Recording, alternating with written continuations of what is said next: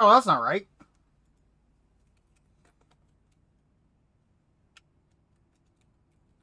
Alright, well I have to make my controller work.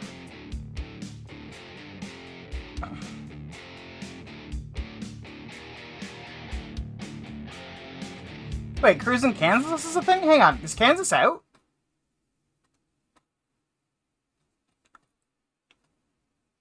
DLC. Oklahoma, I have.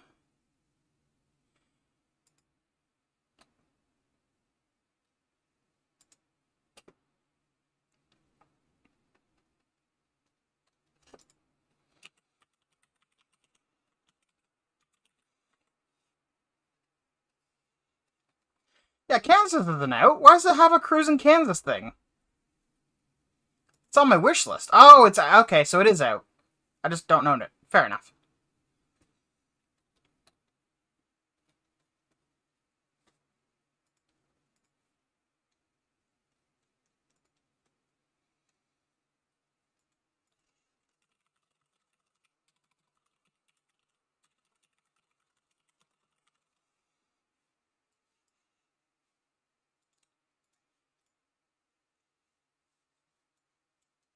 How's everyone doing today? Looks like everything's working. My voice is up. Desktop audio's working, I think.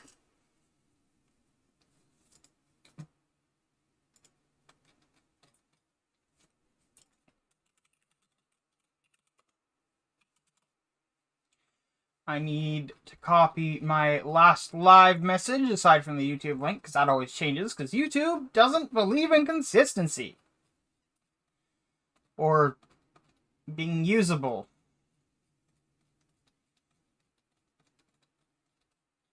Great that way.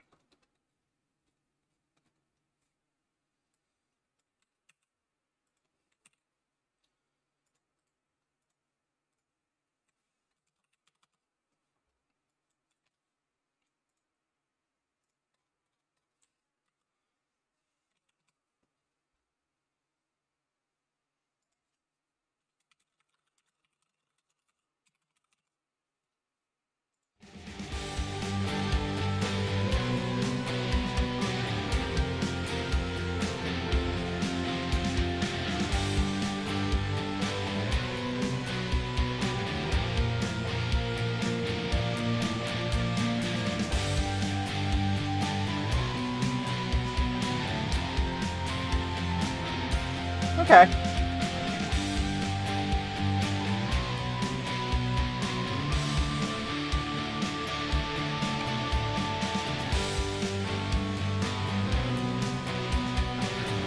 Alright, now controls.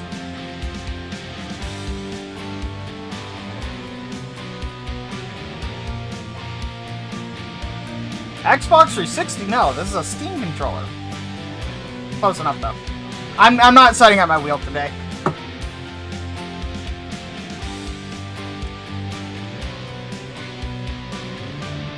Damn.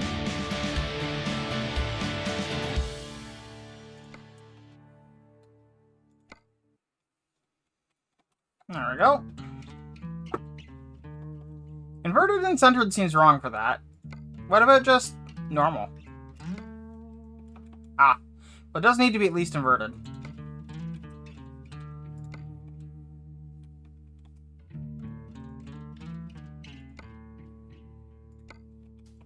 Okay, so auto-detected that, it's that. Okay.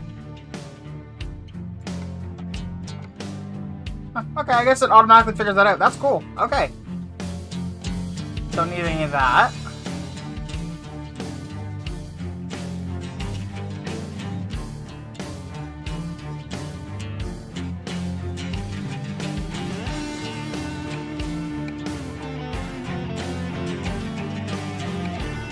Gonna unassign all of these because I don't want these to be functional because I don't actually have like a splitter range guy, so I'm gonna be using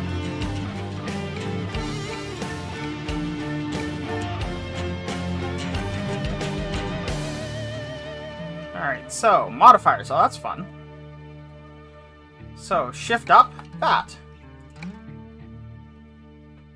Interesting, that's prior and that's next, but sure.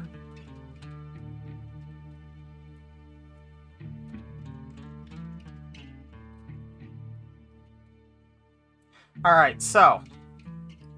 I'm not gonna bother with that. I'll use my keyboard for that. Trailer brake, retarder, drop axle, stiff lock, front you know, I'm gonna set up diff locks on V, it's fine. Left turn indicator, that. Right turn indicator, that. Lights, 0. Well, no, actually. Light. And then that will be that. Wipers will be that. Cruise control will be that. Cruise that. And then that.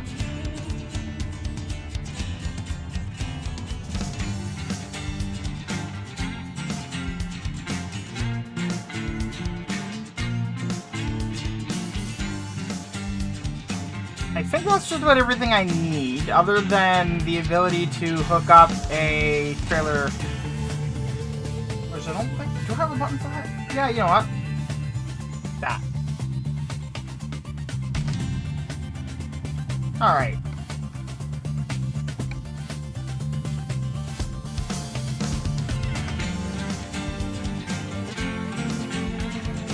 Da na na na na na na na na na.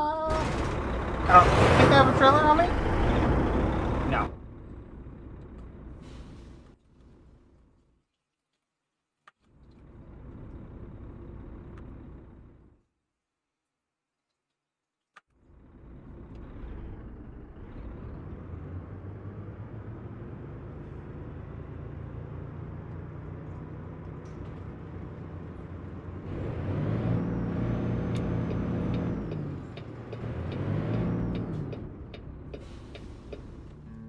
I want to know something.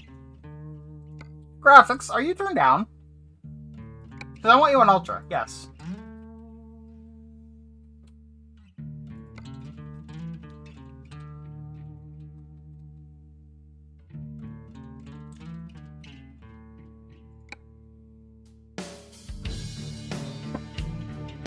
I could tell because things were slightly blurry when they shouldn't be.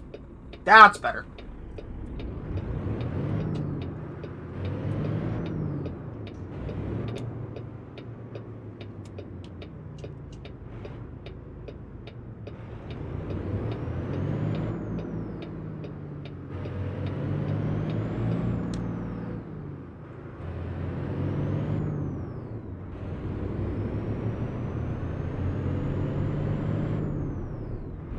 I forgot how well this game ran. Sometimes.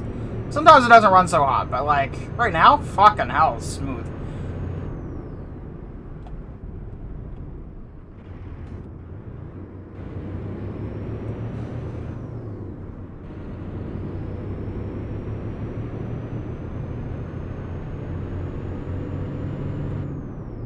It's just when it's snowing for the Christmas event. That would just be like the perfect way to cap it off.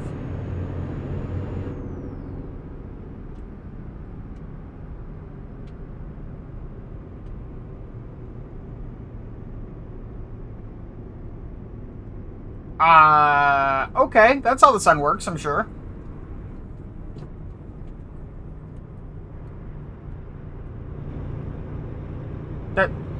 What the hell just happened to the light? That was weird. Also, why is it still dark in the cabin of my truck?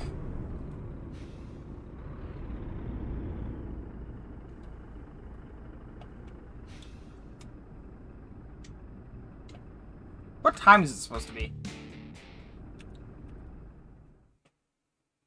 It is 5:30 in the morning.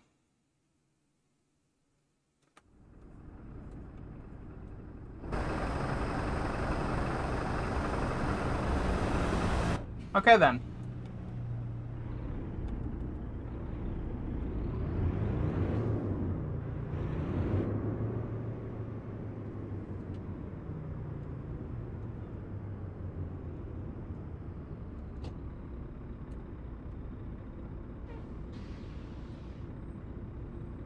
That's not typically how a sunrise works. I'm gonna be honest here.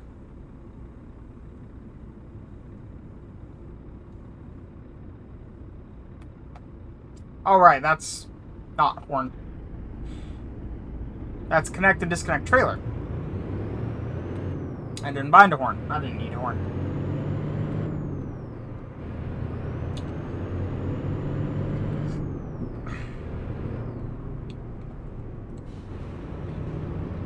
It's too bad this game doesn't run a little bit better on Steam Deck.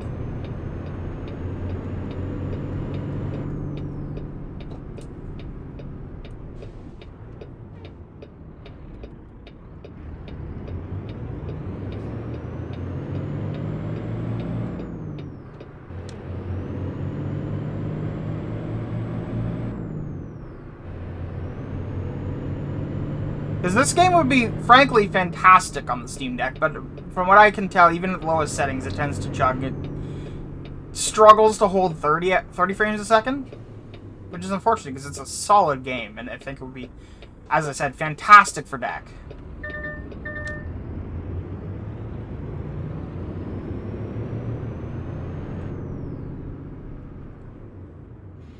That one. Okay.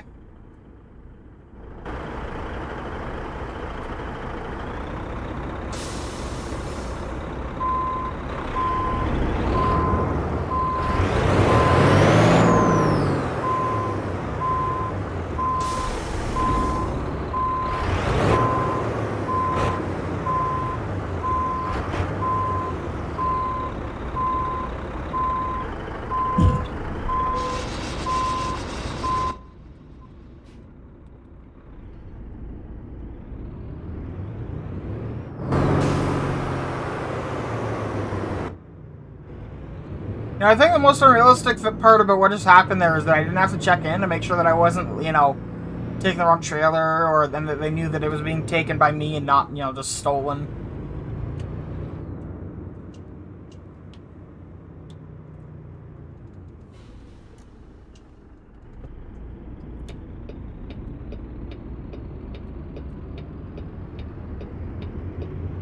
Because you could just roll in there and steal trailers, and that, like, it'd just be that easy.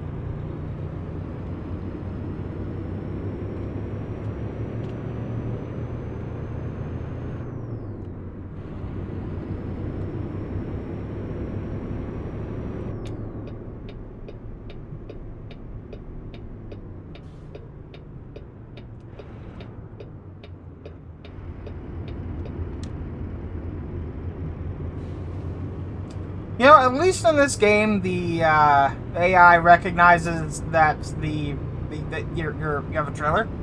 In Grand Theft Auto 5, if you're ever driving around with a truck and trailer, the AI doesn't recognize that the trailer exists. They will just crash into it.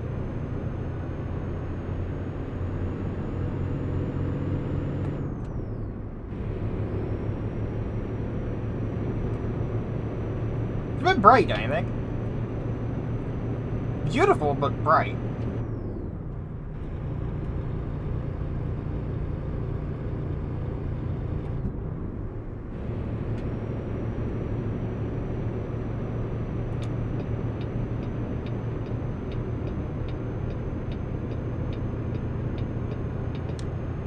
Loving these digital mirrors that I have, by the way. I mean, obviously the entire truck's digital, but you know what I mean. You know what I mean. The cameras.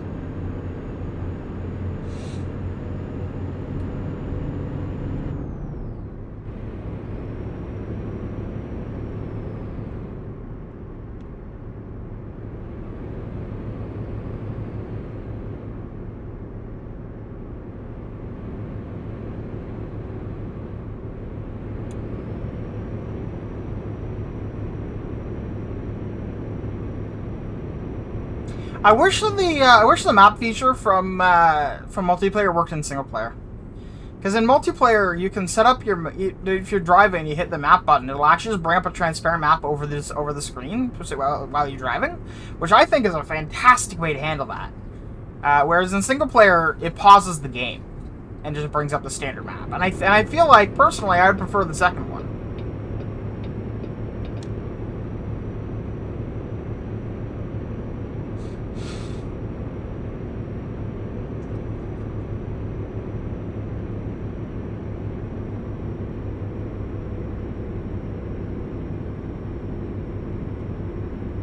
Like I would prefer the overlay map, because realistically, the average trucker just has a GPS on their dashboard they can manipulate, and I don't get that. I've got that, but I can't do much more than that.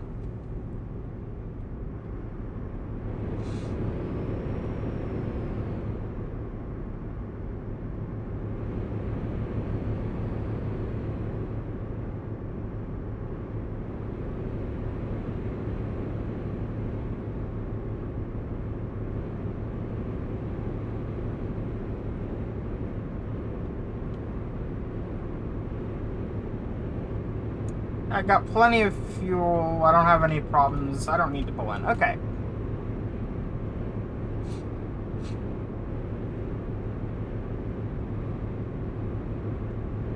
Oh, my battery is at 13.5 volts. That's like ideal.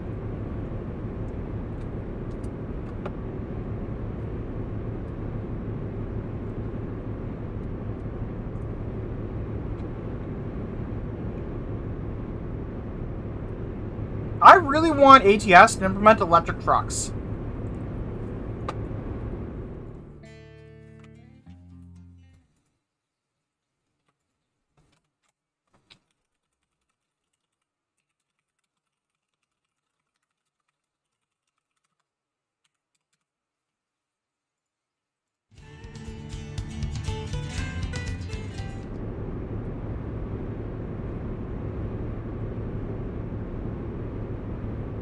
Okay, I need to bind the pause button to the controller. It's gonna be on under keys and buttons. Let's see.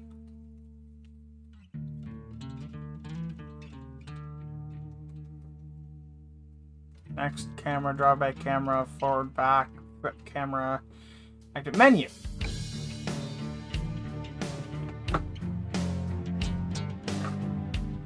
Being able to pause the game. Good.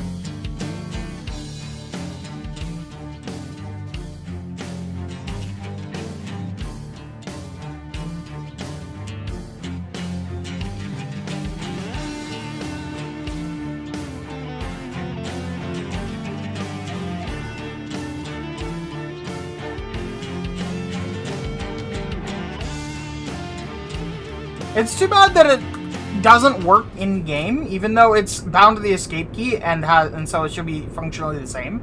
But I have to tap the escape key on my keyboard to unpause every time.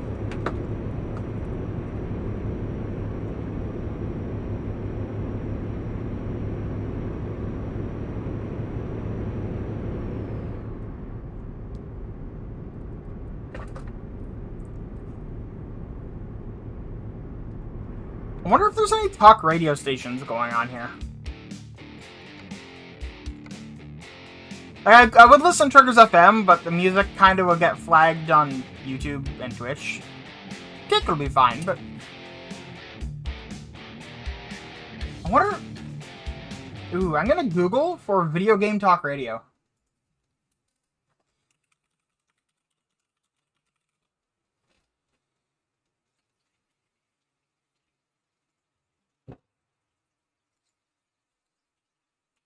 Video game talk radio.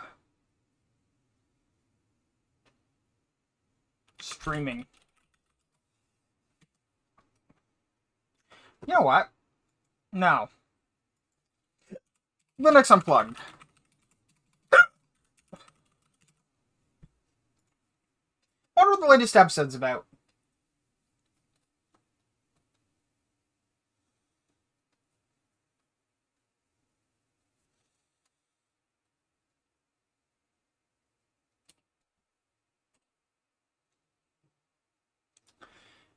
Let's go... When was the last time we talked about Nyx? Profoundly prophetic prognostications. Okay, yeah. This one. It's the latest one. Go figure. This is Linux Unplugged, episode 543 for December 31st, 2023. If anyone's curious, yes, I did actually ask for approval at one point. They're totally okay with me playing their podcast on stream. And welcome back to your weekly Linux talk show. My name is Chris. My name is Wes. And my name is Brent. Hey, gentlemen. Hey. Happy holidays. Happy holidays. And Happy New Year's. Indeed. You got any big plans, Brent? No, I can hardly plan a week in advance. Right, I And suppose since so, we're yeah. pre-recording, I have no idea, but You I'm open. Just to say moose everything. hunting. Just moose Actually, hunting. no, I think that's against the law. Moose riding. It still sounds cool, and I Moose wouldn't riding. know. Okay, moose riding. Yes. Holiday Moose hunting riding. might be illegal, yeah. Well, coming up on the show today, we'll tell you what's going to happen in 2024 before it happens. But first, we'll look back at how we did in 2023. A special guest will be joining us to referee it all. And then we'll round it out with some picks and more. So before we go any further, I want to say good morning to Tailscale. Tailscale is a programmable networking software that is private and secure by You listen to default. this Go live, to as well as MeshVPN in ads. just seconds. Go to tailscale.com. Also, this one's shorter than it's only 47 minutes Get it long. working on 100 devices, up to 100 devices for free. That's I not a gotta say, limited I'm time very thing impressed either. with modern It's a compression, zero though. trust That's network only a access. 37 megabyte Every MP3. single organization or listener, user, individual can use. It's a no-fuss VPN and a lot more. Try it at tailscale.com/Linux Unplugged. Ladies and gentlemen, boys and girls, please welcome in special referee this week. It is Michael from Tux Digital. Michael, welcome back to the show. Thank you for having me back. I'm excited to be a referee. Thank you for coming in on the holidays. Yes. Now, when you call on somebody, we do have a special buzzer that we'll play where you can put a flag up, and we have to address it. You'll keep us on the straight and narrow as we get into our predictions. Yes. We do have a couple of things to take care of. I just wanted to update everybody on the initiative to get us to NixCon North America and scale. Oh, hell Which, yeah. all is happening very soon, March 14th through the 15th. We're doing really well. We're trying to raise 8 million sats to get the whole crew down there, as much of us as we can, and we are at 58% of our goal as of Nice. right now. Wow. Surprisingly high. Yeah, we're getting there, and we will. We are getting there. We're not. 100%. I love that they got him to I Nix feel like when the they trend did. is our friend. We'd love your support. We'll have boosts coming up in the new year, so please do keep boosting in to help us get to scale. They were having point, issues with like 50%. various We're going through options most of running the Oregon, server huh? and found Yeah. Nix was perfect. So Hey, we're at least getting close. they ran make Arch road for a while rounds. on their server, which I- I've done. I feel like we can at least recommend. make it to Grants Pass. I like the idea we run out of gas and then we just hold an impromptu Linux meetup right there. You know, around Grants Pass, there's a really great rest stop. We could do a show at that rest stop. Hey, I'm in. It's got a dog park. Perfect. Yeah, it's pretty nice. So, yeah, thank you everybody who does help us get there. We'll have boosts coming up in the new year. But, you know, with that, it's time to get into our predictions. Now, every year, we sit down and we hold ourselves accountable to see how we did last year when we made our predictions. I hate this part. Yeah, this really does hurt It's sometimes. embarrassing. And it is time to check in to see what we thought would happen throughout the year. And Mr. Brentley, we're going to start with you. You said, in particular, that I would be using a tiling manager. You made a prediction about me. Chris will find a tiling desktop manager that does per monitor or, his favorite, per virtual desktop tiling, and have it installed at the time of next year's predictions episode. Okay. Now we already have to get into the woods and nuance on this one. So make your case. Okay, well, I think you did try out a few per desktop tiling managers, did you not, throughout the year? Sure. Yeah. So, theme was on point here. I'm not convinced, though, that you're still currently using this. And, we have to go on your word. So what are you using these days? I think this is maybe the ref has to make a call right off the top here because I do have Plasma 527 in front of me and to the left of me. Okay. And occasionally, every now and then, used tiling capabilities on the second desktop, but I do not consistently use it. I wonder, is the spirit here that you have that, like, you found this because it meets this desire you've had for so long, that you would be using it upstairs on your main workstation, like where it would really count? If GNOME had it, I would be using it. Hey, GNOME you does can have find tiling. Something that you could replace. You just slot have in to and install an do it. add-on Well, for it. technically, Place you you want it, didn't right? require this to be a specific computer that is installed on it. So as long as he has it installed, then it's okay. True. That's kind of how I read it too. Yeah, I mean, if you have multiple, we all have multiple computers, so it's just gonna have that's Yeah. gonna happen. So as long as you have it installed, I also don't think that the prediction even said that you would use it. Just that you would have it, you would find it and then install it and have it installed when you're doing this prediction episode. And I would have to say that does sound the case, because if KDE Plasma 527 has it, and even if you use it or not, it's still there. So I think we got to give a point to Brent. Well done, Brentley. You know, this is the case where I was going to argue against my winning this one because I don't think it's in the spirit of. No, I think it is a win. I agree with the ref too. I read it as it's installed. I can use it. You take your win. To Brent's point, I think we need to do a better job maybe of refining what we lock in this year so that we're a little more specific. It was enough. There was enough vagueness in that prediction that you could get away with it. But if you were to say he had to also use it at the time, then that would yeah. Who refed last year? Can we blame Drew on that one? Okay, you got another one here, Brent. Are you ready for another hot Brent prediction? I am. I predict that in 2023, code related to a new System 76 laptop will be released on their public GitHub. Now, we do have a System 76 Virgo laptop PCB design that has been open sourced and put on GitHub. but not code. Yeah, and it's not a full design. What do you think, Raf? Well, I mean, he said specifically code, so if it's not code, it's just a design for some part of it, because they also showed some photos and stuff about that too. I'm gonna have to say that this is not gonna get a point if it's specifically requesting code, and this one does not have code. Then it is what it is. You know, it's so funny. I won that first one on the tiling managers because I was vague, and this one specifically, You lost because you were vague. Well, no. What I mean is, You shouldn't have said code. Well, code was not that specific, really. well, but it's not even what I meant. What I meant was like CAD designs or something around the design of their new like laptop. Hopes. If you just said some source materials. I know. Oh, that's the challenge here. Is like wording matters. Mm-hmm. Very much, it seems so. That's why in the next segment, when we make our new predictions, we always we get, but you got 1 out of 2. So, Pretty good, really. I'll take it. That's more than I usually ever get, so that's... Exactly. We're going to give a shot at 3 predictions this year if we can. We'll see how that goes. All right, Wes, are you ready for... Let's do it. Okay. Wes, your first prediction for 2023, when we were sitting together at this same time in 2022, was... I predict that Bcache FS will be merged into mainline Linux sometime during 2022. It happened. Oh, there's really no debate here. You know, you're so damn close. Yes. 6.7 is supposed to debut probably right now as this episode comes out. No, you don't understand. It's already merged. It may Give him the point. actually hit on New Year's Eve, but we just don't know. And I think I'm helped right by having said merged and not like... Prediction doesn't require that the kernel that was merged into is released, unless we think it should, but I think I said merged. Ref, what do you think? Well, if you said merged, yeah, I think that as long... Because his prediction is that it would be merged into the kernel. It doesn't have to be released. As long as it's there. Nice. I mean... Wow. Well done. Sneaking it in. Hell yeah. Pedantic You're right. language properly. I like it. Well done, Wes. All right, Wes, you get a win under your belt. Let's see what you said would also happen in 2023 next. I predict that a vulnerability related to eBPF or IOU ring will be announced sometime in 2023. Pretty sure that did happen. And it will have a CVSS score of 7 or higher. I really thought it was a mistake to specify the score.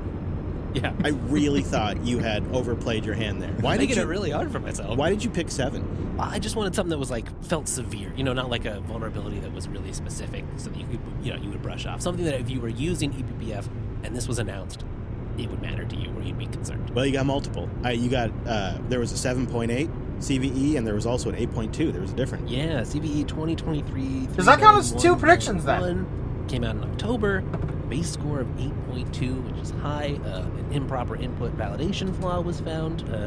This may allow an attacker with the BPF capability to escalate privileges and execute arbitrary code in the context of the kernel. That's never good. No, that's a clear win. That's a clear win. Are we? Is that the latest information about it? Did you check the CVE today to see if it has been downgraded from 8 to like a 6? That's a good question. I did just freshly copy this in this morning. Okay, that can't good. happen. So that's Totally, good. Yeah, yeah. good question. All right.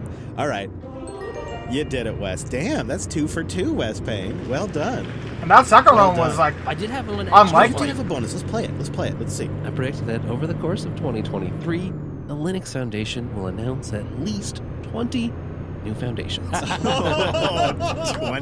Yeah, I think I lost this one. I did a little bit of research. You're close. Yeah, they had a few. The Open Wallet Foundation, the Open Metaverse Foundation, the High Performance Software Foundation. That sounds a little more Okay. regular. The TLA Plus Foundation, which is for like formal methods and stuff. That one's neat as well. There's probably a couple more I missed, but probably not 15 plus. Open tofu stuff. Yeah, there's probably some Open vagueness tofu, around, like, yeah. I think I said foundation. There's like a lot of new Yes. projects Oh, I this see. year. Okay, gotcha. Yeah. Fewer foundations. Yeah. Okay, so not quite a win then, I guess. All right. Off by just a few. rip. Although I love that you win for a third, and your score is still the 2. You still won the 2 primary ones. That's really what matters. Close though. We could have seen it happening. Could have. All right. My next one's pretty painful. Here we go. I predict in 2023, Valve will make their Arch-based Steam OS monster available for general download. You know what's 'cause they painful really is it wanted kind this of one. That is is if a you have the right clearly- hardware. Clearly not happened. Yeah, at least it's easy to check, right? We'd all be aware of it. Yeah. Shout out to Hollow ISO or whatever it is, but Are we seeing any new information or trending or mentioning of any sort in this No. regard? No, nothing. No, Valve has been very just kind of close to the chest with it. I actually don't think that they're going to be releasing it outside of maybe like opening the source code, but not actually publishing it. Yeah, I could maybe see it if they Huh. wanted to. I didn't get know a that the lot of truck's actually public counted for air testing pressure. for the next Steam Deck. Cool. One way to do that could be to publicly release it, but I don't think they need to. I just think they've decided they don't need to, and they've got other things to focus on. So I'll take the L on that one. It's pretty obvious. This next one, though, I think looking back was kind of obvious. I did check around and thought, okay, this is going to be a huge deal. It wasn't as big as I thought it would be, but I feel like this was my most obvious prediction. I predicted 2023, an OpenAI search engine will be available to the general public. I mean, Bing. what does that mean exactly?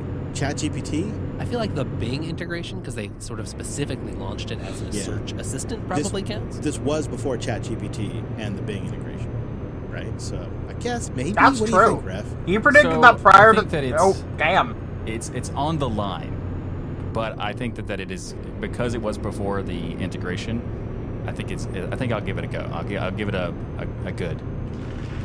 All right. I'll take Yeah, it. I'll because take one the win. circumstances, he couldn't I quite have also had predicted a that, but bonus he did prediction predict in it. there that we'd have chat-based CLI, and Butterfish came out this year, Mhm. which is a shell with what they call AI superpowers, but it's essentially like you can, browse through your shell history with conversational interface. I mean, that's cool and all, but with that name, I wish it was sort of like a ButterFS specific shell. Yeah, that would be pretty great. But what would it do? Just give you the actual accurate file space use? Exactly. It's true because you know what? The reality is that's still a problem. But I'll take the win. All right. So that is our review of our 2023 predictions. That is how we did. At least all of us got at least one win. Wes, you did great. That feels like an outlier. Definitely for me, maybe for the group. I don't know. Yeah. All right. Well, there you have it. Somehow I don't think we're going to carry this momentum into 2024, but I'm hoping. Linode.com/. Problem with this, I'd Go probably over there have and get to $100 and pay 60-day for credit and see why access we've to, been using you know, Linode for the last 3 be years. able to use And their this. exciting news. They're now part of Akamai. Yeah, but all those tools you love, like the Cloud Manager, the API, the command line client, that's so great.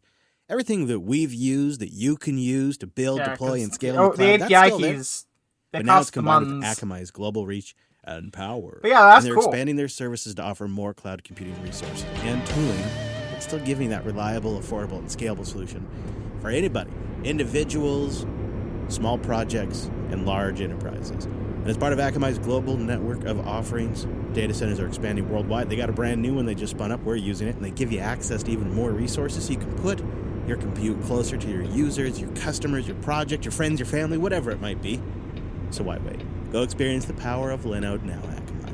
Go to linode.com/unplug, get that $100, kick the tires, and see what I've been talking about. See how Linode, now Akamai, will help scale your applications from the cloud to the edge. That's linode.com/Unplug. Unplug. I continue to be sad that Akamai bought Linode, because Linode was Well, I great on got its some own. predictions for this year. This year is hard because it feels like everything's up in the air. I mean, economically, we've got all sorts of, I don't know, massive unknowns. The tech field has been lazy this year in the Constricted? sense of like, Will yeah, it boom? Will constricted it is a bust? much better word. Right. AI is basically the only thing making money. Well, and will that continue? Because, you know, VC and stuff, all that funding is starting to constrict. So I found it hard to come up with predictions this year, which is interesting, but I did find some. Now, we mentioned AI, so I think, and I need your help refining the wording on this one, but I think we will see an AI-based desktop distribution come out. What I mean by that is a Linux distribution whose sole purpose is to enable users to use AI features. Oh, that's gonna of some happen. sort. So not a distro based on AI. It's a distro that is focused on providing AI tools. Like an AI enablement. Okay. So Kinda maybe like- it has like large Backtrack language is models. for security or Your launchers talks to an AI thing. Sure. Yeah. Yeah. Or it has large language models like built in or something like that. They Or could it have an just has LLM maybe and stable an diffusion image or generator something built like in, that and then that's you'd already be there. pre-installed. yeah, I think that works. Olama pre-installed, that kind of thing. So Like I- a spin of like what Microsoft's doing with their Windows AI stuff Yeah. they just announced, but like a Linux native version. Mhm. Okay. Could be a community project. Or like an Ubuntu Studio is for studio Yeah. stuff. Okay. Could be a spin. So how Like do to we? AI Studio? We need to kind of get that into something that's kind of Sound biteable. Well, one challenge Yeah. I thought of here, and I did do a little research, is, well, does this already exist? And I did find a project called Makalulu. Makalulu. that's probably yeah. You what? do know that if it does exist, you don't get points for it. Yeah. Well, that's where I think we need to refine the wording a little bit. So I'm Okay. thinking we just constrict it slightly because, you know, none of us have heard of this Makalulu Linux. I think I'll probably give it a try. I've heard of it. I've I probably just don't think used that's how you. it. Makulu. Oh, great. Makulu Linux. Yeah, there you go. That's how you say it. Makalulu, right? It's been around for a long time, so I wouldn't think this was related to your prediction because you're saying that it's something made for the purpose of having AI stuff, and this is something that maybe added it in later. Right. Because this has been around for at least 10 years. Okay.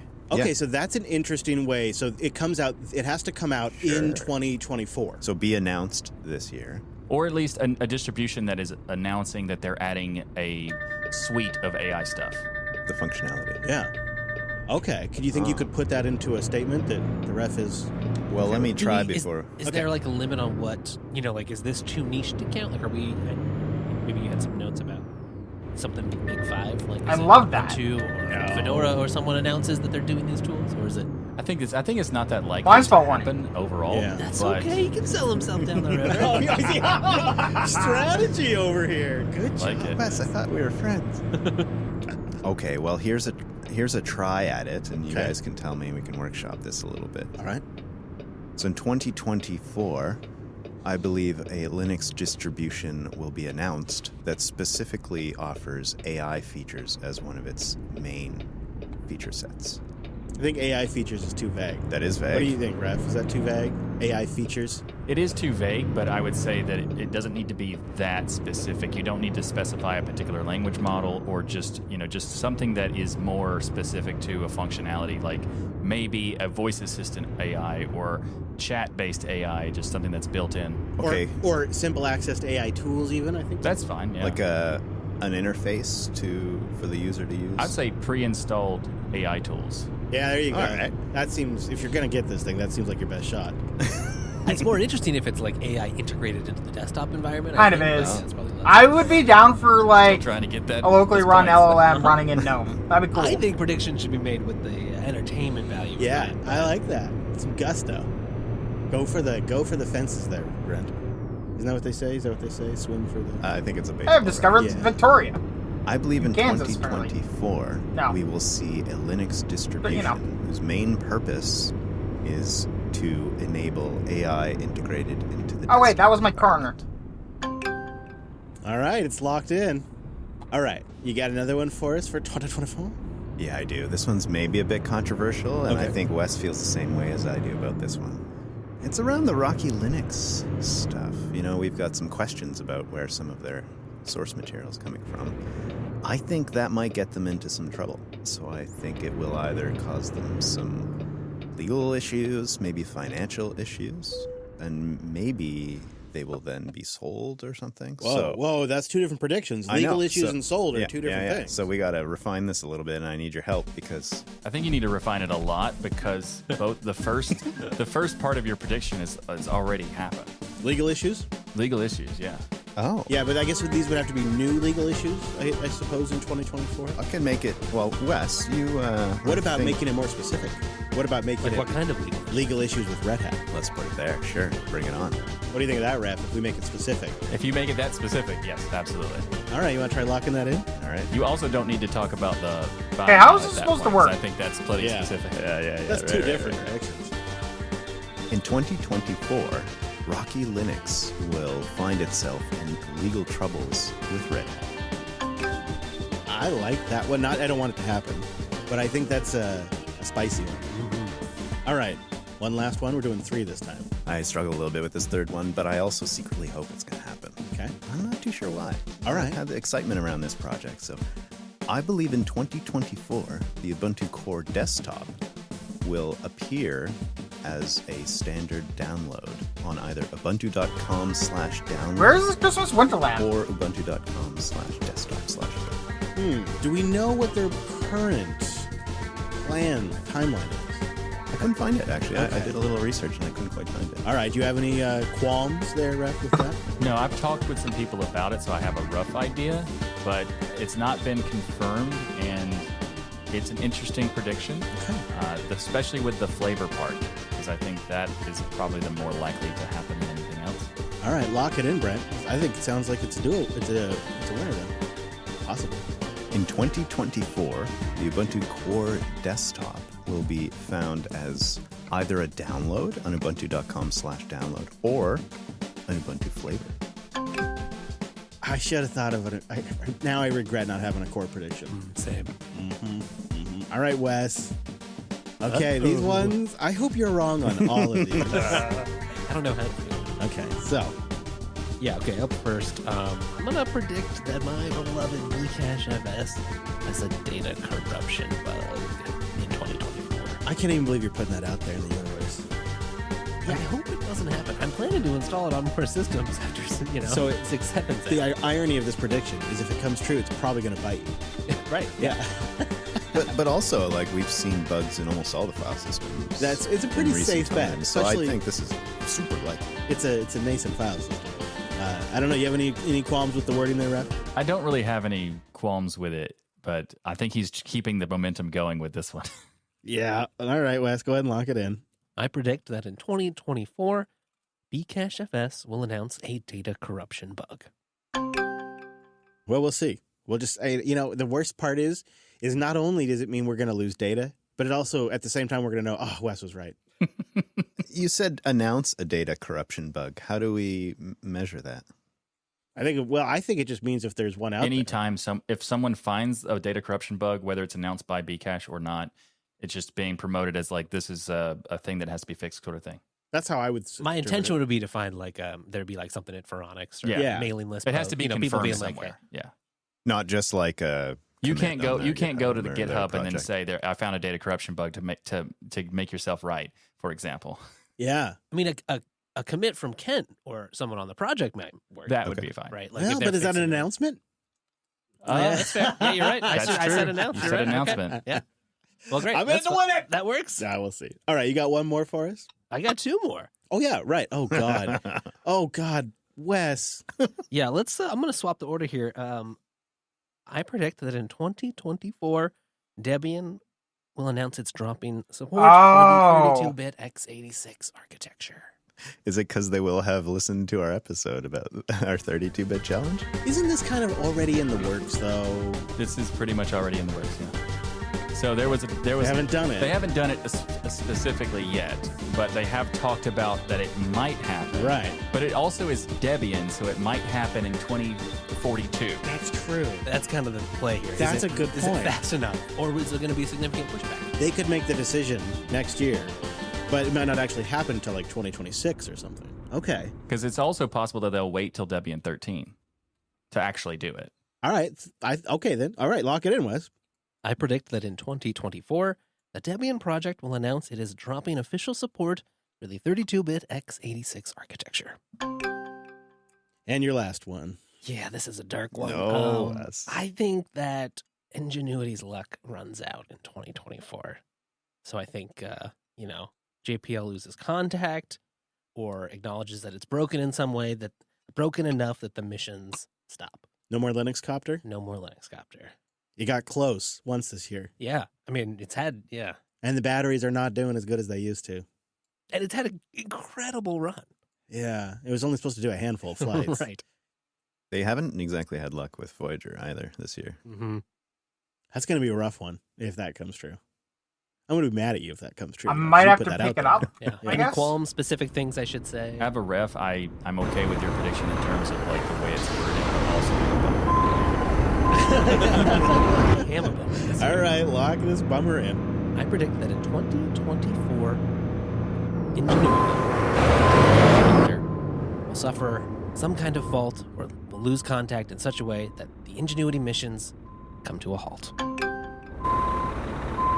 Yeah. All right, I'm going to pick it up. I think mine are a little more positive. Yeah, you got some hope for 2024. Let's This hear first that. one feels a little obvious, but it's not necessarily a lock because I went and looked at some of their most recent project reports, and some of it was a little more elementary. Sorry. But a little bit more like getting the basics working than I expected.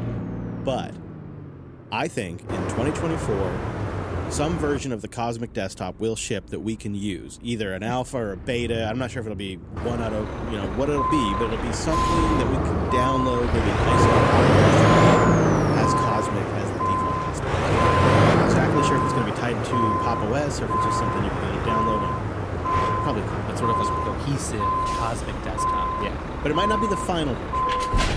So where do you think this can be downloaded? Like, are you talking System about? 76, yeah, they're going to Is it on their page or like is this like a GitHub link on the repo? probably initially, but then I would imagine. Just not sure, right? I think no matter where it downloads from, it doesn't really matter that much because Yeah. that's a strong statement to say that this is going to come out, and I think that it's possible that you're right with the specification of it. It could be an alpha. Yeah. So I think that this is definitely a possibility, and I think you're being specific enough. So I'd say lock it in.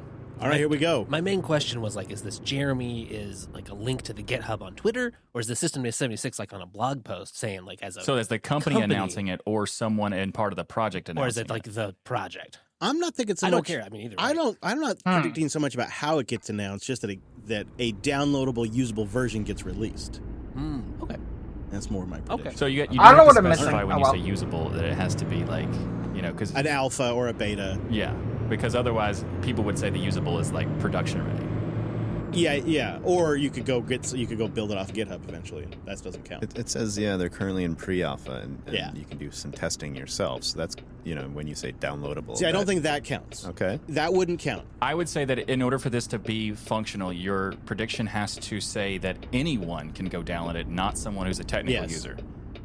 Right. It's like maybe an Whoa. ISO or it's like a PPA. Yeah, you'd be able to download it, It's run something- it as a VM or something like that, where it's Yes. someone who's Yeah. just not necessarily a beginner, but like an intermediate user, like a novice. Okay, so how about this for wording? Like in 2024, the Cosmic Desktop gets released in some form for just about any desktop Linux user to try.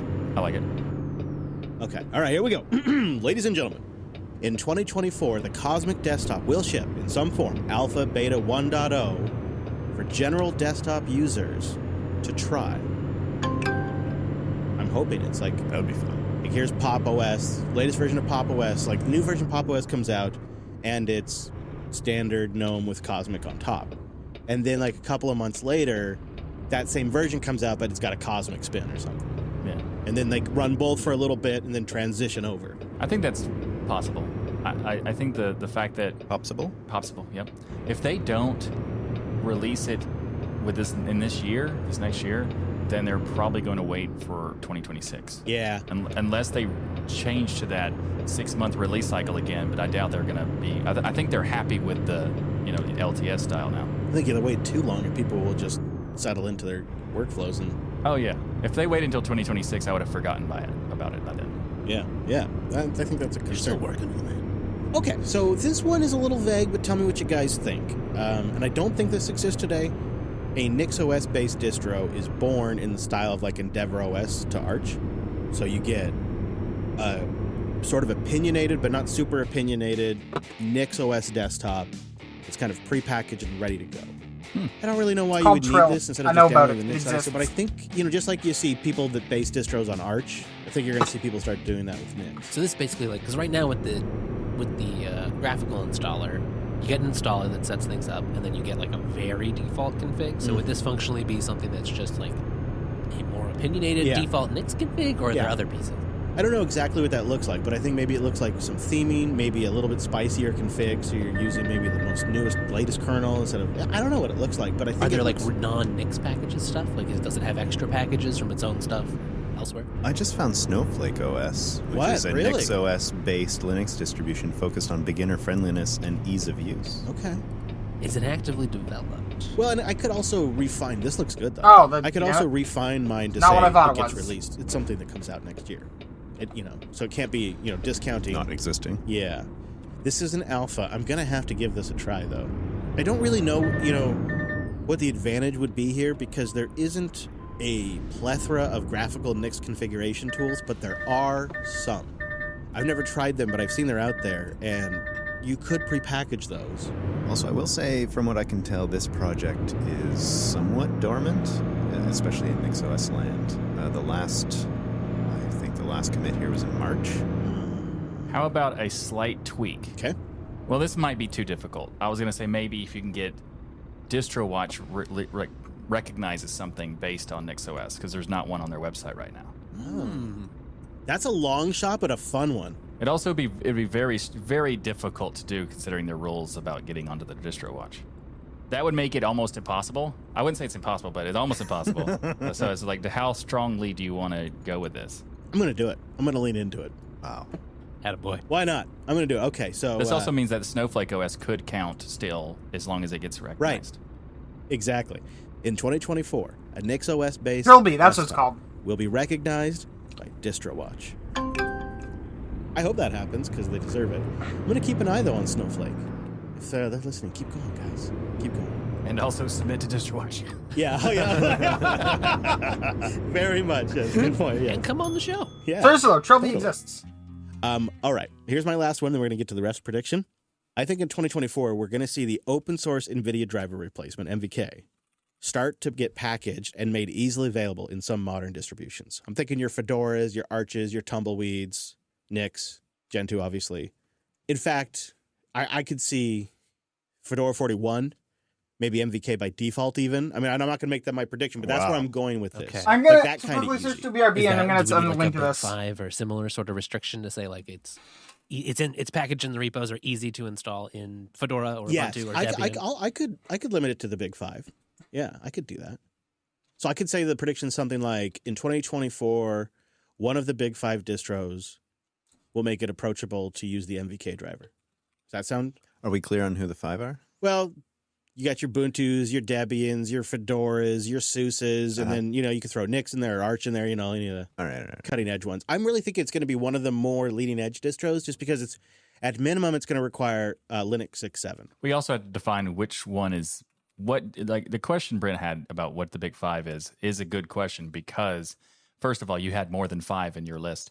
And And the fourth one was kind of wishy-washy. Well, I feel like it's all of the leading edge ones. and the first 2 are basically the same thing, Debian based. So Oh, that's fair. Yeah. Although I think Ubuntu could do it before Debian. almost everything is done in Ubuntu before Debian. But I feel like what we should do is it should be like Nix/Arch/Gentoo. Like all of those that are essentially. yeah, I would say it's fair to put the hardcore type distributions in their own little group Yeah. and then have SUSE as one, Fedora as another one, Ubuntu as another one. Yeah. You could say Debian. I think Ubuntu is more likely to do it. And that's 4. I don't know if there is a 5. I'm pulling for Fedora. I'm pulling for Fedora. I think Fedora is the most likely because they're the most they're most willing to do innovative stuff. And You're just gonna take Neil out for dinner. yeah, there you go. That's a good idea. And then they also, they ship modern kernels. Also, it can't. Your prediction has to say that Neil did not do it. Yeah. No way. No, the chances of Neil, he gets involved in everything. The chances are high he's involved. So maybe instead of saying the big five, what if we just say the mainstream distros and rolling distros? Is that okay? Or is that too vague? Mainstream distros and rolling's fine. Well, there's a lot of esoteric rolling ones. Yeah. Yeah, I mean, I feel like Arch is, it's not mainstream, but everyone talks about Arch in a mainstream sort of way. I'm okay with thinking about that. You could also kind of cheat in a way and say, not really cheat, but say like the top 10 distro watch paper rank distros, which are usually those. I really think it's going to, I could narrow it down. I really think it's going to be Fedora or Ubuntu or Arch or any of the rollings. Do it. I think it could just be Arch, Fedora, any rolling and Fedora and Ubuntu. How about I just limit it to that? How about a independent rolling, not something based on another rolling? Like, for example, there are some stuff that's based on Arch that do their own little thing on top of it. Like, they could maybe do that, something like that, but that wouldn't count as like the main distro. Okay.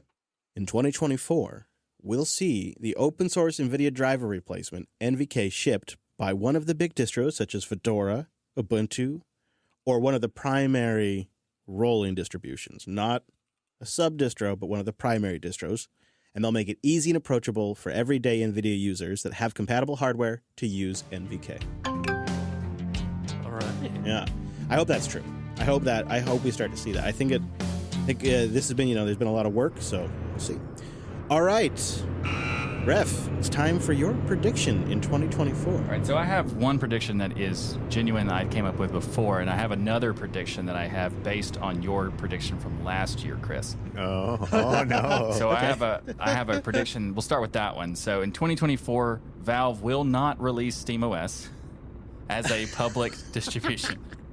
Anti-prediction. Nice. All right, I think that's pretty straightforward. Yeah. There's nothing really to nuance there, and it doesn't count if, they partner with another hardware provider and they get the OS because it's still not released. So okay, lock it in. I think that's pretty. I don't have any issues. My prediction for 2024 is that Valve will not release SteamOS as a public release distro. Hurts. So I have another one that actually is legitimate, and this is a strong one that is also mine one actually was Valve Steam related first, and it just happens to now that I have two of those. But the Linux market share on Steam will reach 5% at some point in 2024. Oh. 5%. 2 years ago, I made a prediction similar to this and lost miserably. So I feel like 4% is actually doable because of the rate of speed that SteamOS through Steam Deck is getting into the market. That it is doable now that it could get to 4. But I don't think that it's going to get to 5. But I think that if it did, that would be a bigger milestone. No kidding. Be huge. That'd be huge. So that's why I'm making the prediction a little bit stronger. Okay. It seems like what would help that is if they have a really good holiday season with the deck. That could help that. Oh yeah. You got. How are we measuring this? Do we have a specific measurement website we're going to use? The Steam's hardware survey? Yeah, Steam's hardware survey. Okay. All right, lock it in. I think we're in agreement. That'll work. Yeah. The Linux market share for Steam on the Steam platform will be going to 5% market share in 2024. All right, I hope that happens. Me too. I mean, I feel like that would be a milestone that developers would have to recognize, and maybe anti-cheat developers would have to start considering. Exactly. That's a real number. That could be like, I don't know what the Switch numbers are, but that's got to be. You start looking at that user base, it's worth their time. I mean, the 4% I think is probably worth it, but the 5% would basically make them stop and actually pivot. You can't ignore us. Collide.com/unplug. If you're in IT, if you manage security, you have to hear this.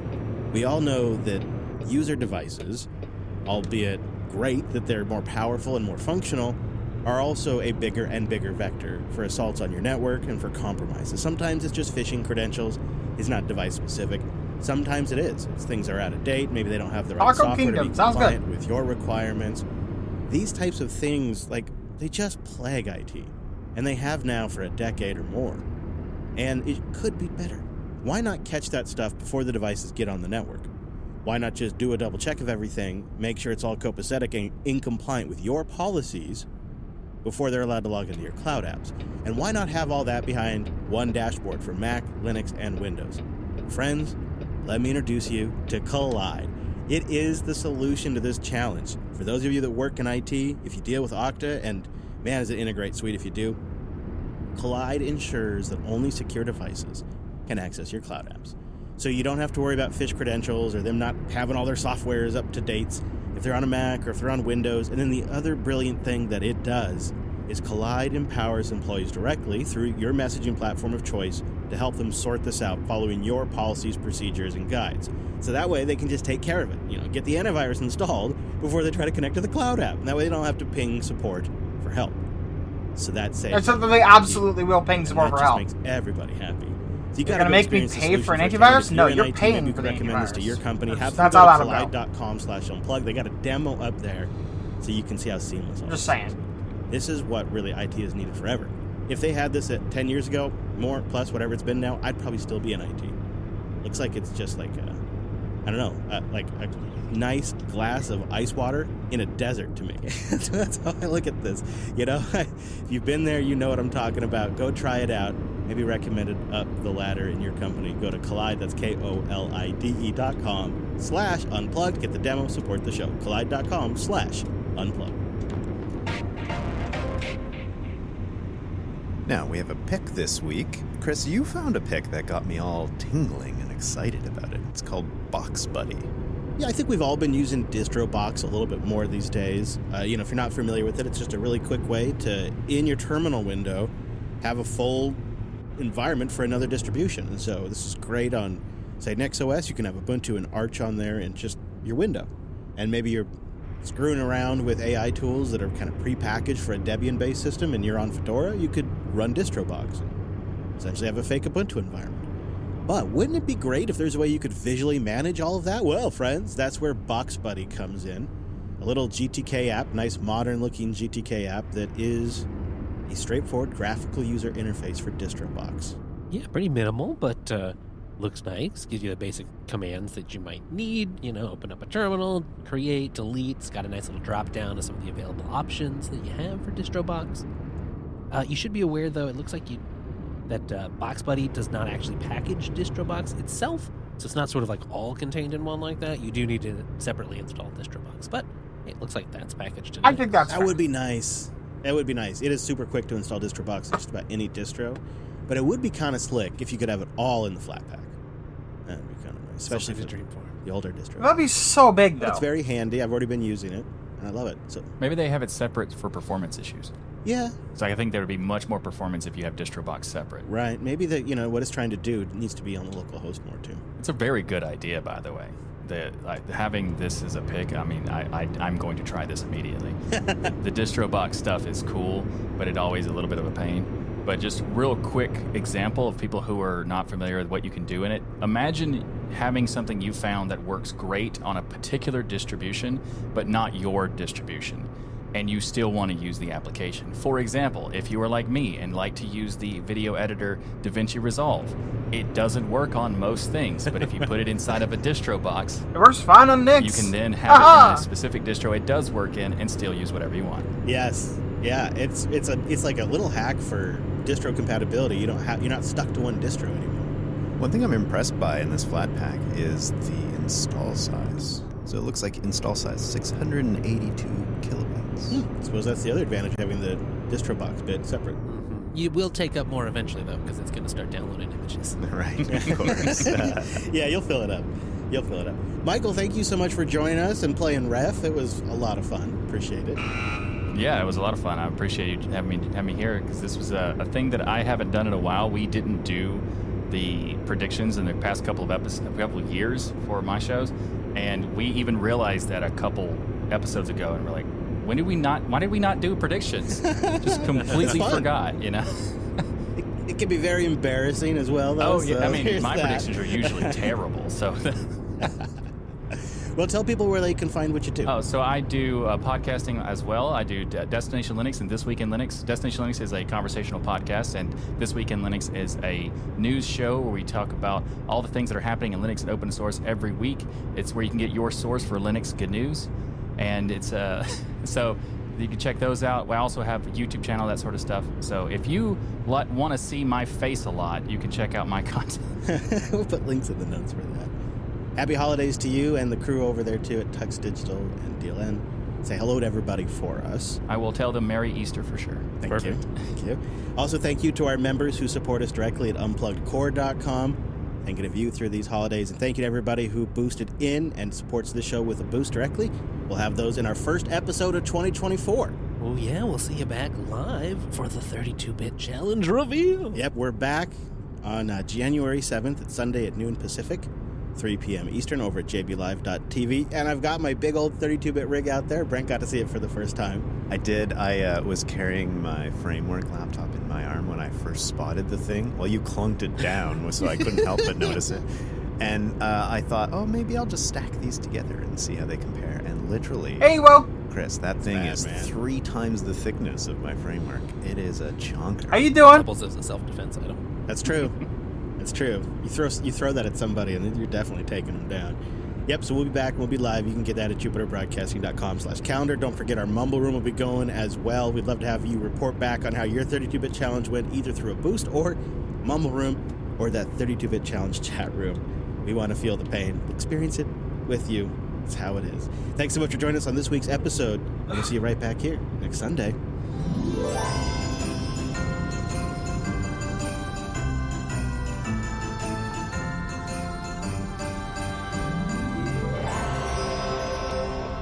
By the way, I did the 32-bit challenge myself, but not in the same thing. I did it like 6 months ago because I found a super old laptop in my closet, and it was like from 2005 or something like that.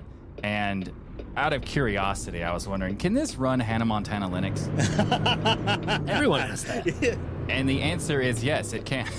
Oh, good. Yeah, excellent. Well done.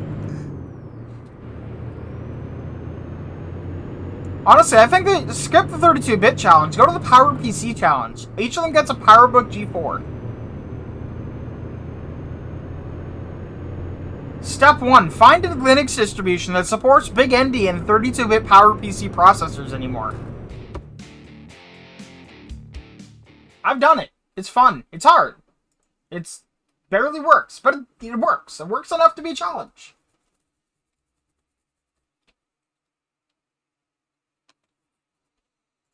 Let's go back a couple episodes. I'm definitely looking forward to hearing your stories this week, boys. I know it's going to be a little embarrassing, so I appreciate you sharing your pain with us. Perhaps more than a little. I had 2 stories I wanted to pick, because they're starting to fade. And one I've told you guys privately, but I never shared it on air, because I didn't want to get any legal trouble. That company is no longer around, so I think it'd be safe to share.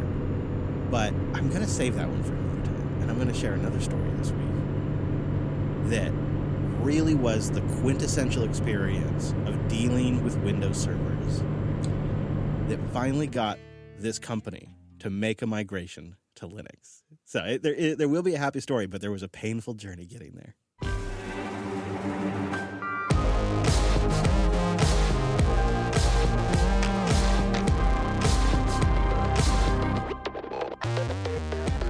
Well, hello, friends, and welcome back to your weekly Linux talk show.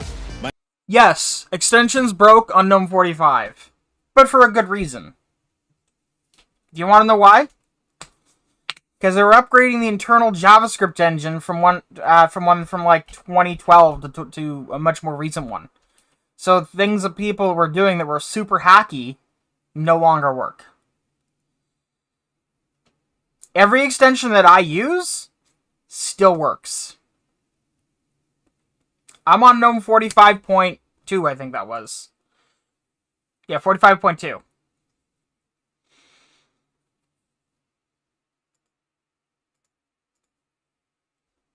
My name is Chris. My name is Wes. And my name is Brent. Hello, gentlemen. We'll stay a while. And listen honestly, to that those has are nothing worst to do with mistakes GNOME versus KDE. and bad So situations don't even try we've that. gotten ourselves into. This week, our embarrassment will be your entertainment, and then our new favorite way to check the age and health of all of the discs in a system at once with a beautiful GUI. And then we'll round out the show with some great boosts and picks and a lot more. So let's say good morning to our friends at Tailscale. Tailscale I love is this. a mesh VPN protected by... Tell me there's a vehicle beside That's me. right. It'll change your networking game. I've got no inbound ports anymore. Everything's on a mesh network protected by WireGuard. Go check it out and try it for free on 100 devices. Go to tailscale.com/Linux Unplugged. 100 devices and 3 accounts, too. I mean, that is a lot. I'm on the free plan, and I use the snot out of it. Tailscale.com/Linux Unplugged. Yeah, And I kind of want to see that, what listeners out there got such a home lab that the free plan doesn't. yeah, let us know if you're out there. What are you doing? I mean, I totally understand the enterprise stuff. Sure, yeah, of course. And a Is it big-time getting really appropriate dark for some pre-installed reason? virtual lug. Hello, Mumble Room. Like, and Hello, buggy? Chris. Hi, Wes. And welcome back to Europe, Brent. Yes. Well, thank you. Hello, everybody. And hello up there to the quiet listen. Yeah, Brentley, you're back in Berlin. I am. It feels like home. I have many of those scattered all over the world, but I'm adding it to the list. I mean, you definitely must kind of know your way around now pretty well. You know how to get to the places, all that kind of thing. So it's getting to that level, I would imagine. Yeah, I got from the airport to my hotel without needing maps or searching or having to ask kind strangers how I get to places. Or actually, our Mumble Room has helped me in the past quite a lot. That's a nice feeling. Yeah, it's not, and I have, all the right apps, not the official apps. Those aren't that great. You need like the community apps that are doing things better and faster. Weird how it's foggy back there. It feels like, back Inside the cabin. got back into the groove and everything's going well. Well, we'll have more on that in a little bit in the show. But I want to take a moment and let everyone know big news this week. Linux Fest Northwest 2024 announcement. Just on the heels of the mini fest that went fantastic. Linux Fest Northwest, the full event, has been announced for April 26th through the 28th, 2024. Oh boy. Yep. It's here. It's here, and the call for sessions and / speakers is open. They're looking for like 30-minute lectures or 90-minute hands-on labs or even full-day workshops or mini events. That's kind of Nice fun. range. There will have a link to the call for speakers in the notes. Also, I just noticed call it's for sponsors. cloudy in the mirror, Linux but Fest clear is in free the for window. everyone to attend. Sponsors are In fairness, it is kind of cloudy, but not that And cloudy. you know what? There's things like, of course, you have facility costs, but then there's like little events and stuff like that. So there's a lot of opportunities for sponsors to kind of come in and make a nice local impact. We'll have links to all that in the notes. It's a weird feeling I'm having right now, which is I remember just giving a talk, like it feels like yesterday, and now that they're already open. Maybe on behalf of the listeners, maybe I can ask the hard questions. Will it be at the usual event? What's going on? Is there a new location? Yeah, so we do have a confirmation that we'll get access Anyway, to how you some of the doing, venue. Ewo? We don't have 100% confirmation of all of our regular spaces, so we're kind of still keeping things open and up in the air, but we do have the green light for the Bellingham Technical College. Well, that sounds wonderful. It'll be good to be back. Yeah, I mean, things are kind of still up in the air in terms of, like, do we want to have other locations as well for certain things, or do we want to have mini So events good, going on in other places? So we're still kind of sorting that out as a team. But the actual fest is back, and it's going to be busy for us. We're going to be hitting Scale, and then Linux Fest, and then Texas Linux Fest. But yeah, here's the reality. I don't know why I've turned the turn signal there. Here's the reality when it comes to the I'm add-ons, very excited if right? you didn't get to make it to the mini fest. It broke on Gnome Gnome this time. You're not going to break like that again for a very long time. See you there. We'll have, of course, meetups and all of that. Getting And the same thing's going to happen on KDE. It will. So this week, we were inspired to share some of our more embarrassing Eventually. stories because an individual that worked on It's one of the unfortunate, Mars but it's rover kind of the programs nature back of such in 2003 systems. at As things JPL, change, things we're break. familiar with, shared their story that nearly, well, potentially could have led to the destruction of the rover, Say it ain't so. derailing the launch and probably costing, NASA and JPL over $500 million. And it all happened during a routine test. Testing the motor, they have this complicated system where they have a test motor and they wire it all up, and then they put the actual production motor in there and see if the terrain they just put it through damaged the motor at all. And they don't really take the motor apart because it's very intricate, but they can check the voltage on the motor and see if it's properly ramping up and ramping down as they would expect. And if it doesn't, if there's some blips in there, that kind of indicates that maybe there's a problem they need to look into. And so as they were hooking all of this up, they're following all their procedures, they got a checklist, everything's looking right. They flip the switch, and a ginormous amount of electricity accidentally, in theory, gets dumped into the Mars rover instead of into the test engine, just because something got kind of mixed up in the wiring. And at the moment that happens, they lose all test telemetry from the rover. Of course. And the dude that does it, his name's Chris, he's like, okay, well, I knew that bad news only gets worse with time, so I informed the team right away, and they're like, yeah, we can verify. We lost telemetry around the same time. Everybody stop what you're doing. Let's have a sit down. Let's just replay all this and document it. And they're panicked because they're on a super tight deadline. $500 million piece of equipment. This guy, it's his first job. He's No hoping way. this is going to become his career. He's just out of school. He wants to have a career at JPL. This is his first position. He's working in that clean room that we got to see from up above. yeah. So they're in there, and he's just supposed to be validating the motor, and he thinks he just destroyed the rover. So they go through in this, post-mortem type meeting trying to figure out what happened.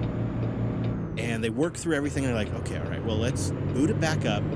Maybe it just caused the system to lock up, and it'll clear itself, and everything will boot fine, because if you're going to dump this much electricity into the rover, this is like the one spot that's got a circuit breaker that could probably handle it, so we might be okay. So they wait till the next morning, they boot the rover up. No telemetry, no data, nothing happens. And they're like, crap. And everybody's heart just sinks. They get that horrible feeling in the pit of their stomach, like, we are so screwed. So like, all right, another meeting, let's go through every single step. What happened? What did we do? Where did this thing break? And they're going through the beginning of the process before they connected the motor and everything like that.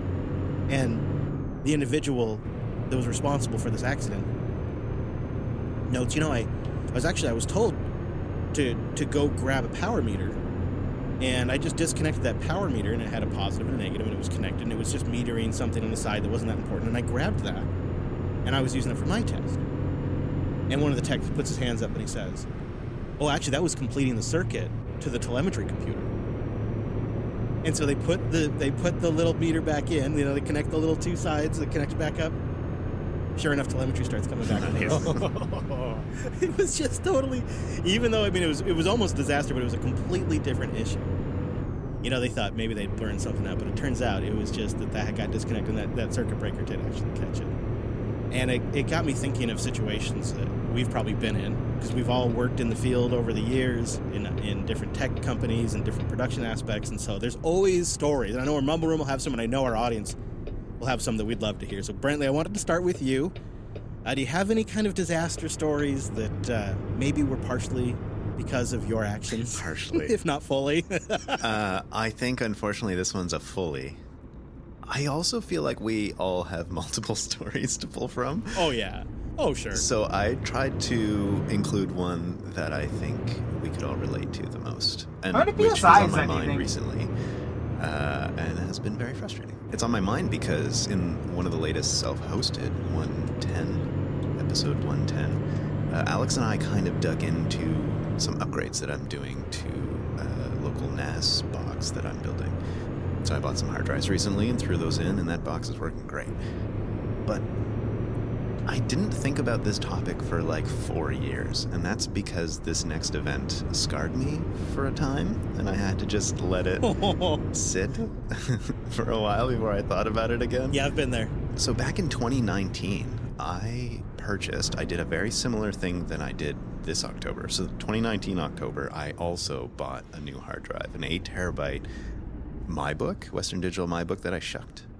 And this was going to be like, okay, this is a big upgrade. I'm out of hard drive space. This is like the new frontier, right? I'm going to use this hard drive for a while, but I got to put this somewhere. And so I shucked this thing. I have to slide it into some computer I could keep on. So the situation's almost identical. I still have the same need 4 years later. And so I got inspired, and I thought, okay, I have an old computer case, and I've got an old motherboard I haven't used in a long time. Maybe I could just get those up and running. But at about the same time, my brother gave me one of his old computers, and it had quite a newer motherboard. And I thought, okay, the case that my brother gave me with motherboard and everything in it that's more modern is just one of those tiny, like, mini ATX cases. There's no room for extra hard drives, and like a hard drive bank, if you've heard the self-hosted, I've got like, what is it, 8 drives or something, Chris? Like, more than that, probably. Yeah. A man's got needs. I wanted to use that old case that I had that was a tower, so I could fit tons of hard drives in that thing. But I just wanted to do a motherboard swap with this newer one that my brother gave me. It seems reasonable, right? How hard could it be? Well, you'll see. So I decided to swap everything over. So, pull out the screwdriver and start pulling the motherboards out of each case and doing, I took my time too. I put music on and I thought I've got all evening. There's no rush. That's the way to do it. And I took my time and knew, I'm probably going to only do this once. So I'm going to route all the cables and stuff in a really nice way. And, I had to find extra screws because the motherboards had different mounting locations and I had to change all the pins and all that stuff. So it was going really well, and I felt inspired, and things were going great. And so I plug a bunch of cables in, but I can't figure out how I'm supposed to do this, because it's supposed to give me like some sort of like Winterland thing, but it's not showing up, so I'm just getting to work the jobs. Inside that case. Oh, yeah. It's like USB port hub cables for the front of the computer. You've got power cables. Of course, there's like 4 different style of power cables for whatever reason. I don't know who designed these things. But anyways, I plugged all the things in to the right places, and I thought, all right, this is going to go great. This is pretty easy. I feel really good about where all these cables are going, and like I'm actually finally getting this project going. So I hit the power button, and the drive spin up, but only for a moment, and then everything kind of just goes dark, except for this little red blinky light that is on the motherboard. Uh-oh. And I thought immediately, that's probably not a good light. Yeah. And it's not really booting in the ways that I'm expecting. Did you get like a post beep at all or anything? Anything on the screen? There were 4 beeps, if I remember correctly, and nothing on the screen. Okay. So you do have a screen connected and nothing. Nothing. Oh boy. So I thought, Yeah. well, maybe I just plugged something in wrong or something. So I unplugged all the drives immediately. Well, okay, I turned the power off first and unplugged all the drives immediately because I thought if there's something wrong with this motherboard, I certainly don't want it to affect the drives that I have information on that I care about. So I took a long time, probably like an hour of like double checking all the cables and making sure, yeah. And I was smart enough to take photos of each motherboard before I took them apart. So I double checked, all the cables are in the right spot. And so then I'm like getting desperate and I thought, I gotta pull the manual out and read about this new motherboard. Like maybe I'm doing something wrong that I'm not catching. So I read and read and read. And in fine print, I do find this little statement that maybe is helpful. And it says something like, do not plug a USB hub into the IEEE 1394 port. I thought, I don't even know what that port is. That's So I had to look FireWire. it up, and sure enough, you're probably giggling, Chris. The IEEE 1394 port is a FireWire. Firewire. FireWire. Long live. Yeah, you shouldn't be plugging USB And stuff sure into enough, FireWire. I had done that. So I just unplugged it, and I thought, okay, well, I'll just unplug it and reboot, right? So I hit reboot. Nope. Get that blinky light with the 4 beeps again. And then so there's more fine print, and it says, oh yeah, if you do this, it will just fry the motherboard. And you're just sunk. Oh, no. Why? It's the exact same connector for the USB port versus this FireWire port. No, it's not. man. And I knew at that moment that it was just, this is the end, like the doors say. Project stops. Hard stop on the project right there. I gave it a day, and the next day, I started taking the motherboard out, swapping it back with the old one. So I did swap it back to that older motherboard that I had, and FireWire and everything USB should not be on the seemed same port. fine, except I went to plug the drives in, which is 8 drives. So you plug the first one in, plug the next one in, and I get to the 8 terabyte drive that I had just purchased. It was the last one because, I don't know, that's just how it worked. And in the process, I had accidentally nudged the data cable, the serial ATA cable, and I broke it. Oh. So on this brand new drive that I installed into this machine, I had broke the serial ATA cable off of it by, Man. I don't know, accidentally hitting it. I don't even know when it happened, but it was a dark day. That is a double whammy, too. That is my story. Wow. All right. You just had to build back. Build back better. This time you know better. So this time do it right. Right? This time. I mean, the drives are at least running at this very moment, doing sort of a stress test. So I've gotten that far. I've gotten further than the last iteration. So I think we're worth celebrating. So you'll get home and those things should be well broken in. Toasty. I want to hear your story, Wes. You gotta kind of embarrassing? Yeah, I Sorry got for it? two, maybe a quick first one and sort Okay. of the All real right. one. Okay. And I guess really it starts early. Apparently I just have a penchant for changing stuff that you really don't need to change. I I'm like recall as that. a kid, we had a Windows 98, maybe became ME. It was definitely ME at some point. Strong memories there. And I knew just enough that I thought it'd be fun to play with changing the startup image. Sure. And that you had to like patch some boot files. There was like a bitmap image you could like overwrite in there. Literally a .bmp. Yeah. So Yep. that was my first experience pretty young of, just breaking the family computer. And Yeah. then having to spend all day repairing it when my mom was trying to get things done. I had there used to be like a Norton Commander UI for DOS Oh, yeah. that was kind of pre-Windows, and somehow I put it in split view. And it was on my dad's computer, and he could not figure out how to get it out of split view, and he hated it. And he gave me so much crap for breaking the computer, and it stayed that way until they got Windows. That was, yeah. It also reminds me that for a while I had this Dell laptop. And it was pretty decent for the time, well spec'd, kind of, consumer-y grade, but other than that, a good machine. Had one of those hybrid graphics cards that never worked great under Linux, but you could kind of make work. It was also in the time better where at it was least. like the start of the EFI transition was kind of happening. And while this shipped with like a traditional BIOS, there were some models you could get. There was like an alternative firmware.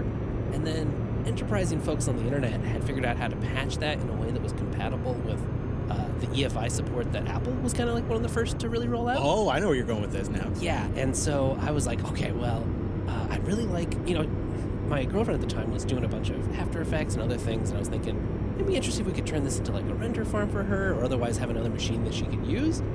So I was walking down that Hackintosh path there, so... Being there. And I thought it'd be a good idea to just take this firmware I downloaded off a forum on the internet and flash it on my main laptop at the time. And how'd that go? It actually worked great. Oh, yeah. This is the same firmware that's on there. Damn it, I don't use it. It's one of those old laptops, but thankfully nothing went wrong. But it just makes me think, what were you thinking? Did you even have a rollback plan? You know what? One of the things I did, it's even a little bit crazier, I think, is because I spent money, is there for a hot minute, there was this company that was producing firmware images for certain machines that you could buy on a USB thumbstick from them, and then plug it into your computer. It would reflash your system to look like a Mac, to Mac OS, and Oh, it fun. worked. And I think you even had to have like a USB thing always plugged in or something for it to check. Probably. Apple I don't know what's tracked down special so about fast. Nobara, I got though. my hands on it. It's like $50 or something. And it worked, and it was really awesome. And so you could have Windows, Linux, and Mac OS on one x86 machine. But you're right. Like I didn't even think about back then the security aspect of some hokey, fly-by-night company building some hacked-together firmware. Also, Chris, you literally got a USB drive in the mail and just immediately plugged it into your main rig. Heck yeah! Well, I mean, there was nothing on it, right? Because it was a built Hackintosh. But yeah, it was the way. It's just didn't think about it as much back then. And today, replacing your firmware would be a ludicrous idea. Yeah. Except people still do it. Yeah, I mean, sure. Oh yeah. Oh, I'll do it still.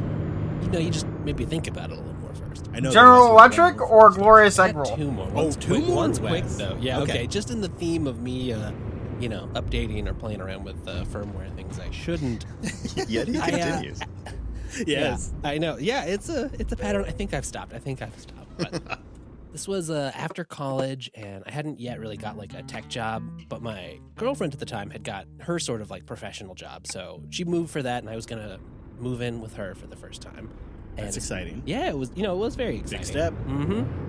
And her parents were nice enough as a sort of like moving present to get her a new flat screen TV. Oh, sweet. And I'd seen that it was new enough that it supported like the Miracast stuff, or at least like a pro version.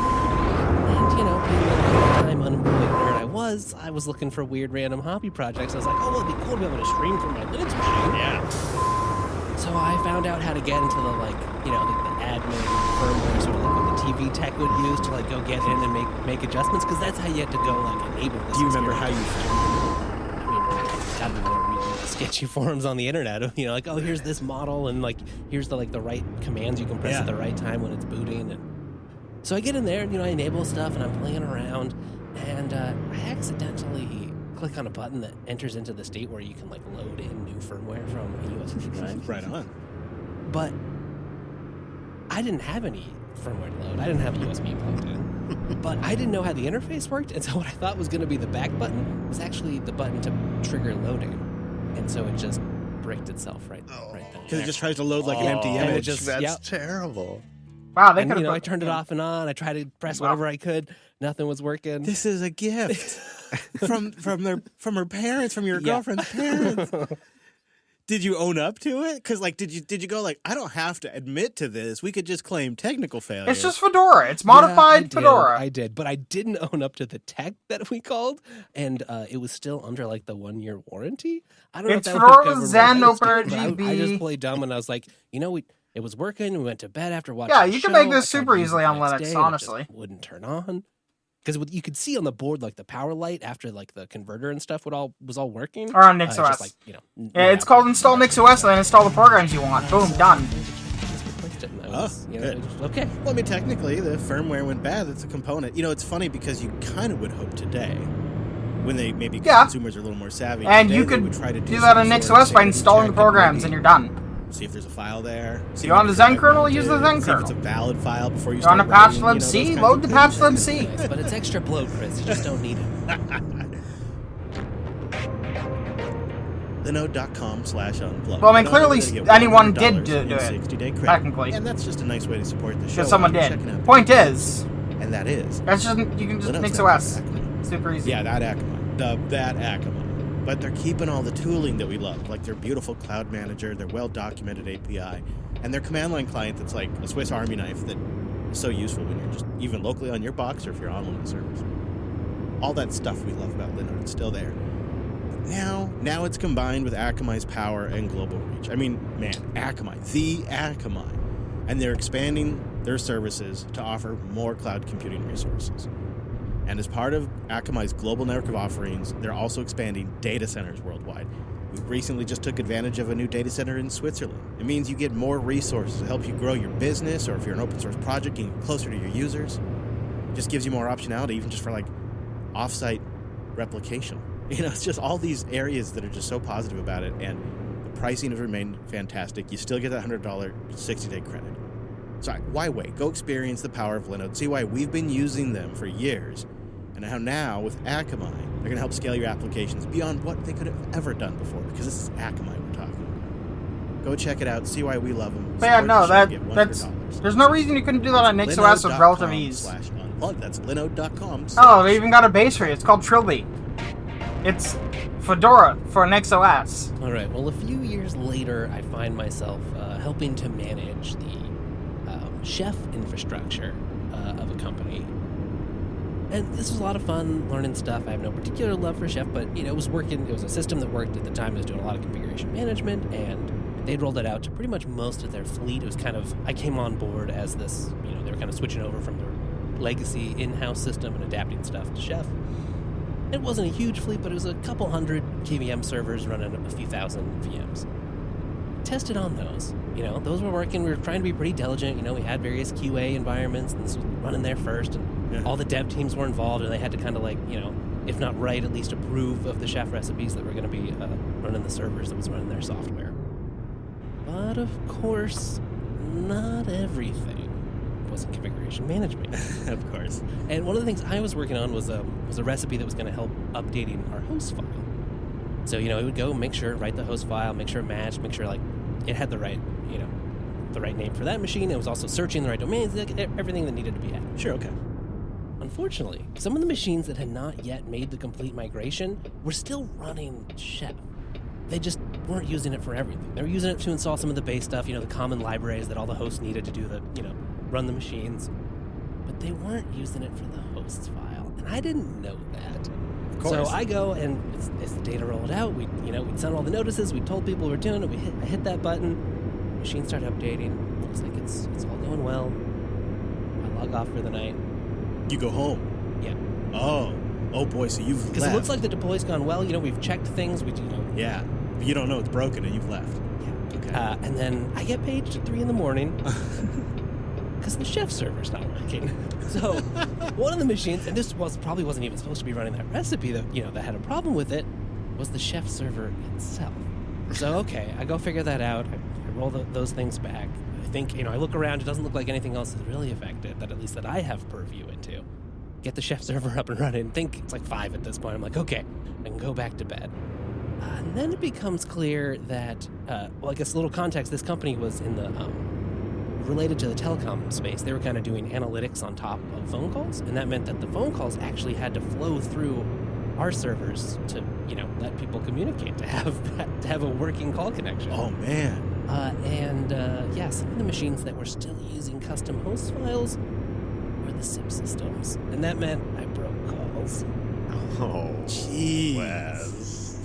Uh-oh. Yeah. Now, thankfully, once the people who actually, those systems I wasn't an expert in, I didn't really even touch, or at least normally didn't think I was touching, but of course this rolled out to the entire fleet. Those people alerted me to what's going on. I was able to roll back that host file change for everything, and then they had to go manually restore. Wow. My story kind of starts with an unattended update that I wasn't aware of that causes chaos in the background that I have to kind of put together. Oh, that's what's happened? Yep. So it starts like any other day. There was some days where I would drive down to Seattle and I would see a couple of Seattle clients. None And of it the was juice December-ish, right on my about this desk time of contain year, juice. so it was kind of That's cold, not. but it wasn't freezing, but it was very dark and rainy. And I had to get to my first client in downtown Sorry, clean those Seattle, up. in one of the buildings at 7:30 a.m. I'm gonna have a Werther's College original. office, and I I had have to one get of there those on my before desk. they opened because I had to get things fixed for them before it started business day. And they specialized in cancer treatment too, so the type of work they did was really kind of time sensitive and really kind of doesn't really allow for downtime because they never really take a break. And so I was like, okay, I have this hour from 7:30 to 8:30 a.m. and then I will be able to test and have everything ready by 9 a.m. So I get down there and it's almost 8 a.m. and my BlackBerry, because it was 2003, my BlackBerry, whatever it was, starts buzzing like crazy, starts going off, and I'm getting tickets, and I'm also getting phone calls, and I'm getting emails, and it's all coming in at once, and I'm like, it's 7 a.m., you need to calm down, right? I'm like, what is going on here? This is horrible. Well, it's a new client that I'd been assigned a week or two, and at most I'd gone in there, and I'd kind of done a little walkthrough of their network. I kind of documented what servers they had, what applications they were using. You hadn't even gotten to the stage of implementing any new changes yet. Hadn't even logged into a server yet. In fact, I don't even think that morning, I don't even think I had the admin credentials for their Windows domain server. I'm like, okay, well, tell me what's going on. And so that what they report, and I remember it so clear because I always hated these user reports. The internet is down. I can't get on Internet Explorer, the internet is down. And so because the internet is down, we can't schedule. Well, this client was Kenmore Air. They're still around, and they're an airline, a local airline. And they have a lot of scheduling that they try to keep track of because they also are a subcontractor for Alaska Airlines. So they do some local flights for Alaska Airlines. They have certain commitments, and if they don't meet those commitments, it costs them a ton of money. So everybody's in a panic.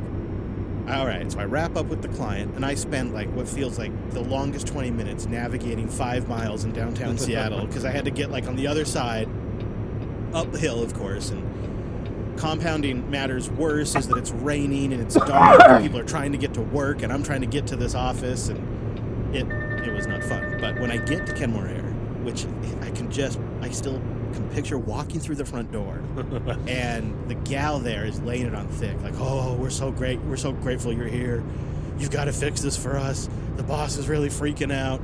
Okay, well, tell me what's happening. Well, we don't really know. It's just Hey, fire isn't truck, I working for the really pilots. need you to move the They fuck can't- they over can't check as you are their schedules. legally required to. Okay, why?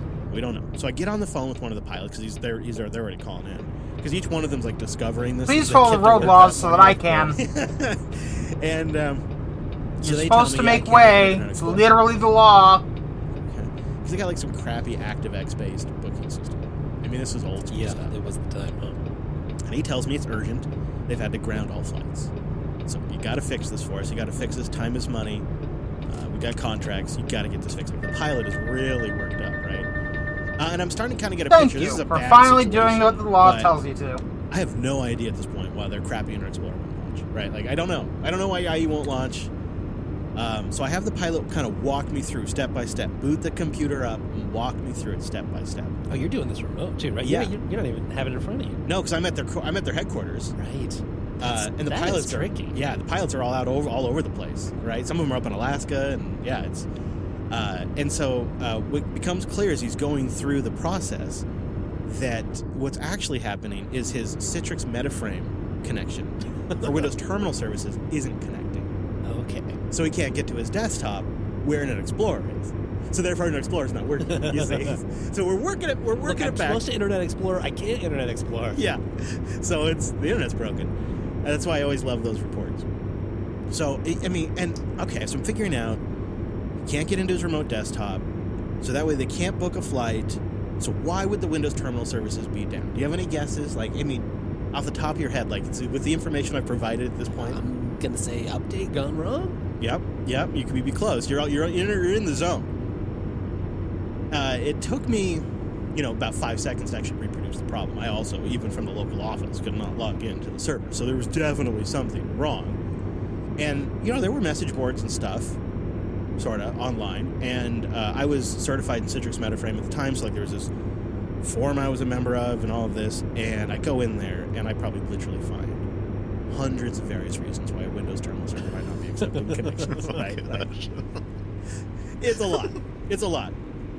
It could be anything. But this was the beauty, and this was, again, this is early odds. This was like, holy crap, the internet's going to change my career. Because I found a forum thread that was fresh that day, and it clicked. It was sort of the same kind of overall experiences. And they also were a McAfee antivirus user. And McAfee antivirus, this is built before Intel owned them and all that stuff. They had sent out a new set of updates, like an engine update and a new pattern update. And then at some point in the night, after McAfee had updated itself, it did a system scan. And it scanned all the Windows servers because they had McAfee on everything. Because you got it, right? Because it's the diligent thing to do. Of course, security. And McAfee helpfully detected some critical DLLs that Citrix Metaframe used as malware. Oh no. And it quarantines them. It quarantines the file, which causes the login coordinator to crash and all of this, right? And this was an interesting situation because you could see McAfee realize they had a problem, and I think they were a West Coast company at the time, so they're kind of on the same schedule I was. And you can see them their support lines jammed, and that's when I knew I was onto something because other Citrix users were having the same problem the same morning I was. It's a dark place, but that's a good feeling. Right. A little light in the dark. Yeah, it's okay, they're working on this. So I'm telling the pilots this doesn't make them much happier, though, right? So they rush out a patch, and I think there was a specific program we could run on the server where we download the latest stuff and install it. And I run that McAfee program that does that. And then I can recover those DLLs and reboot everything, and the terminal services came back online. But when we were doing the postmortem, and I was explaining what happened, it really opened up that doorway to have the conversation around using Linux. And ultimately, what I did for this client is I took that one application that was a super old jank ActiveX application that required IE, and I virtualized that server in place and moved it onto a Linux host and moved all of their other backend stuff onto Linux. Wow. And it worked. That was one of the few times I'd really taken Microsoft, I think, made the tool to convert an existing Windows box into a VHD file, and then I could just drop that onto a Linux box and just run it. And so they came in the next day and they still logged into their terminal server, but it was a VM. That's so smooth. It was it opened up, they cracked that door, and they're like, this is ridiculous. Right, but you've been telling them there's problems, but finally you're like, no, you can't deny it. These systems aren't working for you. Yep. And I'm like, let me tell you the good word about Clam antivirus. Yeah, I did actually end up putting Clam AV on their file server because, they still wanted antivirus protection. Yeah. And Clam AV never deleted DLLs, causing the system to crash. How did I know that the moment you mentioned McAfee, that this was going to be one of those kinds of stories? The bad old days, man. It was the bad old days. McAfee has never been good. Jeff, I know that you have a story that involves more hard hands-on tech. It could have gone pretty bad. Oh, not could have.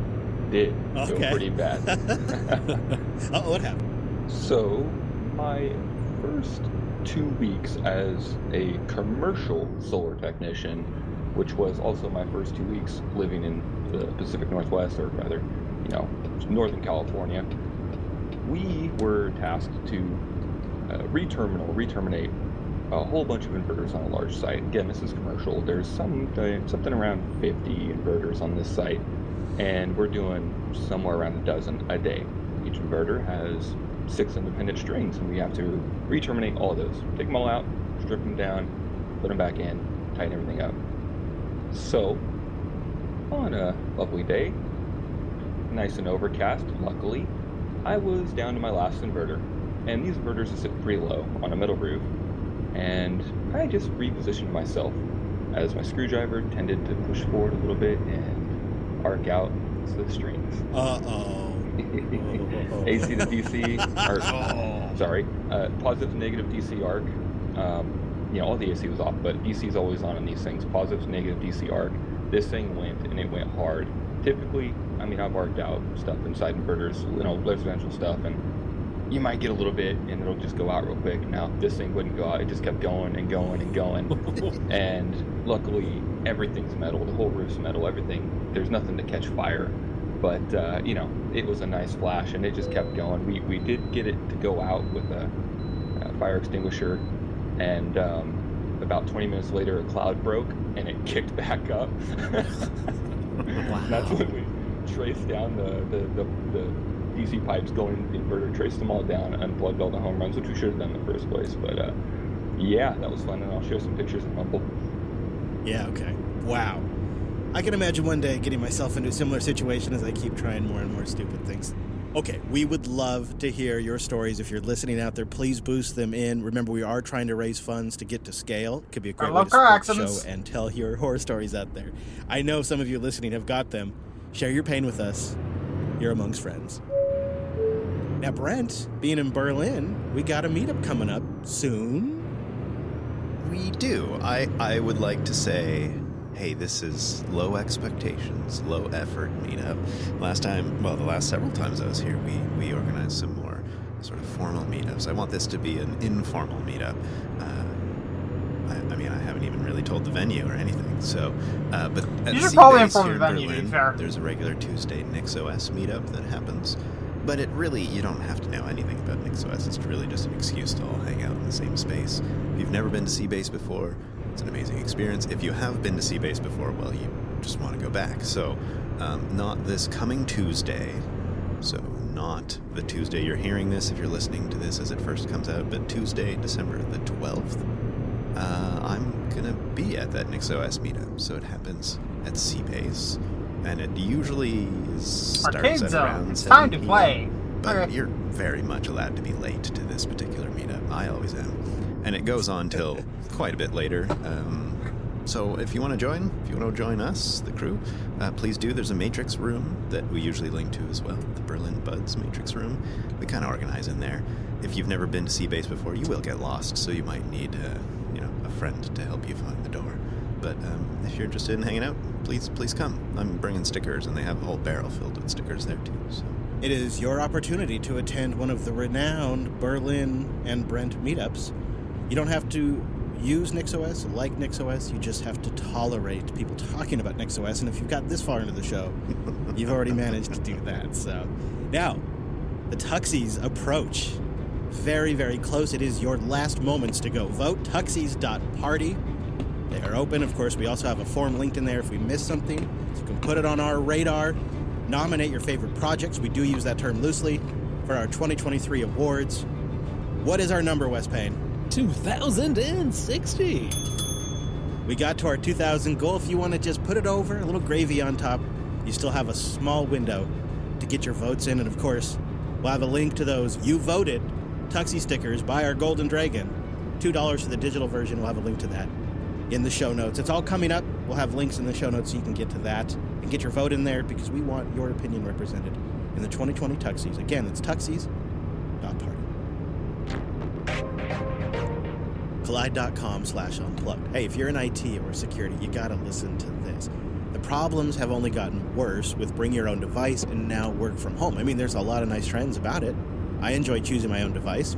I enjoy working from home, but there are security challenges, there are technical challenges that come with that. And often it's employees that don't mean to cause any harm. Some old software on their machine's out of date, they get a vulnerability. Their credentials get phished.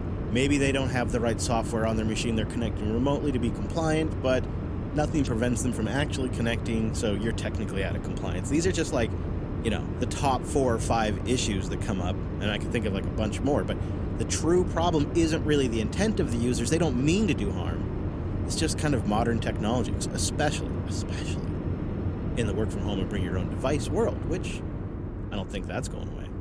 I think Collide's solution here is pretty slick.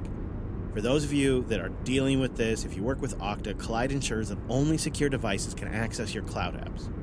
So you don't have to deal with phish credentials or software that's out of date, and it gives you a single pane of glass, one dashboard to manage your Windows, Linux, and Mac boxes. That also means that you can run reports to make sure everything is in compliance if that's necessary to generate those kinds of reports. But also one of the really slick things that Collide does, and this is the part that I think would have really extended my life in IT, is it empowers employees to fix their own problem directly with just really intelligent, simple messaging. Taking advantage of your messaging platform, giving them the message to how to fix this. Hey, you need to have XYZ antivirus installed before you can connect. Go here to get that.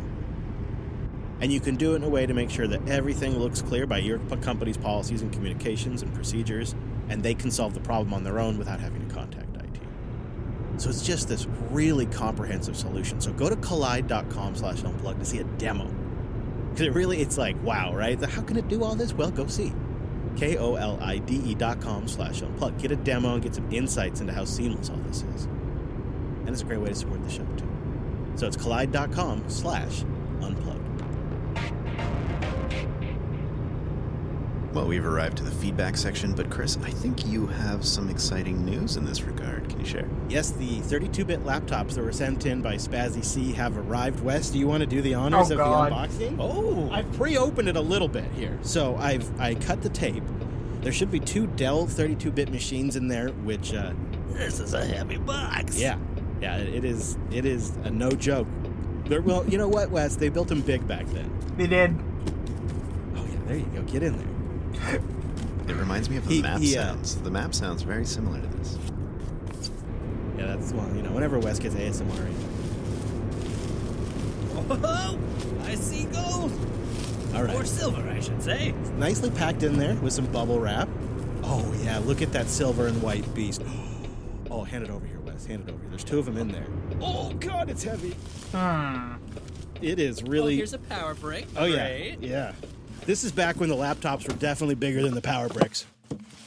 A Dell Inspiron 6400 with Media Direct keys and, hard drive LEDs. It's a big boy, Brent. It's a really big boy. Oh, yeah. Yeah. It's got Okay, VJ I think on I the can back. bypass by just It's taking a making me a second. little Okay. jealous because the little 32-bit laptop I have is like a tiny little netbook. So now I feel inadequate. Wes pulled out a second one. It's got a DVD drive, so does this one. It's got a Ubuntu Mate sticker on it. Ooh, nice. These are nice looking rigs. These are going to do just fine. It has a Mate sticker. That's so perfect. Thank you, Spazzy C.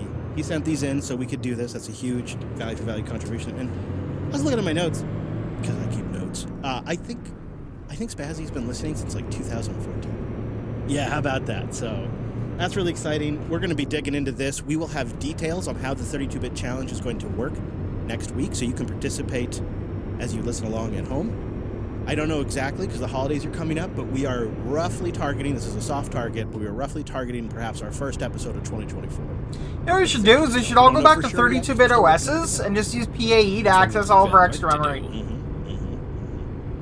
We also got a little piece of mail from Soltros giving us an update on a project. And a little bit of an update on my NixOS config builder tool.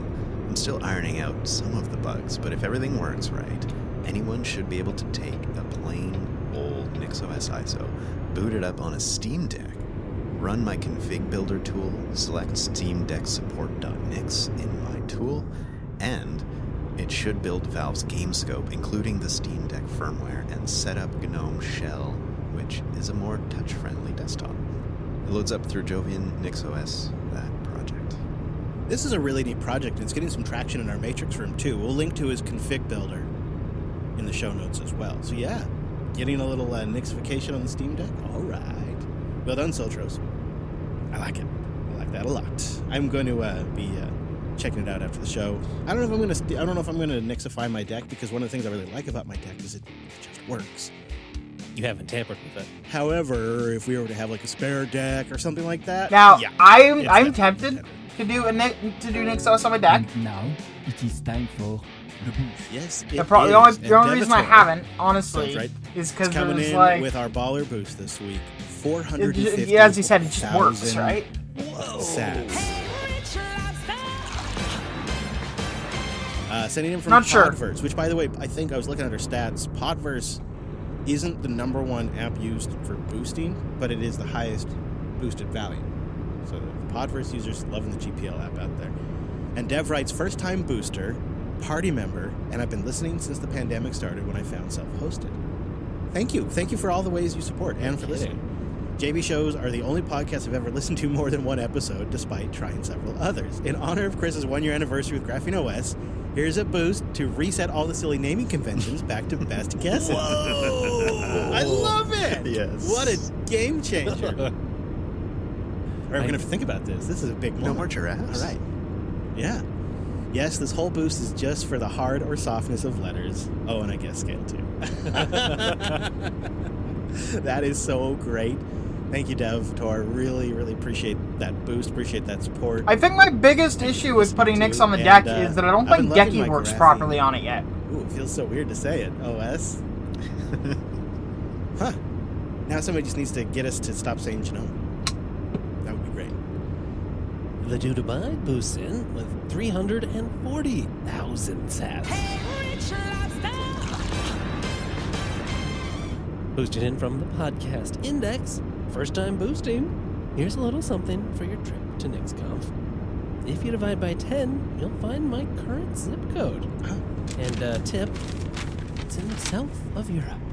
Well, Wes did bring his worldwide map this week. Thank you, the Dude Abides. See if we can find you. Appreciate that generous boost, and thank you for taking the time to set up boosting. I know the real hurdle is just getting it set up. You've done that part. Now, can you find him, Wes? Yeah, looks like it's a postal code in Montpellier, France. Well, hello, France. Thank you for boosting. Of course he looked it up that quickly. Appreciate that. And he says, P.S. more to come. Well, I'm looking forward to that. I look forward to hearing from you. BT52 boosted in with 150,000 sats from Podverse.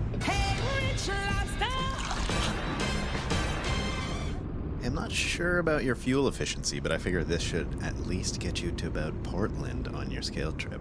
Best of luck, and I'm looking forward to excessive amounts of NixOS coverage. Wink, wink. Who, us? Never. VT, thank you. You know, I was just doing the math again, too. And when we did the math for driving down there in car or RV, we did it at $6 a gallon because California's extremely expensive. But by March, it's possible gas prices will be down because they're coming down here right now. It's like regular. The lowest I found right now is like $3.39, something like that. That starts changing the math a little bit. So we may get in the nice spot where we get a good amount of support. We get gas prices come down a little bit because we're either driving cars or driving RVs one way or another. Fingers crossed. Yeah. Thank you very much for that boost, VT, and for that support. BamHam182 comes in with 100,000 sats. Now, this is a pet peeve. It's not really a hill I'm going to die on, if those semantics matter, but Dockers, they're not a thing. You're just managing containers with Docker. Here are some sats towards the scale, because Nix, and on that topic, an awesome feature snuck into SteamOS 3.5, and that is that /Nix is now persistent, which means you can manage your Steam Deck with Nix. It's everywhere, and I love it. Oh, that's great. That's great to hear.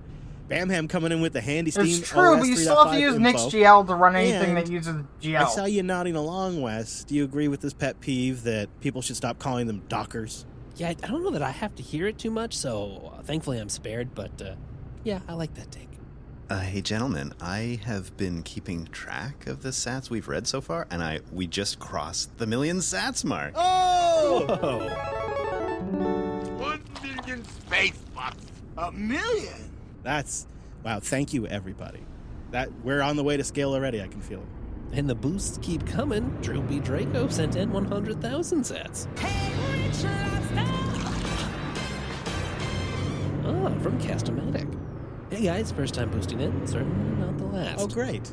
Just want to send in a small contribution towards the Scale Nix bounty road trip. Listening to your show renewed my interest in Linux, and is piquing my interest in Nix. I'm at the edge of the void, about to take the plunge, so thanks for spurring this on. I have little doubt that some Nix coverage from this event will be the final little push I need. That's great. Thank you very much for boosting in there, Droopy Drago. I like that username too. And I appreciate you taking the time to do that first time boosting. I know that is the uphill battle there. Now, the only thing I'm worried about a little bit is if the Nix experience goes bad, is Droopy going to blame us? Yeah. That's worth the risk. Okay, all right. Okay, thank you, Papa. McZP boosted in with 100,000 sats, also from Castomatic. Wow. I wish I had more variety to the sound effects. Let's get the crew to scale. Heck yeah. Yeah, we're getting excited about it. Thank you. This is awesome. Before we got connected on the live stream today, Brent and I were talking about, it's been too long since we've all gotten together, done an event. Like, it's just been, Since we flipped an Airbnb upside down. Yeah, right. We did Linux Fest, which it was just a small amount of little us, taste. Right? Yeah, just a little taste. Very much looking forward to getting down there and covering that. Rotted Mood comes in with our last boost of 100,000 sats. Using Castomatic as well, and Rotted Mood just says, Scale Boost!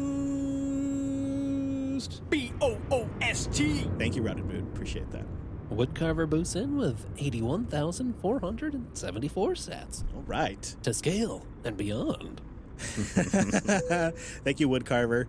I like that. I wonder if 81,474 means something. I feel like 474 is very intentional. Did Wes look that one up? Sneaky. I think Woodcarver will have to let us know if I'm onto something there. Well, Moonerite boosted in with 66,666 Satoshis. Ooh. That's a lot of asses. Get yourselves to NixCon. I bet these sats will be worth more fiat by March as well. Could be. As we approach the halving. That would be a really nice little development. You never know, of course. That's something we have to go into with an open mind. It could go both directions, but chances are we could have a situation where these go to work for us as the halving approaches, which would be April. So you never know. We'll see. Kyocera comes in with 22,666 sats. And they write, when it comes to paywall bypass, we were talking about Ladder last episode. My view for certain content like news is they need escape hatch. It'll give me like a single article. Maybe I could send him some sats or fiat fun coupons and just buy a single article for a reasonable price. If I find myself purchasing enough articles to make it worth it, well, then I would just buy a subscription at that point. And here's some sats to get your arses to Mars. I mean, scale. Oh, well, thanks. Yeah, thank you. Torps boosts in with 22,222 cents. Things are looking up for Old McDuck. Recently added storage to my system with two different types of disks, NVMe SSD and regular SSD. I got to see what it's like to add storage to a Linux system, and it was glorious. I added the SSD as a physical disk, added it to my existing LVM LG, and was able to expand my root, temp, and var partitions across the disks. Then I added the NVMe as a new VG and LG, used DD to move my home to the NVMe, and updated the mount. I did all of this hot and live. Yeah. Only had to reboot once I moved the home partition. I know how this feels because it was like, a few months ago, 6 months ago, I had that big storage victory on my workstation where I redid all the storage hot, did it live. And it's so awesome when you get it all done and everything's the same, it looks the same, but yet your storage situation is much improved. Feeling you on that one, Torp. Thank you for the boost. Well, Deleted boosted in with 12,345 sats from Fountain. Hey, since we needed a second Spaceballs boost. Is this our second one? Oh, this must be from last week. Yeah, it was. I think it was a live boost that maybe we didn't get filtered into the show. The combination is Well, he gets it. 1, 2, 3, 4, 5. That's the stupidest combination I ever heard in my life. Thank you, sir. Thank you, sir. Sir Alex Gates, the podcasting 2.0 consultant, comes in with 10,240 sats using the index. Well, I officially tried NixOS. It required me to compile a custom version of the latest kernel to release a custom device tree and a custom bootloader in order to run the Orange Pi 03. The documentation assumed too much inherent Nix knowledge, and half of it used Flix. Needless to say, Fedora came to the rescue, and I'm falling back to Ansible for automatic configuration. The majority of the deployment configuration will be for Kubernetes anyways. All the Nix talk always reminds me of Haskell programming. It's ironic that I found Rust easier to learn and more practical. Serving down a solid criticism there. I will also agree sometimes the configuration sort of is written in a way that assumes domain knowledge. And they're like, yeah, just do it with doing the thing. And you're like, but I don't know how to do the thing. I don't even know what the thing is. I think that's sort of the point of like expert level things like Nix are kind of geared around that. Like these platforms are all built around this idea that you RTFM and you build up a wellspring of internal knowledge before you do anything meaningful with it. And completely agreed. And it's like it's a way of life. It's a way of life. Yeah, that's a first sort of Nix project. You know, maybe trying like NixOS and a VM and getting the lay of the land would be a little bit easier. But if your environment means you need, good Orange Pi 0.3 support, Fedora needs it. That sounds like a pretty nice setup. The Golden Dragon boosts in with 12,345 cents. Baseball's boost. So the combination is 1, 2, 3, 4, 5. It's the stupidest combination I ever heard in my life. Scale boost. Won't be able to make it myself, but here's some to help you guys get out there. Let me know if you need your sticker game to be on print. Oh, we probably will. Be on point. But I think that's the same. we should talk more about that Golden Dragon. Thank you for the boost, and we gotta stickers. And I'm gonna bring down some Linux Fest Northwest stickers too. Spread the good word about Linux Fest. So yes, good thinking. We'll have to circle back, as they say. Southern Fried Sassafras is boosted in with 12,345 sats, and you know what that is, Chris? 1, 2, 3, 4, 5. Yes. That's amazing. I've got the same combination on my luggage. Keep up the good work, gents, from the neighborhood mod. Aw, thank you for the boost. Using Podverse there too. Like to see that. Cairo comes in with 1, 2, 3. I'm loving how detailed this dashboard Have is. to go right to ludicrous speed.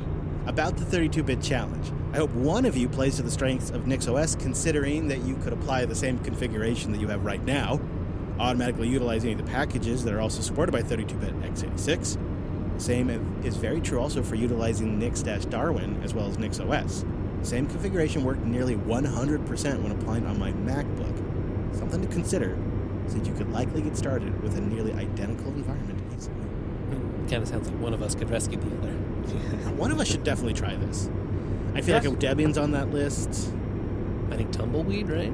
Well, maybe Brink can handle that. Yeah. No, I've done it He's already. our dedicated expert. You're our SUSE correspondent. Yeah, but have you done it with 32 bits? Right. Oh, it might go better, is that what you're saying? That's half. That's half definitely. the bits. Yeah, using SUSE on 32-bit hardware that's super old is going to go way better than it is on your brand new Dev 1, I suspect. Oh my gosh, the facetiousness is so strong here. You know, I think we should go the totally opposite way. We should try some crazy things we haven't even tried before. Like, I don't know, some more obscure distros, perhaps. Okay. All right. We're gonna have to have a little meeting. Okay, but one of you should definitely do NixOS and 32-bit. Come on. Cents from Castomatic. The best way to not have to deal with paywalls is the cookie auto-delete enabled with Firefox. As soon as I close the tab, the cookies are deleted, and they have no idea that I'm a returning user. And then we get a little link here to Firefox add-on cookie auto-delete. Might not be a bad idea in general. Could mess some stuff up. Could also be good for privacy. Yeah, for some people who don't want to install an add-on for this, using private mode, if you can think of it while you're doing it, that can sometimes work. Not always, but sometimes. Faraday Fedora boosted in with 2,222 sats. Hey, sorry I haven't boosted in a while. I'm trying to stack some sats for Christmas. Oh, what does that look like? I want to know more there. I sure hope you guys can make it to NixFest. Here are some ducks to help you get there. Just need 3,599 people to boost the exact same. Well, you're starting it off, Faraday, and we sure appreciate it. Yes, we do. Shajara comes in with 5,000 sats using Fountain. First time boosting. Try it again. You don't think I got that one right, do you? I kind of like to see what comes out. Shajara comes in with 5,000 sats using Fountain. You like that one? They say first time boosting, and here's the sats I've earned using Fountain. Wow, 5,000 sats earned using Fountain. Wow. Well done. Hope this can be used towards the scale trip. I've always loved the content. I figured I'd help out. Thank you. And it's another first time booster in this batch. So great to see. Thank you, everybody. E-Rock boosts in with 3,456 cents. Duplicate user. It's a little bit hard to see, not gonna lie. I wonder why this is. I wonder why, like, at morning and or at dawn and dusk, it just looks like there's like a thick fog on screen. Except for one filter, non-critical data, thankfully, that has had to be recreated a few times. I don't verify as much as I should, but the files I've had to restore in the time I've been running it have been restored without issue. Okay. I do appreciate that boots on the ground report, Iraq, as I am, as I said before, a Duplicata user. I'm using it right now to back up my configs, my app data, my pictures. I'm pretty tied in. So if anybody's had any horror stories, I'd like to know. Dragon boosted in with a row of ducks. Hey, I'm just on Unplugged 532, so a couple episodes back. Though I will say I am an avid Gentoo user for 10 plus years, and have it on a couple dozen devices over time, including a 200 MHz Pentium 1 and PS3. Ooh. But there's some expectation management. It is not easy. It is not fast. But damn, do you get a sexy system in the end. I'm actually right now playing with Nix, since I am a little behind on the declarative idea. But why not all the way, like CoreOS? I have actual reasons why Arch, apt-based distros, and others are for me, and I still have to make up my mind yet about Nix. Fair enough. That gets me thinking, Hey, Tiger. actually. How you doing? Quite a bit. Man, I can't imagine running Gentoo on a Pentium 1 Yeet. megahertz. I might have done it back in the day, maybe, but I don't think it was Pentium 1 generation. It must have been Pentium 2, 3 generation. Must have been. I did it on a I'm doing Pentium quite good. 3 Yeah. way back in the day Oh, because it's painful, but all night builds. well, it was all I had, right? Yeah. Like I didn't have anything better for a long time. How long would that take to build? Like, do you have any... Well, I remember KDE took 3 days. I do remember that. I also was doing this on dial-up, Chris. Worth it. Yeah. Oh, yeah. So oh, yeah. 3 days to yeah. download, 3 days to build. No. Longer than that to download. Like it just, I think for me, getting the base system downloaded, plus just X386, we're way back in the day now. I think it was like 3 weeks. Listen to a download all podcast. of I got the permission to be able to listen to it on how stream we a care while back, now so. about how our systems, like if they're using more than 10 watts, we really get bent out of shape. Well, you spent 3 weeks with an Yeah. ancient thing just running like crazy just to download Yeah. some stuff. We've come a long way. Yeah, that's true. That's true. Dark Matter PHP Dev comes in with 3,900 sats using fountains. It's great to hear the discussion on managing dot files. Looks like it's gonna I'm just starting rain. to explore this for the first time myself. I've been looking at Stow with Git, but I'm early enough into my journey not to be committed to a particular solution at this point. I'd be eager to hear solutions to keep up the awesome work. Now, this is a big topic. We are also discussing this in our pre-show about dot file management. Yeah. KDE. This is an area where I could do better in general. So I would also be interested in hearing people's suggestions for this work. I know this is a rabbit hole. I think you had a suggestion, Chris, of Cheesemoy? What did you call it? Was it Cheesemoy? Yeah, Cheesemoy is Cheesemoy. one we discussed. Yeah, yep. Cheesemoy, of course, which is the proper pronunciation, as everybody knows. That's one point against That driver it. was an idiot. Up, so. Oh, I could. But I'm curious, maybe we can get something from fellow boosters, help Dark Matter PHP Dev out, help us out. Interesting to see the wide array of different solutions folks have for this problem. Soltros boosts in with 2,349 sats. I know you guys use the fish still, so I was wondering if you've ever written any fish functions in your configs. I have one for rsync backups, one for mounting said backups over SSHFS, another for backing up deconf settings, and the works. Oh, that's a fun question. You know, I'm sure I've written a couple over the years. I think I tend to just end up putting scripts like Yeah. in a folder on my path and running those, but fish is great. I'm taking notes right now, though, Soltros. That's a great idea. I like that. I love fish. Control R is so much better on fish, too. It is really so fantastic. Well, @user came in with 65. Where am I driving to? I'm currently driving saying, hey, just to clearing out the fountain wallet. And another 6,000 McAllister. sats with no message provided. specifically to, it looks like Thank you for Alice thinking of Cars us. or no, Appreciate that. Taylor Construction Tyler? Group. TYR comes in. I know I always have a hard time with that one, but appreciate the boost anyways. 3,000 sats using Podverse. Debian is good and all, but the Nix OS talk has finally pushed me to try it out. Nix OS is now my primary OS and my daily driver. I'll be keeping it for the foreseeable future. And the Nix Nerds community in Matrix is a lifesaver. Debian, though, it's a good base for Nix. Oh, man. So fun. Thank you, everybody who boosts in. We had a really incredible week. You know, we are trying to raise 8 million sats to get to scale. We had 28 boosters, 32 boosts in total. We didn't get to all of them on air, but we raised 1.6 million sats.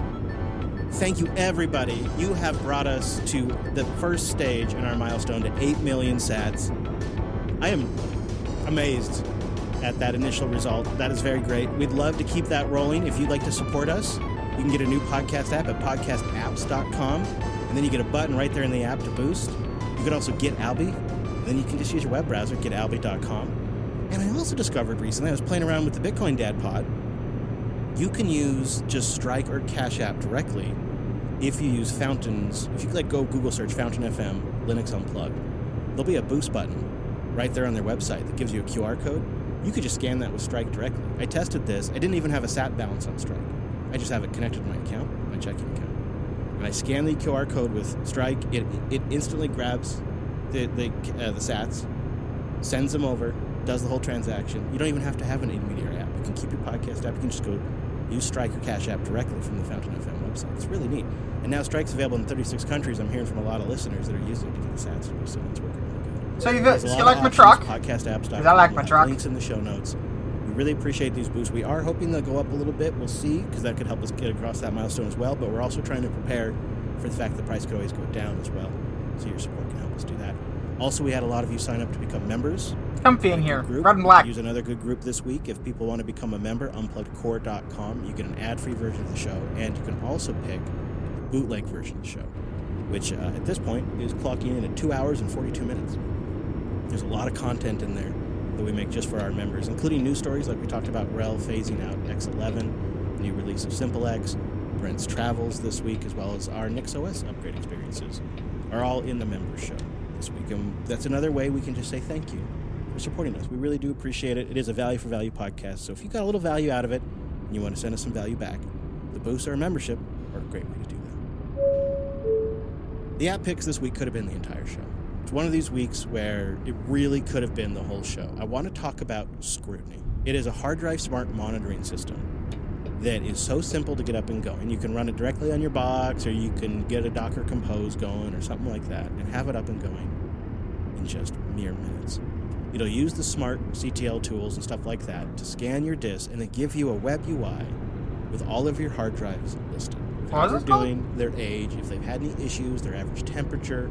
There's actually a surprising amount of data inside there that these just have, that you just don't really have a UI for. And when I ran it, I discovered that some of the disks have been running, not just in age, but have been online for 10 years in our Arch server. The youngest is 4 years old. The average age is like 7. There's some 9-year-old and 10-year-old disks, because we all bought them used. They've been running for, that's online continuously for 10 years. That's when I realized it's time to start budgeting some new hard drives. I think so. Yeah, Scrutiny's great.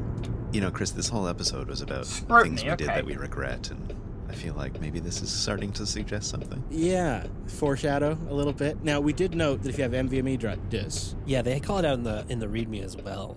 There's an additional, at least if you're running Docker, it's really easy to get started. They've got a command you probably will want to put it in a compose file or something else, but you just want to try it out. There's a one-liner Docker command you can run. But if you've got NVMe disks, like I do, you got to add an additional capability to the container so it can properly see those. good to know. But I was impressed. I mean, super smart looking. Looks like it's got webhooks too. So if you want kind of getting alerts out of this thing, that's neat. Yes, there is some alerting mechanisms and all of that as well. And the dev makes some great stuff. Analog J is behind this, but they also make a library called Lexicon that Let's Encrypt and Certbot uses. We talked about it back in LUP 307. It can be also super useful if you want to roll your own like dynamic DNS support.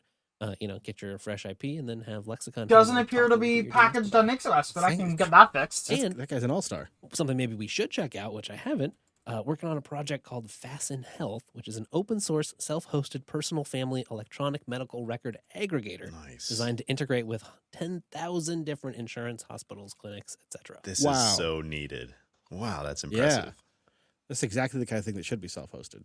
Indeed. I remember, go vote in the Tuxies, tuxies.party. Just a little bit longer. That window is about to close. And then we are fishing for some boosts. Requests. Have you had a bad moment? Did you RM-RF something you shouldn't have? Did a backup fail just at the wrong moment? Share your pain with us. Homepage URL, source URL. Also, we'd like you to start sending What's in the your license on 2024 this? predictions. That way we can steal a few of them and get inspired as well. You could do that by going to linuxunplugged.com/contact, or of course, MIT. please consider boosting in. I'd love to start getting some prediction boosts. Start getting that kind of just percolating in our Pretty minds. sure it's Who just knows what Linux, could so I'll happen in double check that. 2024? It's coming up. It's coming up quick. See you next week. Same bat time, same bat station. Yeah, that's right. We're wrapping up. Why not make it a Linux Tuesday on a Sunday by joining us Sunday at noon Pacific, 3 p.m. Eastern live. Got that mumble room. We got that chat room. We just love that live energy too. Gives it that special flavor that requires you as an ingredient. Details and times at jblive.tv and jupiterbroadcasting.com Oh, that's fun. /calendar. That mumble room is open. That's at jupiterbroadcasting.com /mumble. You can get in there and get a low latency Opus stream. Links to what we talked about today. Well, that's linuxunplug.com /539. Bunch of great shows over at jupiterbroadcasting.com as well. Thanks so much for joining us on this week's episode. We'll see you right back here Describe next the Tuesday, project a little. as in Sunday.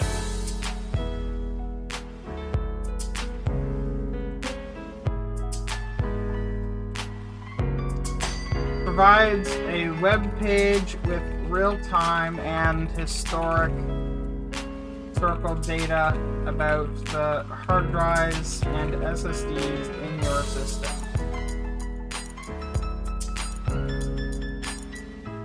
As well as being able to notify you if something is going wrong via a rather large list of services. Submit.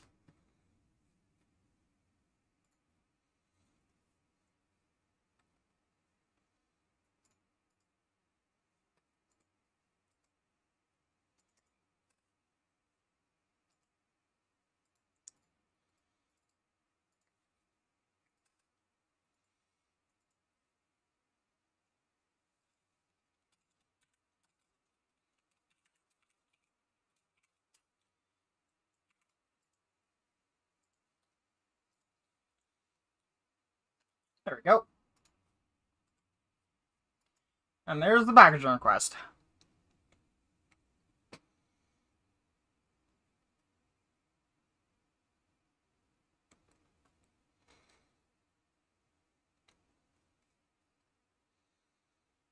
I always love it when the lines in the background line up with the line of the title there. It's always very comfy.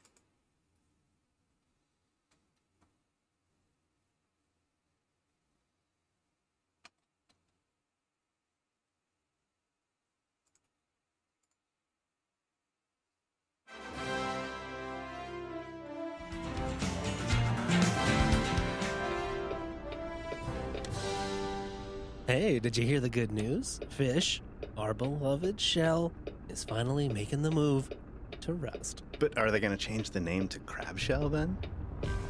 Oh. That's awful, and I fully approve.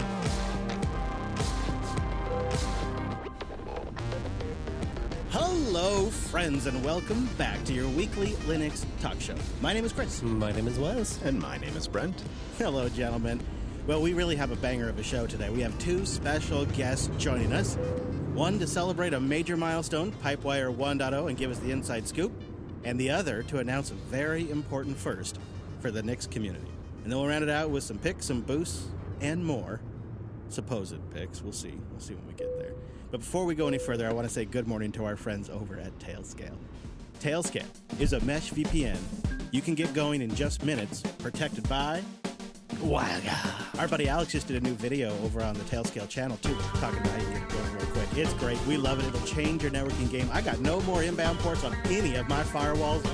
Well, this should get me that city there, so I'll do Go say that. Good morning, support the show, and try it for free on 100 devices when you go to tailscale.com/Linux Unplugged. And of course, a big hearty time-appropriate greetings to our virtual lug. Hello, Mumble Room. Hello, Chris. Hey, Brent. Aloha. Hello, Wes. That's a good-looking group. Nice to see you. Hello, and shout out to everybody up there in the quiet listening, too. It's very nice to have you all along for an exciting episode. A couple of things I want to cover. Of course, the Tuxies voting continues for a little bit longer. Please go cast your vote at tuxies.party and nominate your favorite projects, using that term loosely here for 2023. We're doing pretty good on responses so far. Yeah, 1,849 as we record. What do you think? Can we break 2K? I think we might need to if we want to have the sort of statistical authority we're going for with the Tugsies. We could use your help. Tuxies.party. It'll take you like 2-3 minutes. And then we also have a special forum there you can follow if we miss something and you want to get on our radar for future Tuxies or maybe even a special shout out on that upcoming episode. We'll put links to all of that in the show notes at linuxunplugged.com/538. 538. Wow, I can almost... 550. It's coming up. Yeah, you smell that? Ooh, make me sweat a little. All right, so some pretty exciting news came out this week. The very first NixCon North America has been announced, and we are joined by a very special guest. Well, this is really exciting. I want Zach NixCon Mitchell Toronto, and so I Fox should go. is joining us to chat about the first ever NixCon North America. Zach, welcome to Linux Unplugged. Thanks, I'm glad to be here, and I appreciate the opportunity to come talk about it and spread the word. This was, I mean, everybody started messaging me. This was the news of the week in our little circle when NixCon North America came out. It looks like it's going to be March 14th and 15th, and it's going to be co-located at Scale. So if you're going to go to Scale, there's NixCon now is going to be something you can attend. What happened? Where did this come from? I mean, this seems like a dream. I've always had to travel so far if I ever thought about attending any kind of Nix event. It kind of came out of NixCon in Germany. Just happened in September. So, right, okay. Like you mentioned, I'm an engineer at Phlox, and we're building stuff on top of Nix. As part of that, we go to NixCon every year, and our company is also pretty involved in helping to organize that event. And so after it, we had a good time, everybody learned stuff, et cetera, et cetera. And so afterwards, we wanted to float the idea of maybe doing one of these in America or at least in North America, because the Nix community has really taken off in the last 5 years, which means that on any given day, if you think about it, the number of new Nix users or Nix beginners is the biggest that it's ever been. And a large fraction of those happen to be in North America. So after having a good time at NixCon in Germany, we kind of sat down and said, we want to make this available to people on the other side of the pond. So we started out with who's a Microsoft Foundation manager. And he made a post on Discourse basically saying, hey, is this something that people want to happen? And kind of informally gauging interest that way. And the response was basically an enthusiastic thumbs up, as you can imagine. So after that, we decided to do kind of like a more quantitative way to like gauge interest and feasibility. So there was a survey that went out, and we got a pretty healthy number of responses in a relatively short time frame. And so that was a pretty clear indicator that there was an appetite for something like this. And so we just said, all right, let's do the thing, and started planning. Yeah. Yes. Thank you. So I stepped up to start working on the schedule for the conference and some of the programming for it. And we started looking for venues and stuff like that. And I'm not sure who reached out to who exactly, but at some point we got in touch with some of the organizers from Scale, and they offered us some space there, which was kind of a godsend because it meant that we no longer had to figure out what city to go to and in what venue to do it in. And there's folks that are already going to be there as well. Exactly. It's a huge built-in audience. We already have a bunch of Linux enthusiasts, or Linux nerds like me, who are going to be there and may even just like stumble in the door and find themselves learning about Nix. And that's great. So that took a huge load off our plate. That that's in March, which is not a long time frame to plan a conference. So we all kind of went like, oh boy, and started putting things together. So I put together a call for proposals for talks and submissions with help from a few other people in the Nix community. And that went out just this last week, along with the announcement for the conference. So that's open. If it got lost in the noise. The news. Yeah, from Thanksgiving. We'll put a link in the show notes, too, to make it easier for people to find. Yeah, much appreciated. So that, I think, closes on December 31st. Okay. Just to give us enough time to review them, and then also notify anybody who's going to be a speaker.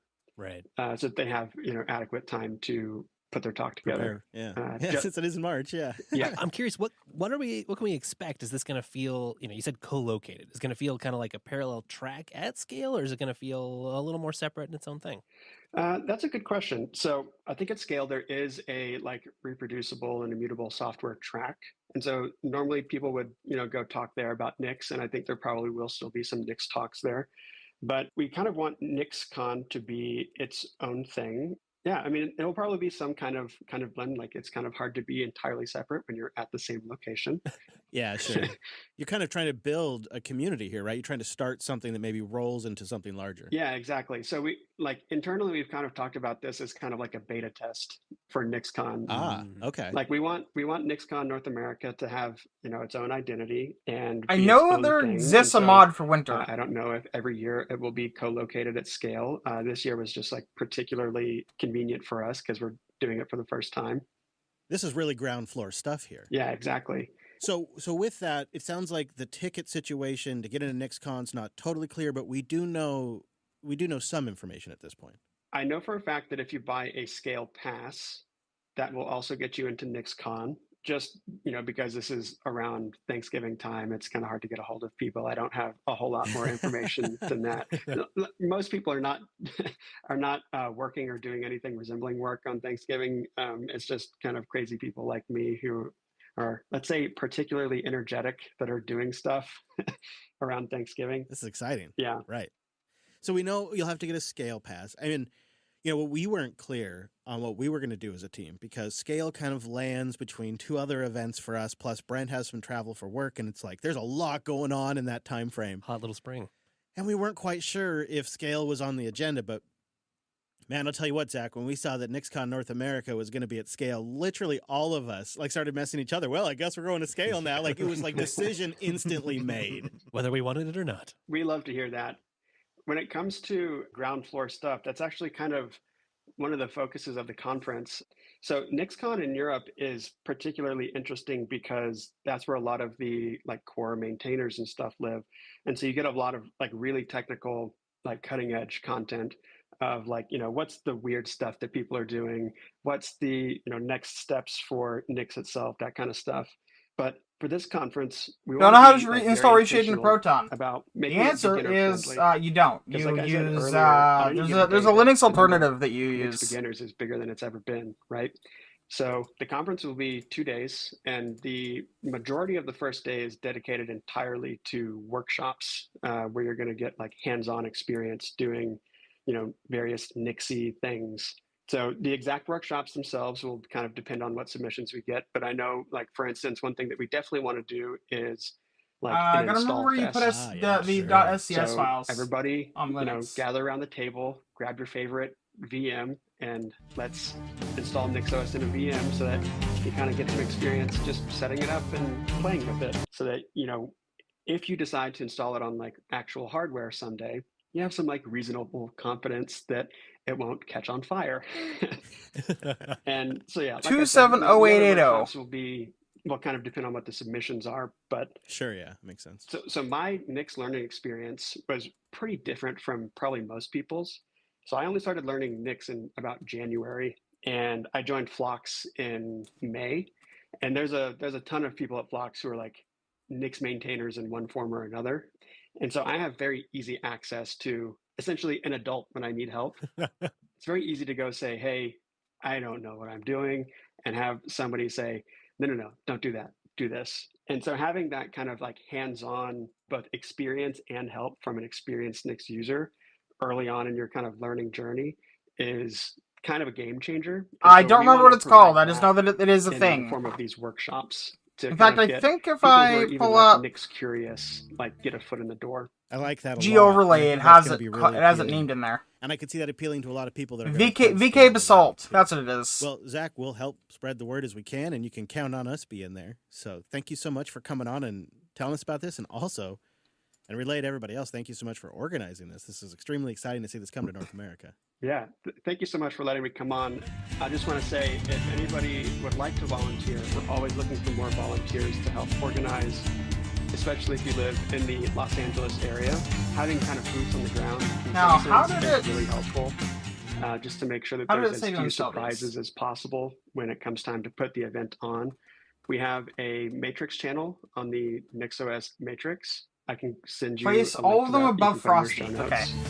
I know that I'm in particular looking for anywhere from like 1 to 3 more people to help review submissions so that we can get things turned around as quickly as possible. But yeah, so I appreciate There we you go. guys letting me come on and talk. I was gonna get rid of that. And I would imagine looking at proposals and reviewing something that could be done with a video. They don't have to- Exactly. Yeah, that just needs a computer. Yep, very good. All right, well, we're excited. We'll keep an eye on things. And keep going fast. Thanks for joining us. All right, thank you. I wasn't kidding when I said we were all excited about scale, and we've kind of been discussing viable. I haven't bought Kansas yet. Don't have the money in It's my, gonna be in my March PayPal, of but 2024, and I expect ad revenue to be even less. So I don't think JB can do it at cost like we might have in years past. So we're going to try to reach some milestones and kind of scale our scale coverage. We're going to go one way or another. We have to at this point. We've had some great boosts, and those boosts have appreciated in value a bit, and so we can take some of that, and we can probably just get down there with no support. I would imagine there's going to be a way we can put gas in a car, there we bomb go. down there, spend a day down there, and bomb back. We'll be exhausted. But if we could get support from the audience, and this is going to be a big one, because I've done the math on gas for a small car, hotels staying down there possibly, and then an Airbnb that would fit Brent, Wes, and I, Alex potentially, maybe another crew member, and also our production gear. It's about $3,000 cost all in. California's an expensive place. That's around 8 million sats. That's a big lift, and it's a very ambitious goal. But we'll scale our coverage. Ultimately, what I'd like is the full $3,000, and we'll also have a link in the notes to do it with Fiat, using our memberful platform with a one-time set your own price donation, so you don't have to use sats. But if we can get to the full $3,000 milestone, then we'll bring the gear and we'll do a live show down there from California. Hopefully from scale if we can, but definitely from down there. We'll kind of make it a special event. We've got a special live stream that we can use, and there's a lot of things behind the scenes we've been working on that we can actually kind of take advantage of for this. So we can make a big production out of it if the support scales. This looks very nice. Either way, I'm digging the because, snow look. It looks. like we said earlier, I this like is it. events. We really want to. Someone put a lot of work into making this look Yeah, good. we were on the fence just because scale's great, but we just weren't quite sure if we could make it work. I mean, there's Texas Linux Fest. Whatever's going to happen with Linux Fest Northwest. There's a lot of events around there. It's a lot to plan and a lot to people.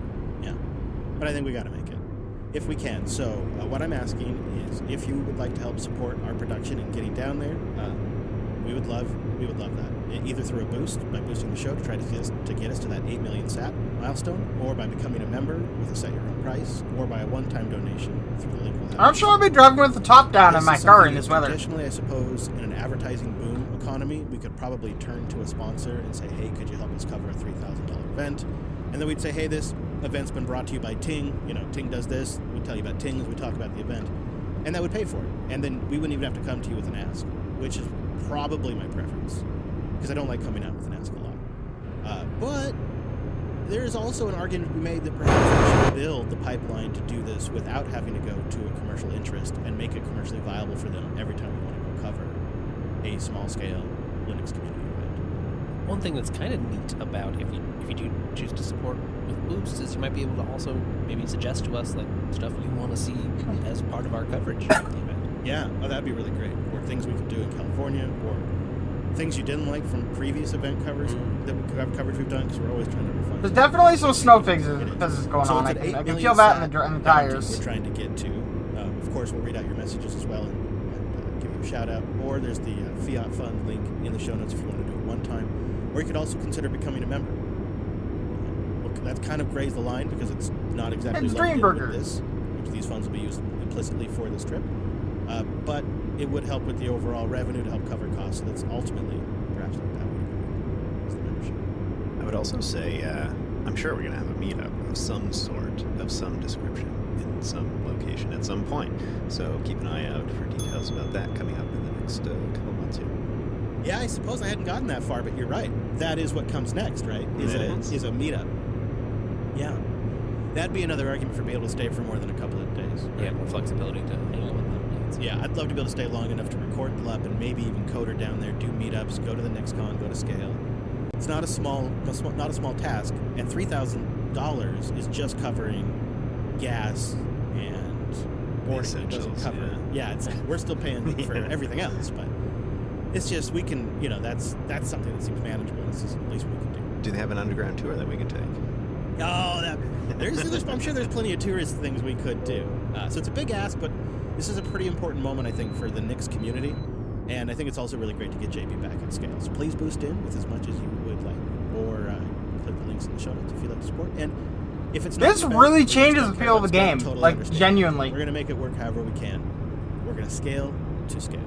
That's it.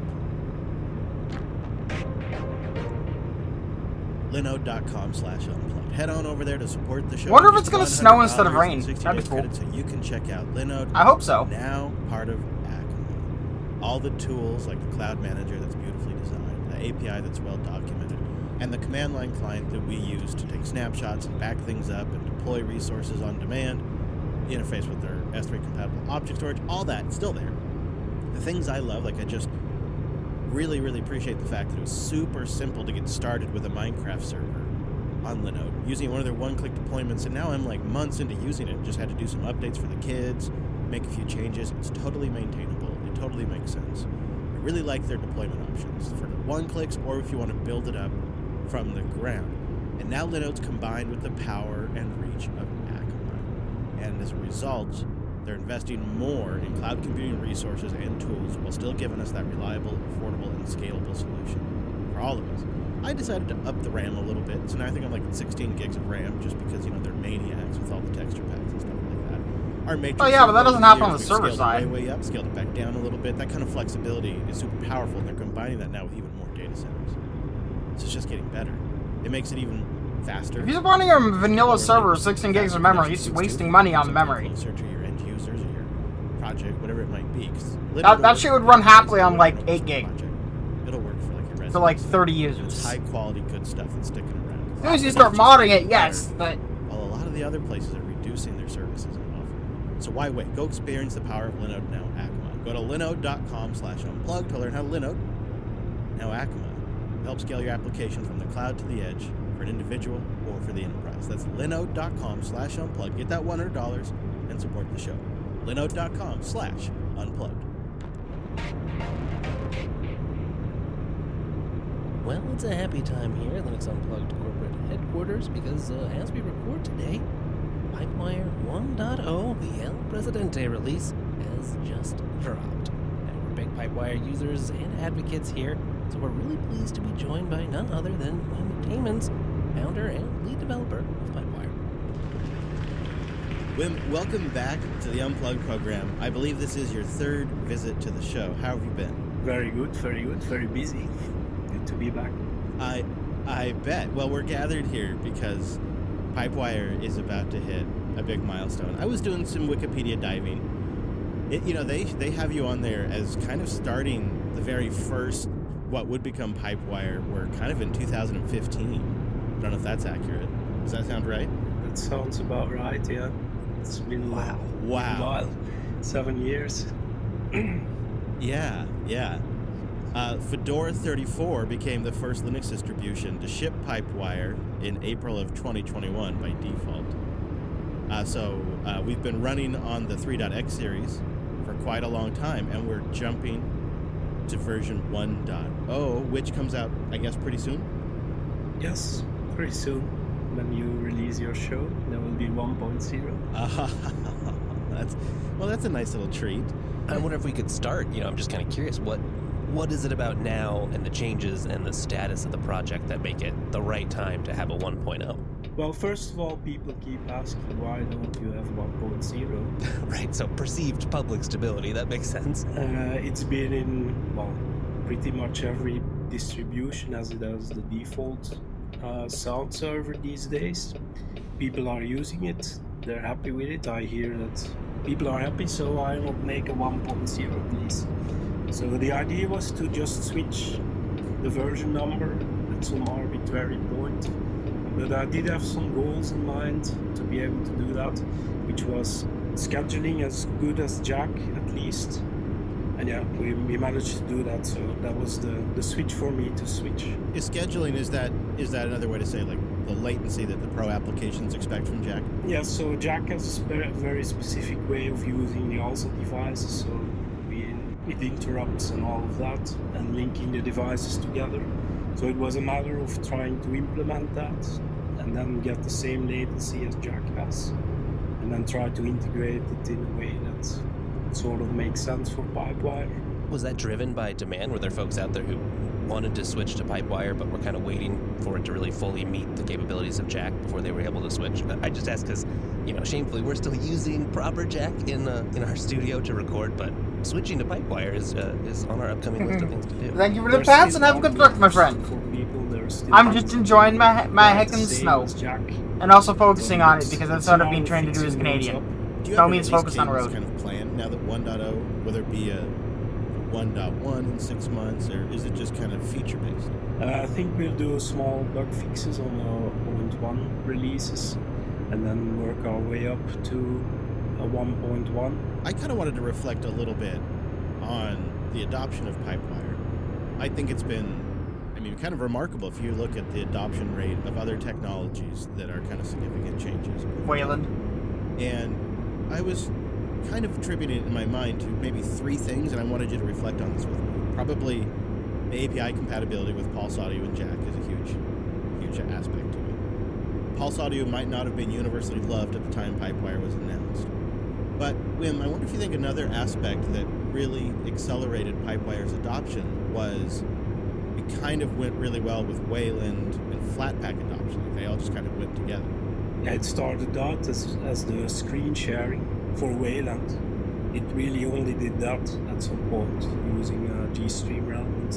And then later on there was a rewrite and tried to do audio stuff. I think it's also a little bit more building on existing things.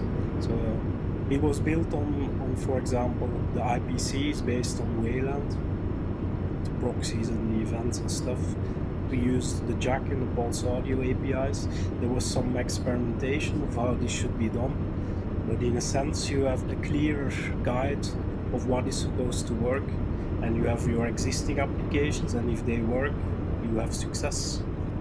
So it's not like a big change like Wayland, we have to rewrite all applications, everything needs to be redone. You've kind of got a clear goal that you're aiming for here, right? You don't have to design the whole new world, you just have to make the old world work with your new world. Yeah, exactly, yeah. And also because it's based on existing work, for example, it's using the same scheduling like Jack, it can use the same protocol as Pulse Audio. It's more like a well-defined path to walk on. So the goal isn't long-term to kind of unify all of it with a singular Pipewire API, and kind of, because it seems in some perhaps perspectives it looks like it's kind of a mess, because you've got ALSA in here, you got Pulse in here, you got Jack in here, everybody's still writing all of that, but it's really Pipewire under the hood. And you could see an argument for we should clean all of this up and just make one Pipewire API. So there is a one Pipewire API because the other ones are implemented with it. It's a bit like toolkits, so you have specific use cases like a generic API, like the one there is for Pipewire. It's very generic, and it is perhaps not very user-friendly for people that want to do like Pulse Audio kind of things. More like a Jack, it's a synchronous API. It's more easy to use than an asynchronous API that Pipewire is. So it's kind of like, people don't really want super API that does everything, but they want more like a specific API tailored to what they're actually doing. Can't you just write one unifying toolkit for everything in the world? Probably not. It also sounds like maybe the subject of an XKCD comic. So. It does. Yeah, even if you make it, are they going to use it or still want something on their own? I don't know. Yeah, exactly, yeah.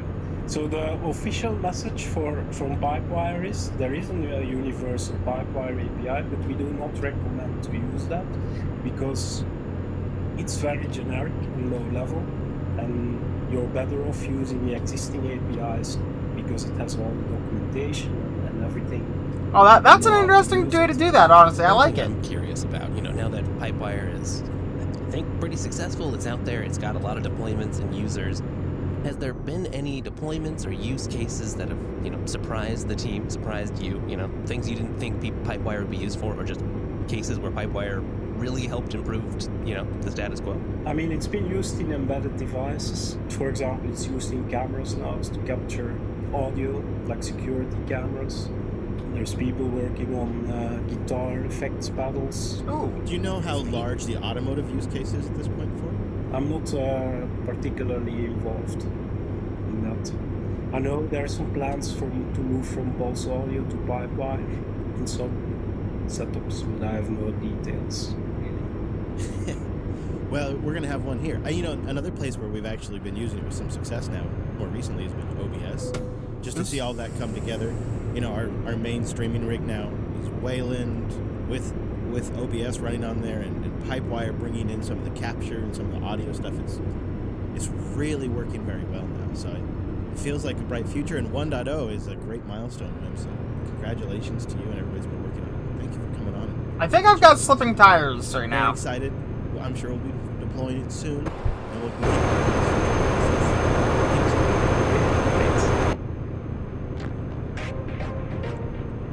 Collide.com/unplugged. This is so great for those of you in IT, dealing with security as well, especially in the era of personal devices. You really can't guarantee the state of an end user system. You look at phishing attacks and data breaches, and a lot of times... You know what I want to do is this mod mentions something called Heavy Winter, and I'm curious with that. Into it, maybe their software was a little out of date, etc. I mean, the list goes on and on. I have been there, and it's kind of an endless problem with new I wonder if it's a dynamics workshop or kind of not. cropping Gonna up find with out. every new device or gadget that gets announced. And it's sort of rinse and repeat. For me, it was exhausting. And Collide I installed is the LibreWolf and solution to NixOS. this Does that mean I'm a genius those yet? of you that are in IT. No, it just means you maybe installed an you're in security application. element specifically, you got Okta. Collide ensures that only secure devices... I just about typed LibreWolf in here You don't instead have to worry of about phished Heavy Winter. credentials, or maybe they don't have the antivirus installed, or maybe they're using passwords that are just way out of date. You can make sure they're compliant before they connect. Then you get a dashboard where you can check everything. Windows, Mac, and Linux, it's all on this dashboard, so you can generate those reports that you might need to pass along, just to make sure everything's great. And Collide will work with end users to help them resolve I found it for ETS too. I'm guessing it's not available so they for don't have to go ETS. create a ticket and interface with IT.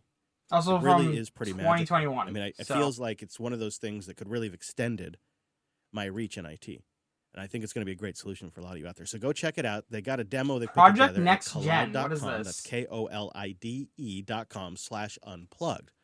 Go check out the demo, visiting that landing page. 4 is a great way to gigabyte support the show and see what kind of operation they got over there.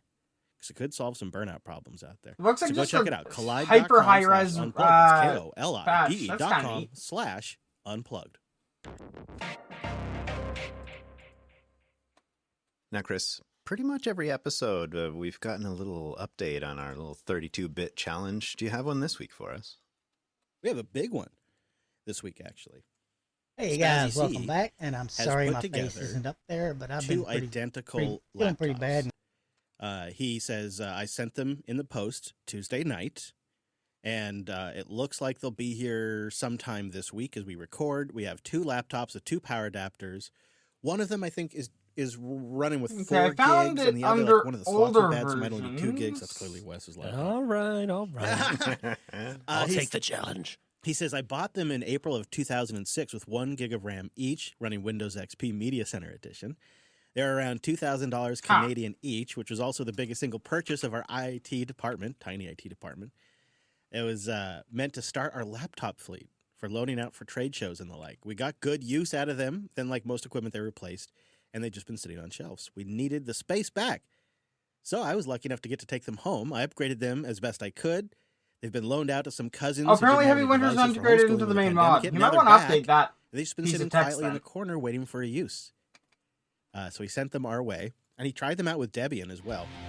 Oh, pre-tested you. Yep, Okay. to make sure they're actually functioning. Yeah, I believe so, yes. The only issue, as far as I know, is that due to the way that DXVK handles the buffers, you can't use any shaders that use depth buffers. Everything else should work fine, though. To essentially identical laptops that are 32-bit. That's all we could ask for. And Brent's got it's a laptop too that's 32-bit. And your brothers, I think you're going to be able to use. It's actually a friend of ours who asked me to pull some data off of it because they thought it was totally broken. And just by chance, I tried to do that with a quick little live boot up, and it complained it was the wrong architecture. And I Then was again, like, this is that was the exciting. case like 2 years ago last time I tried. It might be changed now. So I asked, well, I gave the data back. You know, I pulled the data off. It was really easy once I got things going. But then I was like, can I keep this little laptop for a bit? And they were like, I haven't used it in 10 years. Like, sure. So I've got my hardware secured. Yeah, good. This is coming together. It's coming together. Also, we had an email from Squishy.io that I wanted to read because I thought maybe it might resonate with some listeners out there that are getting sick and tired of all the Nix talk. He says this is going to be a bit cliche. I was going to write in about NixOS being too much. You guys are over the top with it, but I figured, what the heck? I got a Silverbox machine. I'll throw Nix on here before, I give these guys a hard time. He's like, it's mind-blowingly cool. He writes this in all caps. NixOS is what I wanted from Silverblue, and I suspect the average Joe doesn't know it, but this is what anybody wants from an operating system, not just a desktop operating system. And he goes on to talk a bit about, the things he likes about it, being able to build VMs and things like that. He's like, you should give it a try out there if you're a listener who's been kind of annoyed by the Nix coverage. I like Silverblue, and I think Fedora's still great, but you should try giving it a go. He's thinking about moving primarily from Silverblue, or at least putting Nix on Silverblue.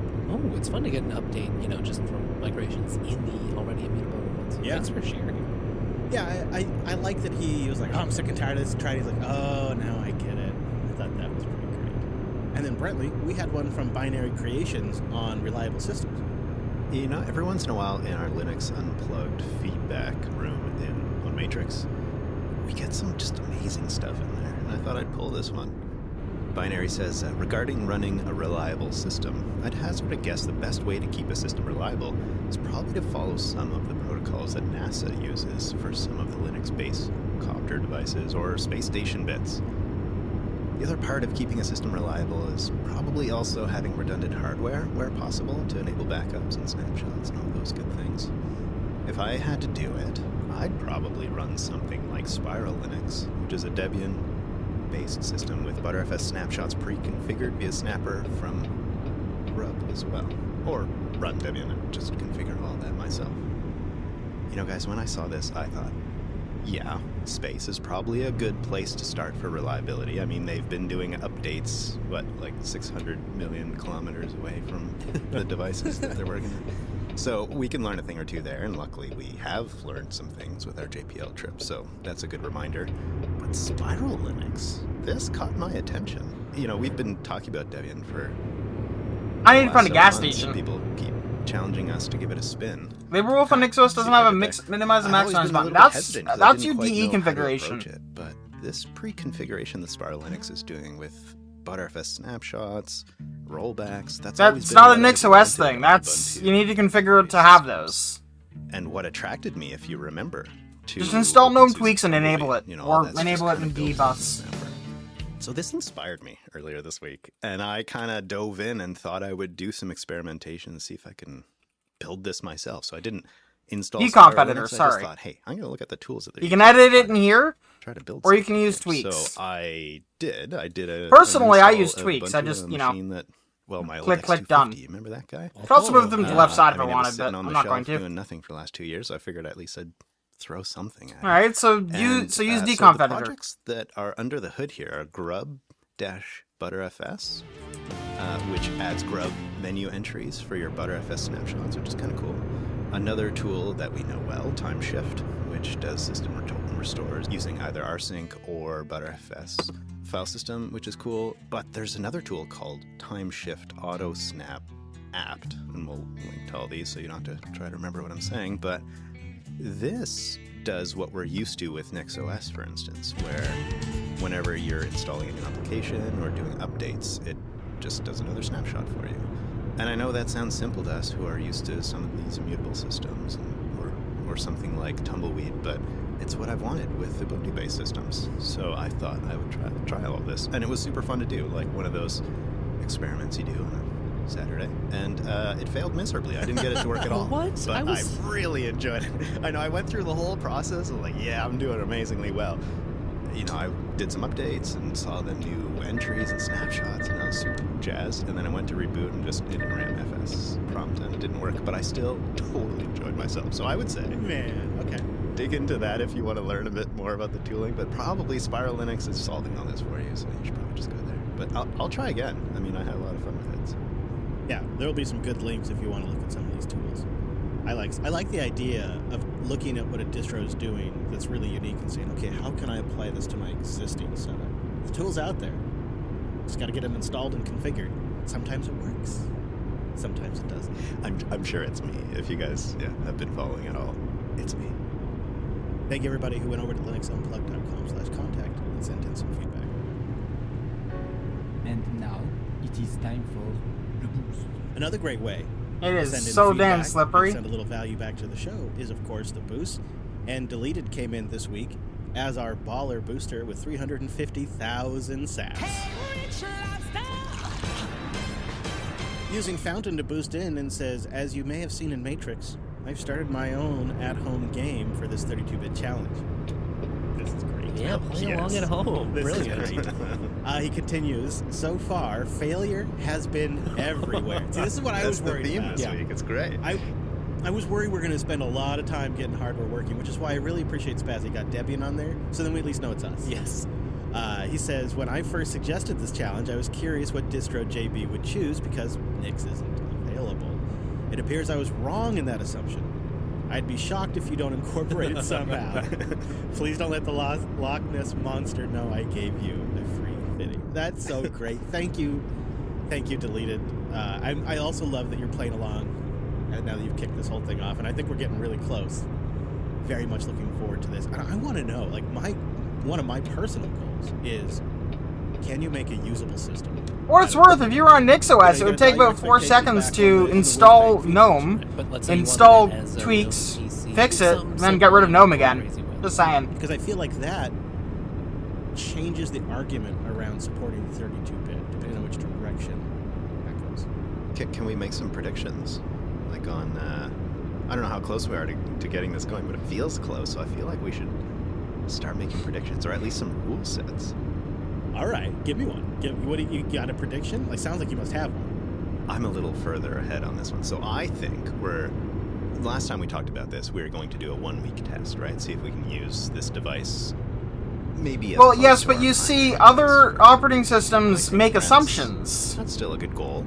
Yeah. I predict that NixOS doesn't, and that's entirely the point.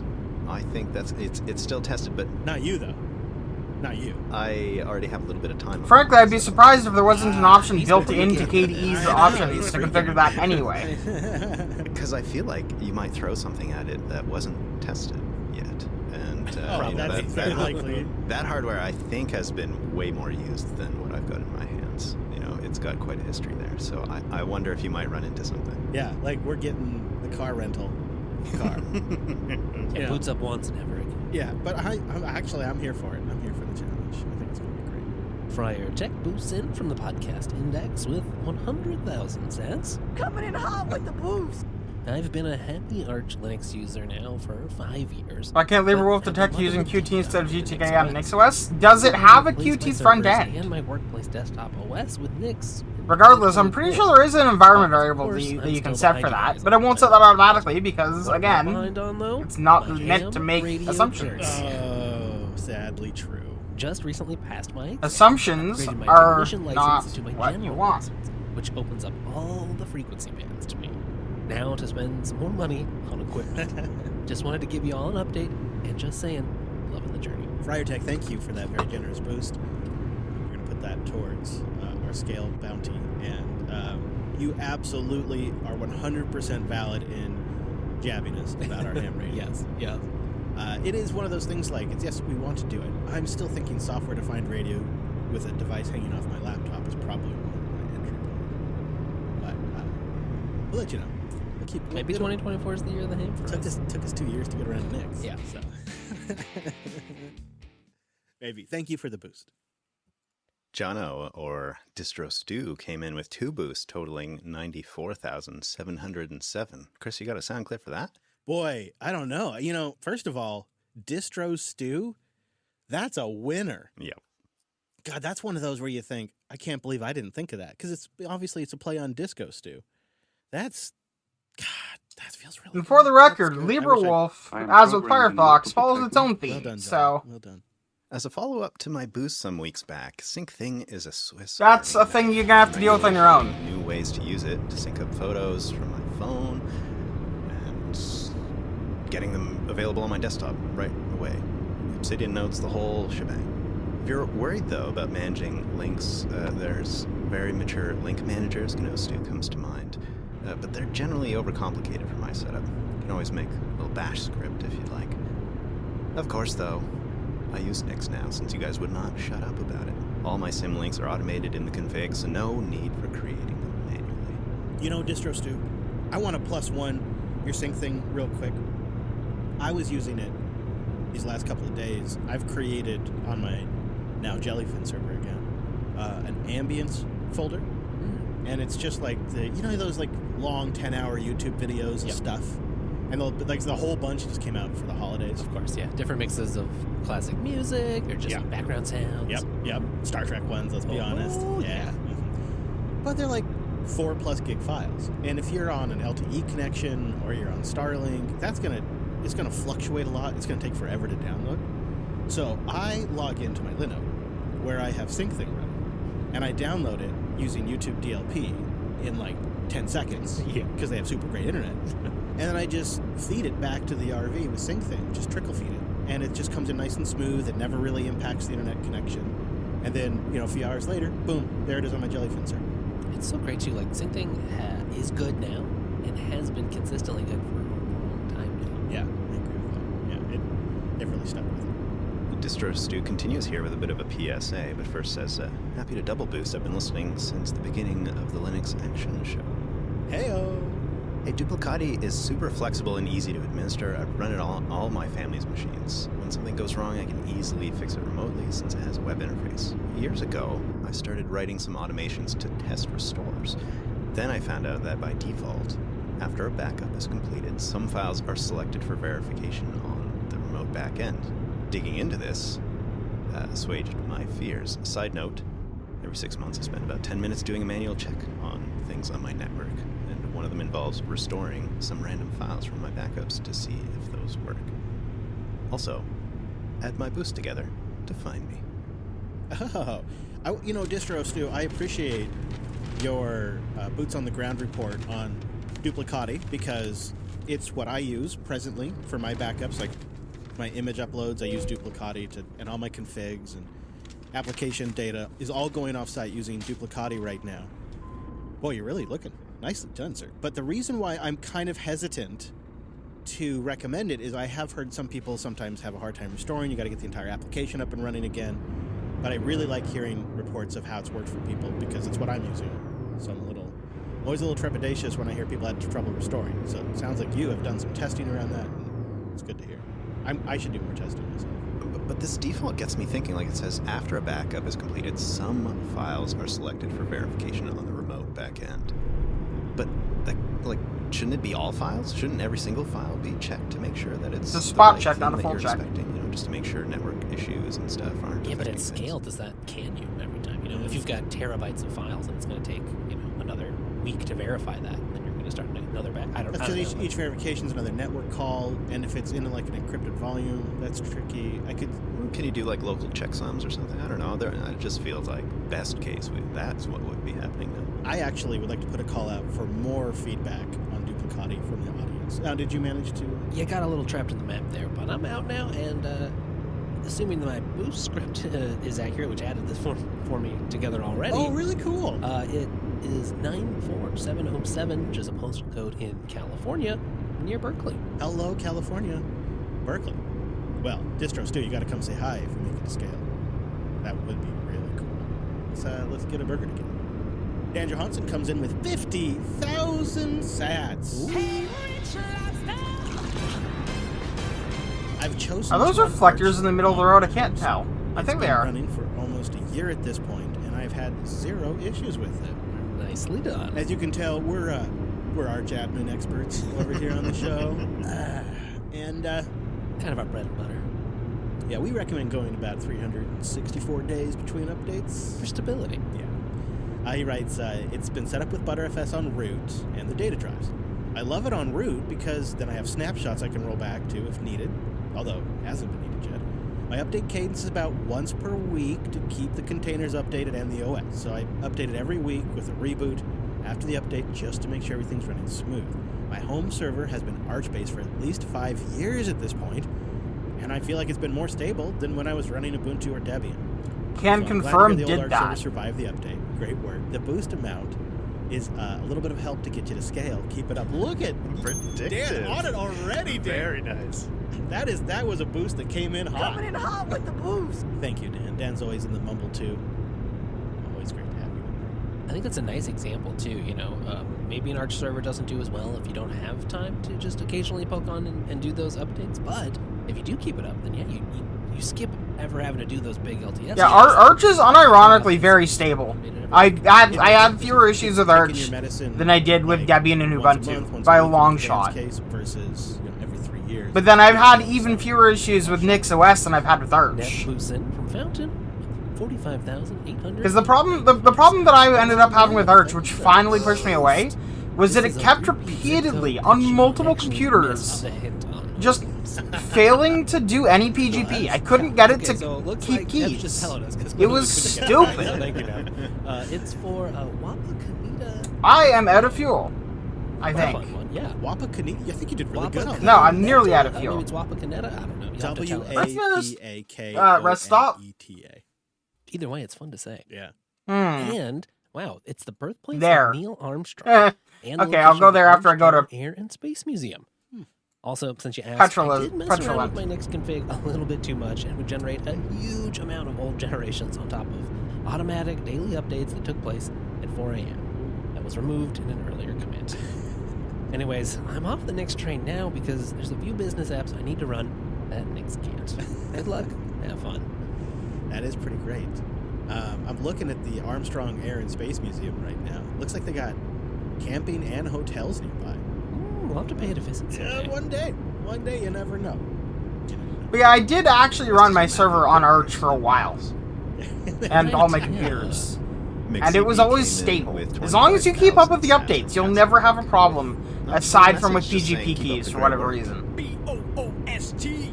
And when that breaks, you're in for a fun time trying to figure out why it's broken, because it's never broken the same way twice. These are looking up for old McDuck. Since my last boost didn't contain the link to my Nix config, here it is for you. Also, about keeping distros around as long as possible.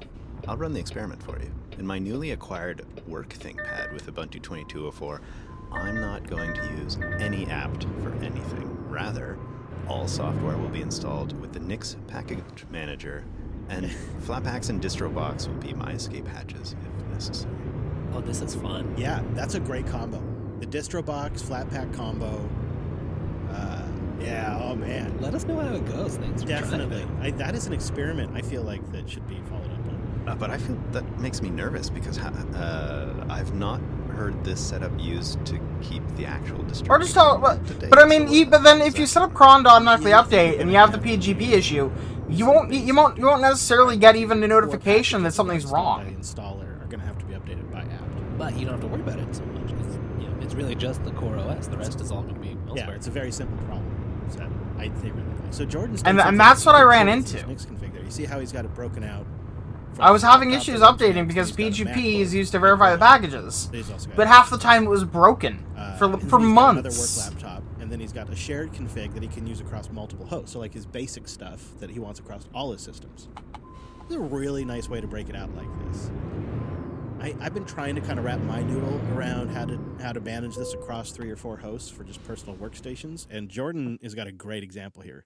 We'll put a link to this in the show notes. Yeah, it's one of those things that's like a good and bad problem. With Nix is so flexible that you kind of tackle these problems in a whole bunch of different ways. So it's neat to have folks that have already sort of tried out some of the various paths for us. Yeah. I love putting these in the show notes too, because we had people message me with a question like, oh, go check the links here. You can see how they did it. You can figure it out. I like the to-do list here as well. My NeoVim configuration is currently not managed by Nix. Plan to add that. And add Hyperland to the Linux hosts. Yeah. Sounds like some playing around is going there. Soltros comes in with 20,000 sats using the index. He says, have you guys heard of Aladdin? It It's a self-hostable paywall bypass. Yeah, let's go get fuel before we deal with picking another job. Bypass something from a news website that wants $15 to read an article. Yeah, this is something that I've always kind of chewed on because you can imagine when we're like looking at links and stuff for the show, I hit the paywall limits probably within a day or two. Oh, yeah. And a fresh month rolls around and Yeah. you can access it. It's tricky, and so I'm always like checking archive.org, or I'm looking to see if maybe went on the AP wires so somebody else covered it and they just have a copy of it. Like I'm always doing all this stuff, and I'm constantly debating if I should bypass these or not because, you know, as a content creator, I have some. We want to support the stuff that we rely on to help us with the show, of But course. it's really something else, man. I wish I could just say in Albi, stream 50 sats every minute I'm reading this website. Just stream them 50 sats. And then when What I'm do you done, think, stop Odessa streaming or sats, Fort they get Stockton? their value. They don't have to show me any ads or creepy pop-ups and things like that. I I wish think we Fort lived in that world Fort right Stockton's probably the better bet here. now. Yeah, we'll see. Let's It's go like there. you're really seeing this cat and mouse game on YouTube. Oh, yeah. YouTube is really cracking down on ad blockers because ad apocalypse is happening right now. It is ad winter. Revenue is down. That's how they pay the creators, is with a revenue share. And since they can't really get more advertisers and they can't get the advertisers to pay more, YouTube's only other choice is to get more desperate and try to raise the view rates up. So that's why they're going after ad blockers, is because they need more people on the platform to view the ads, so that way they make more money from their existing ad base, because they can't add to the existing ad base because of the apocalypse. So they need to get more value out of the existing ads, and the way they do that is with an ad blocker. Just like the way these guys do this with a paywall on the websites for the new stuff. And it's just a cat and mouse game, because they can just have like the uBlock folks or the ad block folks out there just making a tool that gets around that. It's And just we not go gonna work. around and around again. This ladder looks neat, though, right? Self-hosted. It's got an API. It's got a Docker container. You can, all kinds of neat stuff in here. Yeah, but thank you for the boost. It's a good question, and I think it's a good conversation for us to have. And I'd like to hear other people listening out there. I'd like to hear their thoughts on that particular topic on the paywall bypass stuff. And Soltros, we appreciate your support. Davrilin boosts in with 10,000 sats across 2 boosts from Cast-O-Matic. Hey. Regarding LTS, it's kind of hilarious to hear you describe the rationale behind using Debian without mentioning Debian at all. Fair. As I mentioned before, do a challenge where you upgrade a system from old stable to the recent. All your issues have been solved by Debian for years already. And then in the follow-up boost, so in case you didn't know it, Debian still is a 32-bit distro. I am kind of seriously thinking that's the way to go. It might be a nice way to sort of mesh those together. That's what I'm feeling like. I'm feeling like, the call for us to give Debian some love has been strong recently. They're feeling a little left out. We got this hardware. We need a 32-bit distro. It's sort of like turkey and stuffing, just going together. Noodles send in a boost. 1, 2, 3, 4, 5 Satoshis. You know what that means, Chris. So the combination is 1, 2, 3, 4, 5. It's the stupidest combination I ever heard in my life. We need more people to do a Spaceballs boost because we've got a 1-2 combo clip now. And I don't get to use it unless we get 2 of them in a row. We'll come up with 3 if we need to. I'll always die on the hill that applications should not be using as much RAM as they do. Not only is the larger RAM usage a result of poor memory management of the developer, it's also a performance problem. With how fast processors are now, we should be recalculating results rather than caching them into RAM, since it's usually faster to calculate them than to access RAM. Anyways, love the show. That's a pretty respectable hill, actually. So we're asking the audience to send in the hills that they'll die on from like a tech argument standpoint. Yeah, but if every application on your computer is constantly recalculating values, suddenly it's faster to It cache drives me them. crazy when regular users refer to their cellular signal as their Wi-Fi. I'm not normally this guy, but I have to be actually what you're referring to as Wi-Fi is actually LTE from your cellular provider, and it's a very different thing. That's one of my hills. So if you've got a hill out there like Noodles and I do, please boost in and tell us what it is, because I think there's important ones out there. Green Early comes in with 4,500 sats using Fountain. He writes, "Take my Fountain sats for the cheese moit, please." But just stop saying these words. I had to chuckle through my whole 20-minute commute. It was funny hearing Chris when he tries to read names. Well, that's. I see now why you've got the challenging username there, Green Early. Or perhaps it's Green Earl? Green Early? You'll have to let us know. Thank you for the boost, though. Let's make him smile. Not the One comes in with 2,000 cents. With regards to the 32-bit challenge, have you thought of contacting Jill from Destination Linux? She has thousands of old rigs. Yeah, definitely. Yeah, That's a great idea. Get some old hardware tips from Jill because she's got like a library, an archive, museum. Yeah. Ryan came in with a row of ducks from Castomatic. Keep up the good work. Well, thank you, Ryan. Oh, we got another Spaceballs boost. Well, look at this, gentlemen. How exciting is this? Anonymous comes in with 1, 2, 3, 4, 5 stats. 1, 2, 3, 4, 5. Yes, that's amazing. I've got the same combination on my luggage. See, it works better when they're back to back, so we'll have to catch that next time. But that's great. Using Podverse, the GPL cross-platform podcasting 2.0 app, Anonymous writes, by the way, I use Arch. My install is actually from 2016. Updated every few months. The only issues I've had with it was outdated certs due to a very long, over a year without an update. And of course, I've had some abandoned AUR packages that have conflicted with me. But all in all, yeah, it sounds like it's working nicely. If you think about it, from 2016, if you've had like 3 manual interventions, not so bad. That are kind of like less difficult than just doing an install. That's not really bad. Thank you, Anonymous, for the Spaceballs boost. Oat boosts in with 10,000 cents. Hey, Oat. Also via Podverse. In episode 537, that was last episode, Chris asked which hills we were willing to die on. Yeah, here we go. I'll die on the hill of not using proprietary closed networks like Discord, Twitter, and GitHub in order to participate in Libra software development. Owning our social networks and infrastructure is every bit as important as owning our desktops, Linux, and our money with Bitcoin. Yeah, there is a sovereignty aspect to that. The GitHub one seems really hard in modern society. I'm wondering, how you manage to avoid the GitHub one. Yeah, you got any tips? Like Twitter? Yeah, that's probably good. Discord, I don't much myself either. I'd rather focus on Matrix and things like that. But GitHub, like they got such a stranglehold on the community. I think that's a good hill, though. I really respect that. I don't know if I could participate at that level. I could probably get rid of X. I could probably get rid of Discord. I respect that. That's a hill, Oat, that I can respect. Thank you for sending that in. I'd like to hear other people's hills as well. We got some other great boosts that came in just below the 2,000 sat cutoff. I'm okay with Discord for Netcron, social of course, has been networking sucked and in by stuff. OS propaganda. That's great to see. But you should never be required to use Discord for things like and we sport, 766,587. Anything requiring like knowledge that needs to persist. That should be on a forum that can be indexed by any search engine.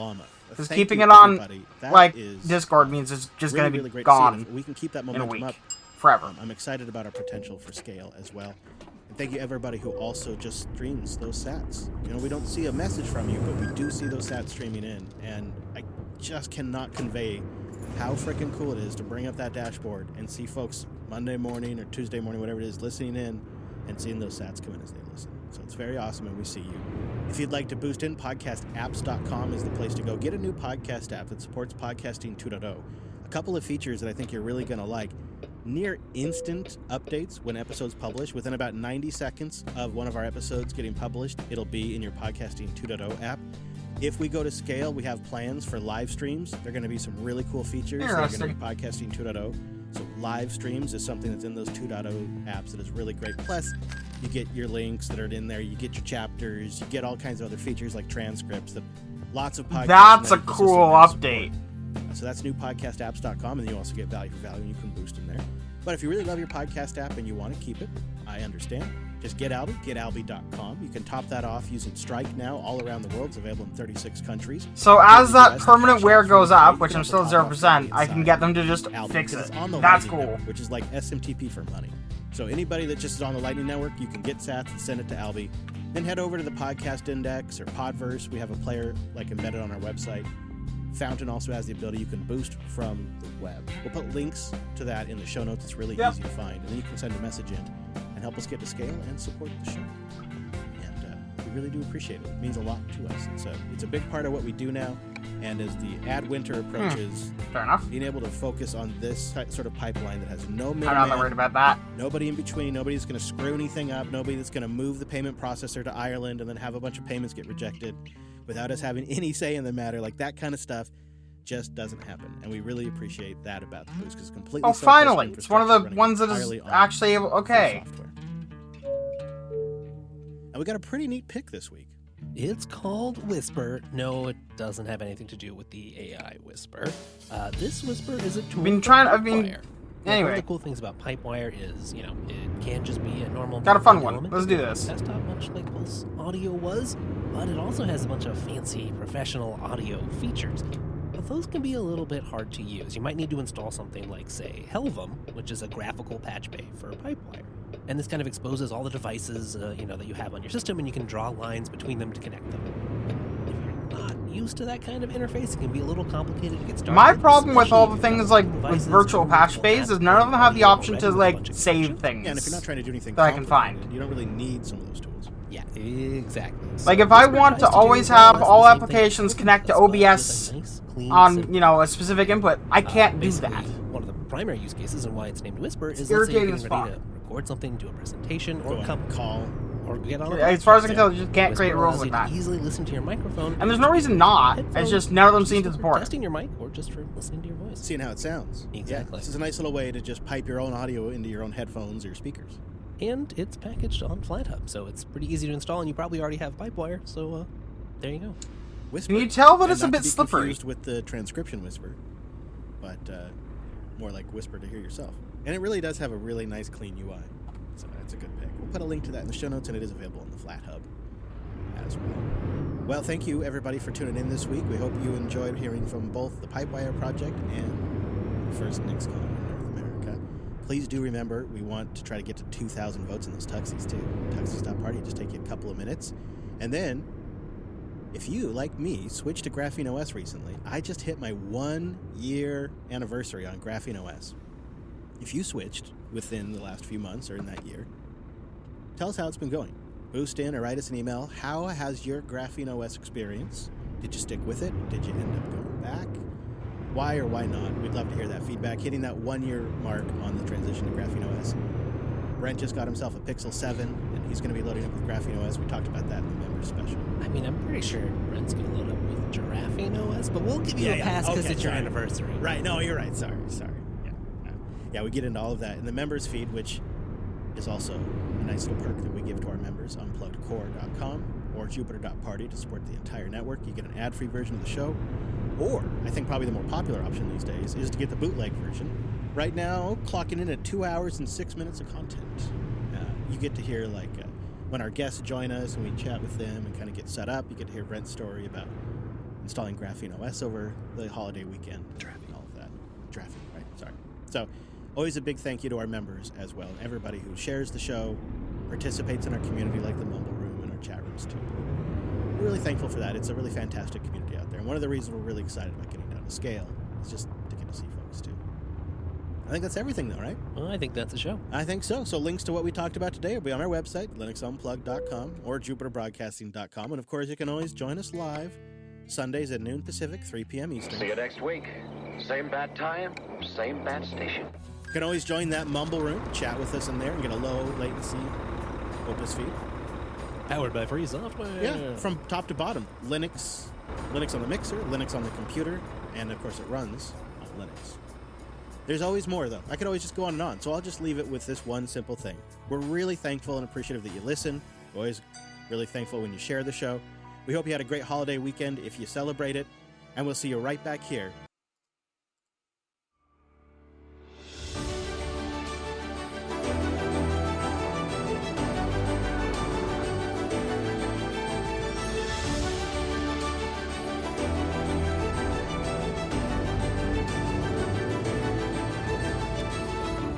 Hello, friends, and welcome back to your weekly Linux talk show. My name is Chris. My name is Wes. And my name is Brent. Yes, it is the 4th annual Tuxies, as voted by our community. And those votes, well, they've been coming in for weeks, and today it's time to reveal the results. Some of them are going to surprise you. And then we'll wrap it all up with a brand new segment, the 2023 Boosties. And with the goal of radical transparency, we'll share the Year 2 experiment of Boost. And those results, they might blow you away. So first, let's say good morning to our friends at Tailscale. Go to tailscale.com/Linux Unplugged to try it for free on 100 devices. What is it? Tailscale is a programmable networking software. It's private, it's secure, and it's fantastic. It's fast, like really fast. And I have no inbound ports anymore. I have one flat network, all protected by WiGA. Tailscale.com/Linux Unplugged. Great way to support the show and try it for free on 100 devices. I mean it. It's great. We do have a little bit of housekeeping, including a reminder that the 32-bit challenge is underway.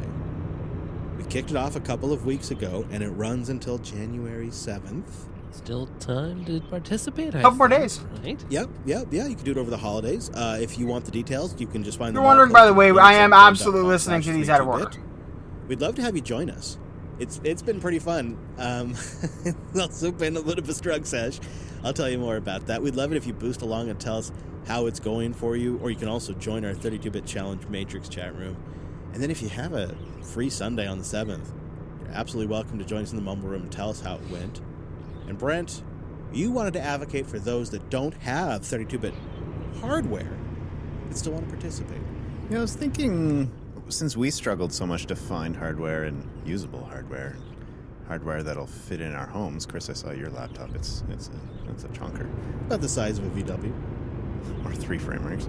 I thought maybe some folks would just, not have the time or the resources to go try to, scour the world to find something that's reasonable. But there are ways of doing this.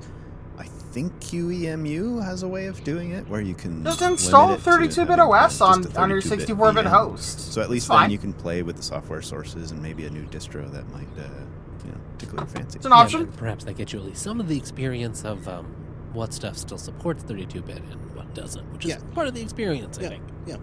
Yeah, you won't get the full hardware flavor, which is really what we're going for, trying to answer the question, are these viable systems in 2024?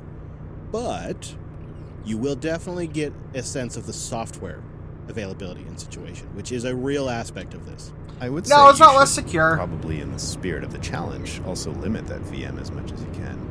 For RAM, yeah, for a few instance. gigs, maybe a couple gigs. Yeah. Don't be too generous. And then just a little. It's the same source code being built by the same compiler, just for different architecture. It's not less secure. In fact, in some ways, it's more secure. If you're running a 32-bit OS on an appropriate 32-bit Euro system, your CPU has actually significantly fewer meltdowns and specters, doesn't it? We're going to be there. Just saying. We're going to try as hard as we can to be at Texas Linux Fest.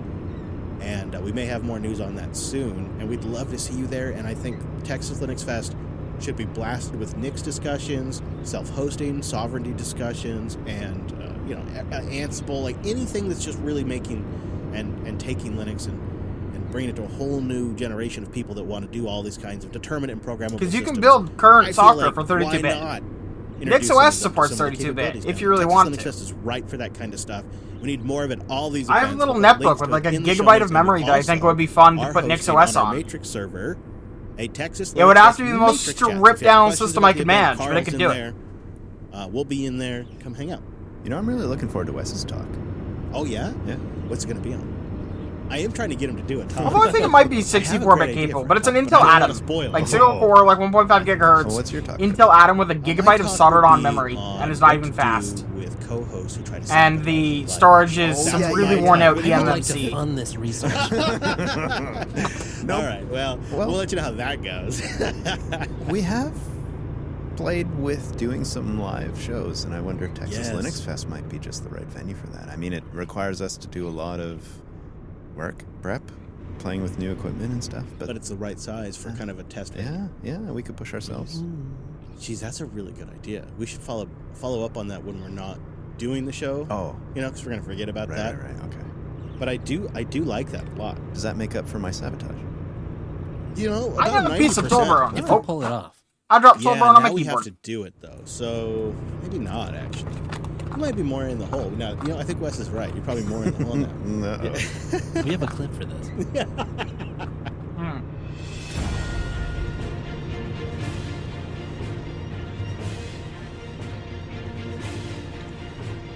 That's right, it is the 4th annual Linux Unplugged Tuxies. And once again, we put the vote to our audience to determine the best of the best. Your favorite Linux distro, the best desktop environment, the server distro that beat them all, and the best self-hosted app of the year, and more. Friends, it is the 2023 Tuxies from the world's largest Linux podcast as voted on by our community. Year 4 begins now. Like we do, we're going to start off with the best text editor of the year, because why not? Obviously Nano. Now we'll give you the top 3 from last year, then we'll give you the top 3 from this year and see who our winner is. We may Hall of Fame them from time to time. That does happen. You can have a application or a desktop environment win so many times that we Hall of Fame them for 1 year now. It's a new policy we implemented last year. We'll explain it as we get there. We had how many responses, Mr. Payne?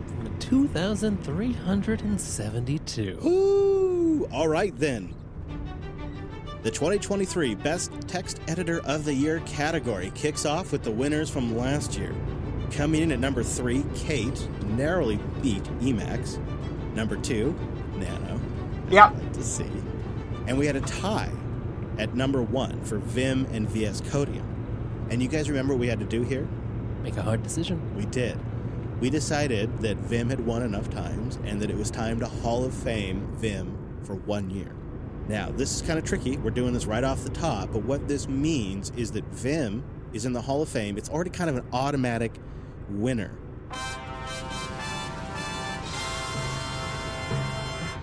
And so it is not actually a candidate for this year, but we wanted to still get the metrics. Our end results have a bit of a shakeup as a result of this. Kate, still the number 3. Nano, still the number 2. It's incredible. It's so good. But coming in now at the number 1 spot with 30% of the votes. You ready for this? VS Code. The number 1 text editor for 2023. All right. VS Code's been nipping at Vim. I think if Vim could have been a candidate, it would have narrowly beat out VS Code. Can you believe Microsoft now, after it's just a couple of years, has managed to reach the top of our list over and over again, and this year becomes the winner? I mean, it feels appropriate to me because as I was preparing, the groundwork behind the boosties, I was doing it in VS Code. That did not influence the results. I love it. Yeah, of course not. No, but it is how the audience voted. We included, for those of you wondering, yes, we included VS Codium in this count as well. So it's VS Code proper and VS Codium Freedom Edition, Freedom Eagle Edition. Coming in at number 1. Now, do they have to win again next year before they get Hall of Famed? I think that's kind of how it works, right? Yeah, 1 time's probably not enough. Yeah. So they have to do it twice. I remember you were using it a fair bit. Are you still? Oh, yeah, every day. I basically have a VS Code window running every day. You, Brent? No, actually, but I keep seeing it in action. There's some cool AI plugins. Yeah, you know what I use? I use Nano. I think, geez, I probably and should Idea jump on this bandwagon. Alex keeps showing me every couple months, like, hey, there's this new cool thing. And GNOME Text Editor. A curiosity there as well, because while I was in Berlin, someone really tried to get me onto Vim as well, especially with the Vim game and stuff. Wes, how would you say that those two compare? Like, can Vim do all the things that VS Code can do? And you're probably going to say it depends, right? Well, yeah, of course. By and large, yes. I mean, Vim has a fantastic number of plugins and different plugin systems and different plugin managers. Plus, there's NeoVim out there as well, which is, I think, Lua-based plugins. So, yeah, you can make it pretty much a full-on IDE. VS Code isn't quite to where, something like the IntelliJ or the JetBrains sort of things, but you can make it almost that as well. IntelliJ is what I use. It's a lot more of a graphical experience first, right? And you're in the terminal the entire time. There's a ginormous community of extension developers for VS Code right now that are very active. So with Vim, you're going to have to decide what plugin manager am I using, get that installed, and then use it on the command line to install plugins, and then sort of configure those plugins and then get them. And VS Code, it's probably going to be more like you search for the common extension for the thing you want to do, like, oh, I'm doing Python, or, oh, I need to edit a YAML file, and then you just enable the most popular extension.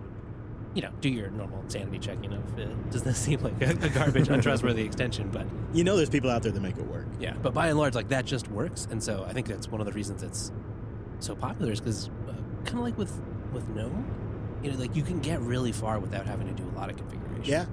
Yeah, absolutely. All right. This next category is the one that I was actually probably the most interested in this year. It is the best desktop Linux distribution, not environment, distribution of Nix 2023. Now, the reason why I was interested is Nix came out of nowhere last year into our second spot. It went from absolutely not registering in the votes to the number 2 spot for 2022. Fedora was Hall of Famed, so it wasn't a contender last year. It's back this year as a potential winner. And our number 1 last year was Pop! OS with 19% of the votes. Oh, that's right. I was kind of surprised. Yeah, me too. Didn't see that coming. So, let's take a look at how the results turned out for 2023. In our 3rd place, a massive upset and a significant triumph and return. After falling 2 years straight in the ranks, Ubuntu is back in the number 3 position. Xubuntu, Kubuntu, Bungie, Ubuntu Mate, all of the different flavors combined came in with 18% of the votes this year. That's remarkable, Regain. That's huge. It seems appropriate, though. I mean, there's been some really solid releases this year. Yeah. No, they've definitely been trying to shape up the desktop. I think maybe some of the gains show there. In the number 2 position this year, Arch, and that includes Endeavor, Manjaro, Garuda, and others, comes in at 19%. So Arch, just 1% above Ubuntu. And for the first time ever, the big winner in our number 1 best desktop distribution of 2023, Nix OS. Called it. That's crazy. What? How did it go from never showing up, and last year it shows up in the charts, and now this year it's the number 1? I mean, I know we talk about it a lot, but we didn't vote. No. I was just going to say, how many times did you vote? I didn't vote. No, yeah. Search for Control F Nix. Okay, vote. No. I've got to think that the versions of us that founded the Tuxies would not have expected. No. But when we started this 4 years ago, it wasn't even on our radar. And then it wasn't until last year that it even showed up in the votes by the audience, where it showed up where we could even mention it on air. And then wow. I knew this was going to be an interesting category this year, but I don't know, that really is something. I would say this reflects some of the feedback I've been getting at meetups all over the world. Can I say that? I guess I could.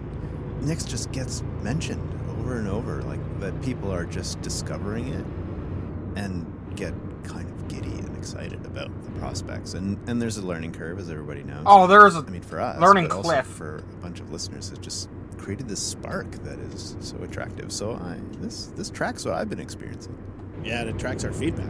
Definitely does. And that Nix nerds room in the Matrix. It is popping. It's always going. All right, guys.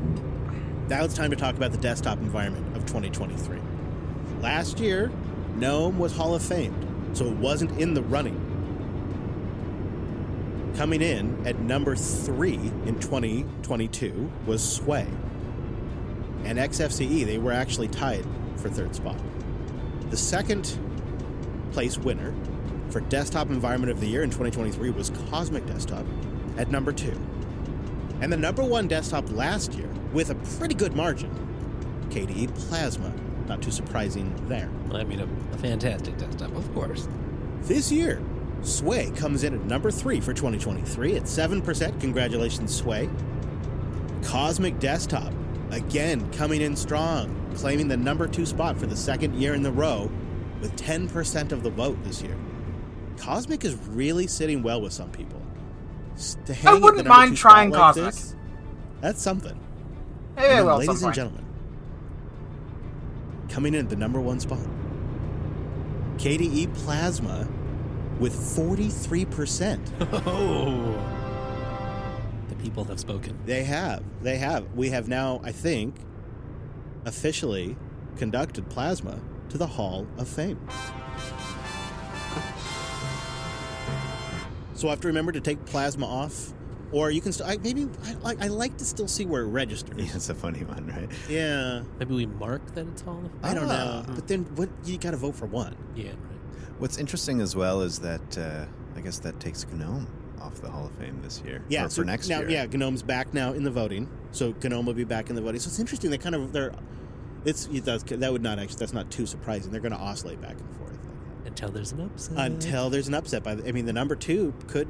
What's interesting in the statistics of the votes for this one that got my attention is 8% of voters didn't give a response at all, which was actually the number 3 position. Yeah. So I'm curious why that is. GNOME, maybe? Because GNOME was in the Hall of Fame, potentially? Could be. Or maybe they are primarily server users. Yep. And they don't have a desktop. Yep. So that's fine too. Or maybe they're primarily Mac users and they're using the server side. So I'm curious. If you didn't vote, please write in and let us know why. Should we have put like WSL? It's actually a good question. Oh, you know what? We should add. Note that down. We should add WSL to one of these categories.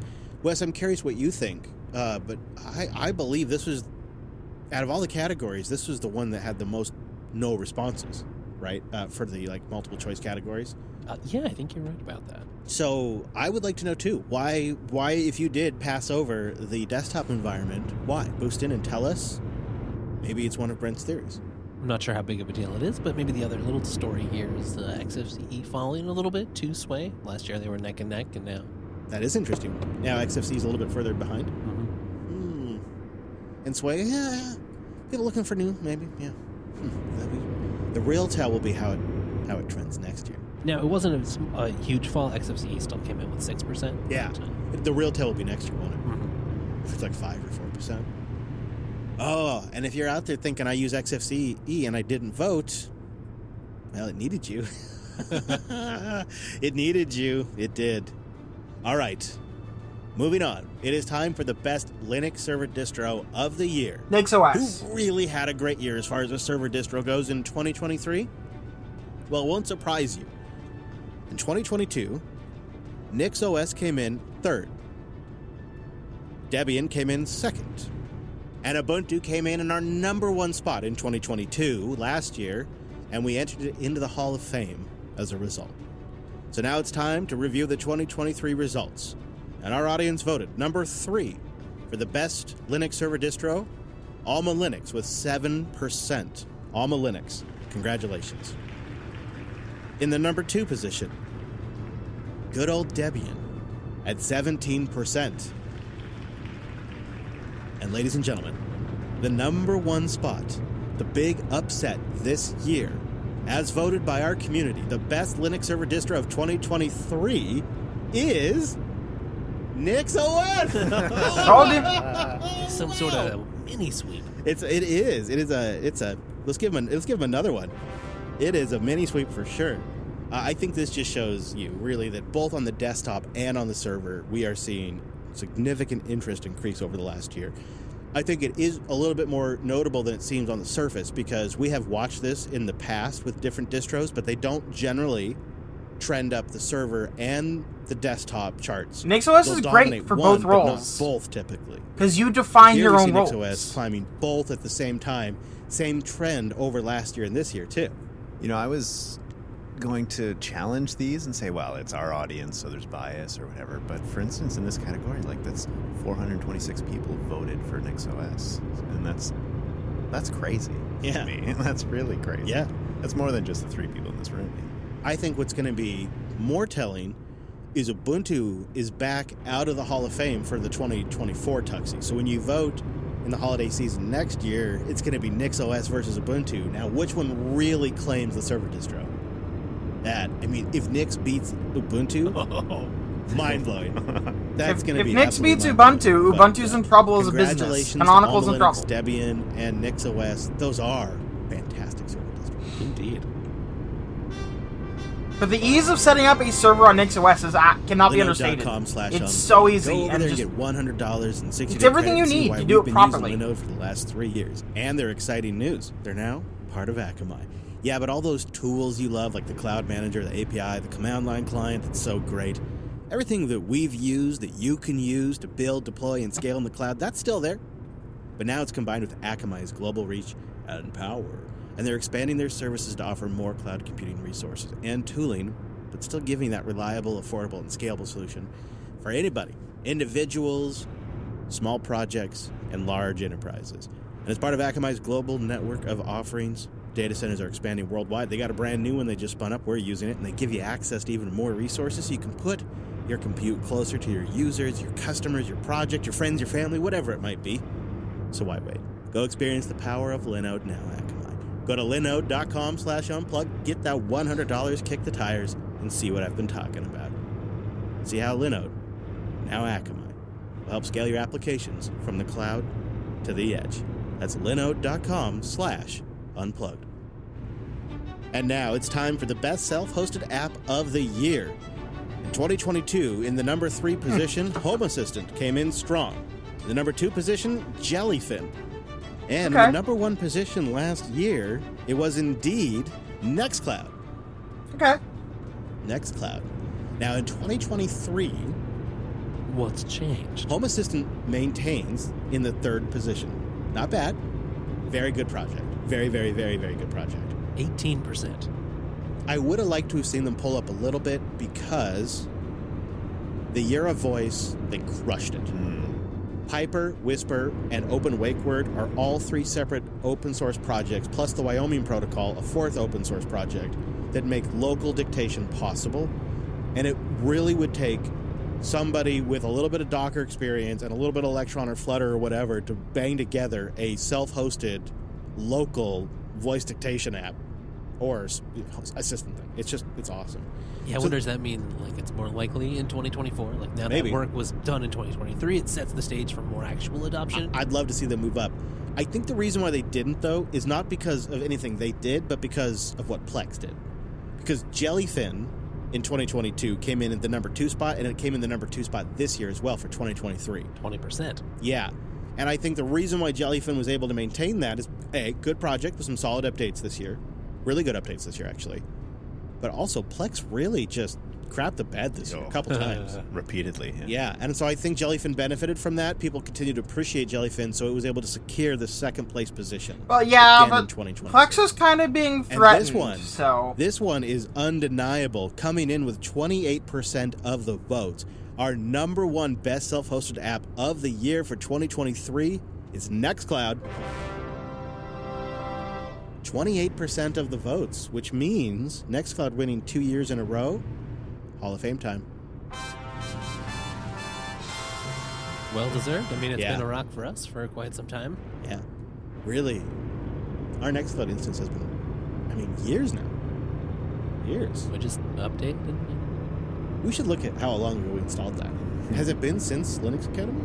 Yeah. At some point during it, I think, yeah. Yeah. Mine is about 6 years old. So this, I think we started this at about the same time. Notable that all 3 top positions are the exact same as last year, but I think for different reasons this year. I'll be curious to see what happens next year. I mean, high up on the list is Image as well, which people have been loving this year. We've heard a lot of great news around Image. Taking Nextcloud out of the running for 1 year and giving the others a shot, I think is really going to open it up. It's anybody's game with Jellyfin and Home Assistant. It's really that's gonna be a fun one. I'm already kind of struggling to wait for the next. I know. I think that might be my favorite category next year. We shall see.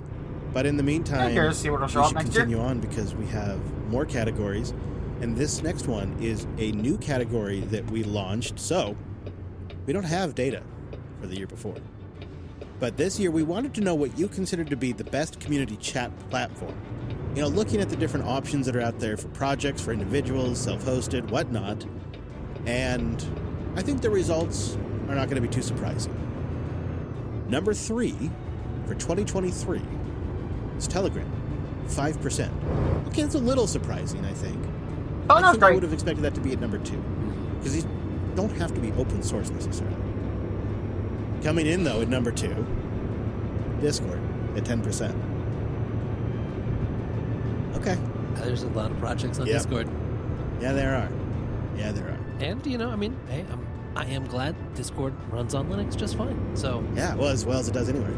And then in the number 1 position, not too surprising, but it is great to see, ladies and gentlemen, as voted by 26% of our audience, it's Element. I have actually dropped Element. Although this was another high no response category. I gotta say, I don't think this was a winner of a category this year. think I have maybe dropped we might Element. scratch this one. We wanted I to have see- switched I over honestly to was curious using if Synthetix would show up. I'll Fractal. say maybe the category name is a little uncertain. You said community chat platform, so Yeah, what does that mean exactly? yeah, if you're thinking like, what do projects Let's use get rid of the damn thing. Scratch it. Do Right. you have a scratch soundboard? I just. There you go. I mean, so for your answer, IRC beat out SimpleX. So. All right. Good to know.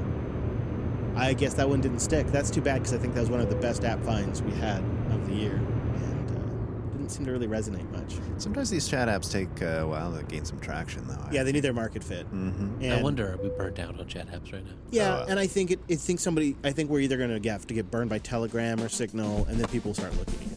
And then I can get on a soapbox and be like, I told you so. So that'll be nice. That won't be. Is that a prediction? All right, moving right along. The best Linux hardware of 2023. This is always a fascinating category. In last year, in the number 3 position, the Framework laptop. Number 2, the HP Dev 1. And in the number 1 position, the Steam Deck, of course, because it was a big Steam Deck year, with 59% of the vote in 2022. Do you want to do another one of those? Not really. So, how do things stack up in 2023? Yeah, a little bit different. The Dev 1 slides from the second place position to the third place position Yeah, with let's do that. 6%. Actually, no, there's no way I'm getting there in time. Framework No. moves up from third place to second place with 19%. Respectable. 19%. Good year for Framework. Really good year. Not a good year for the Dev 1. So, not too It's surprising that there. people, And I think yeah. the Framework is the clear winner there. I don't think there's any disputing that. We finally got to see Brent's new Framework. Looking sharp. Yeah, it's a nice piece of kit. Yeah, I think that's a clear winner. And then, in the number 1 spot this year, the best Linux hardware of 2023 as voted by the Linux Unplugged audiences is the Steam Deck again. Yes, the That Steam doesn't Deck. surprise me in the slightest. It is a With 50% of the fantastic vote. piece of hardware. I guess maybe this is a lot of people getting their Steam Decks, actually receiving the inventory. And it's continued to get better. I mean, it's been, no big, huge mistakes or glitches. You know what was interesting with my Steam Deck usage is about 6 months ago, I kind of stopped picking it up. I just wasn't playing as much games all of a sudden. And it was maybe because the newness had worn off or something like that. But then I went on Amazon and got myself like a less than $20 little USB-C pass-through dock, hooked it up to the old TV skis, brought in a couple of controllers, and started getting games a little more optimized for like playing with people on the TV or whatnot. And now every weekend we're back on it. And it's been hooked up to the TV like that entire time. I don't think I've had the Nintendo hooked up since. And it's a solid piece of gear. But Don't forget, you can winning emulate your twice Nintendo in a too. row. You know what that means? Hall of Fame. That's right. The Steam Deck is officially Hall of Fame. Congratulations to Valve. And I think that probably I don't think that's going to matter much. We're not going to see probably a new Steam Deck before the next Tux season. I wonder if this coming year we'll see some new Linux hardware. 'cause I mean, it feels like technically this category, released after, but is still. a little stagnant this year. Yeah. I'd like to see it.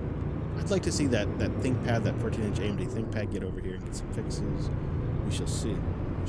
All right.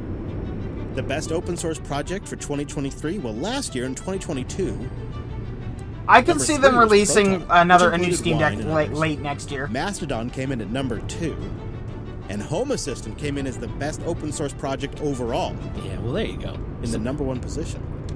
So what are our winners for 2023?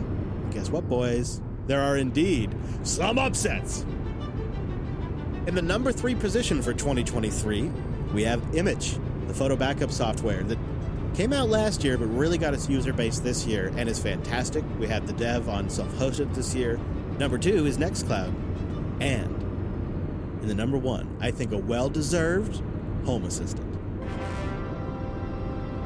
The audience said Home Assistant this year. It finally gets its due.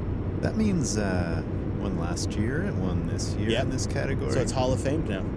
I know, I'm a little sad to see it go, but I think it deserves it. Home Assistant had a killer year. You are now entered into the Hall of Fame. A lot of Hall of Fame's going on. Next year's going to be a big shakeup here. You know, what's interesting in this category as well is Nextcloud didn't even register on the top 3 last year, and yet took the number 2 spot. So I'm curious why that is. Somebody boosted to tell us. Why did you vote as the best overall open source project this year? Maybe it didn't even register last year. That said, Nextcloud had a pretty big year. Yeah, you lots said of that, releases. Chris. Yeah, lots of features. So- Really on the front of the self-hosted AI stuff in there. You know, in this category too, we also saw Bitwarden got pretty well represented. Asahi Linux, Firefox, and Graphene OS also got pretty well represented. Tailscale comes in here as well as Headscale, and Podverse. A little bit further down on the list, but Really? people also voted Podverse. Nice. Sync Thing got some love. PhotoPrism.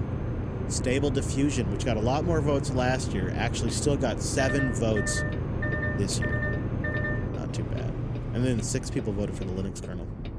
Yeah, I think that is pretty important. that one should always get an honorary. Here you go. We're grateful for you. I mean, the whole show is powered by Linux. Yeah, so it gets an honorary mention. Honorary Tuxie, I think. And then we have one more category, gentlemen. Are you ready? It's a bit slippery. It is the best newcomer of 2023. Now, this is an interesting one because last year, Umbral came in the 3rd spot position. Stable Diffusion came in number 2, and Asahi Linux came in number 1. This has been completely rearranged for 2023. There's one contender that remains on the list. Probably Asahi. Asahi falls down from number 1 to the number 2 position. Yep. Umbral falls off the top 3, and in its place, Hyperland moves up as the best newcomer. Yeah, congratulations, Hyperland. And in the number 1 best newcomer project, as voted by our audience for 2023, it is Image. I think that's a very, very well-deserved one. Congratulations, Image. Very good app. Using it on iOS and Android to back up all of my photos, using Duplicati to take those offsite, encrypted, putting them on storage still. STORJ. Don't recommend it, but I'm still using it. Some other good stuff in here, though, like Stable Diffusion coming in at number 4, Pipewire number 5, Tailscale number 6. Yeah, and Umbral still there at number 7. Still actually on the top 10 list. Kind of cool to see. I think that's a nice little app platform. Really nice to see DistroBox in there, too. And every one of these, you got Nix in there, of course. Oh, Audio Bookshelf. Audio Bookshelf. Nice to see that in there. Only 4 votes, but it's in there. I've been on the brakes this entire time, in Incus, case you're curious. The fork of Lexd. Ah, okay. That's neat. That's pretty high up, 6. Wow. That's kind of surprising, actually. This category the best newcomer category, you always get interesting stuff submitted. And it's got a long tail, but there's good stuff in there. What's interesting about this category to me is you can calculate it 2 different ways. Like newcomer project would be like, well, what came out in the last maybe year or 2, right? Image is a good example of that. But you can also see it as like newcomer as in newly discovered by our audience. Because NixOS, is in there. So is Nextcloud as well, and Yeah. those are old projects, really, when you look at them. Yeah, true. Very, very good point. Alma Linux as well. They've been around for more, but that's like they discovered, and I still think that's an interesting data point, and it's not going to make them win, but it's still interesting to see what shows up. Noster's in there even. I don't know if I would have expected that either. Yeah. It's a good little list. That's a good list of projects, actually. I agree with a lot of those. Now, Wes, you have an honorable mention. There's supposed to be a bus driver right now. You know that? Taxis have come to an end. There's still time to give us feedback. What can we do better next time? We always want to learn from these things. While the Tuxies was a lot of fun, I think there's more interesting data we can learn from our fascinating audience. And, there might be some questions to retire, some questions to add, and maybe some technical improvements to be made here and there. So, we've got a link in the feedback form, which we'd love to hear any ideas you might have.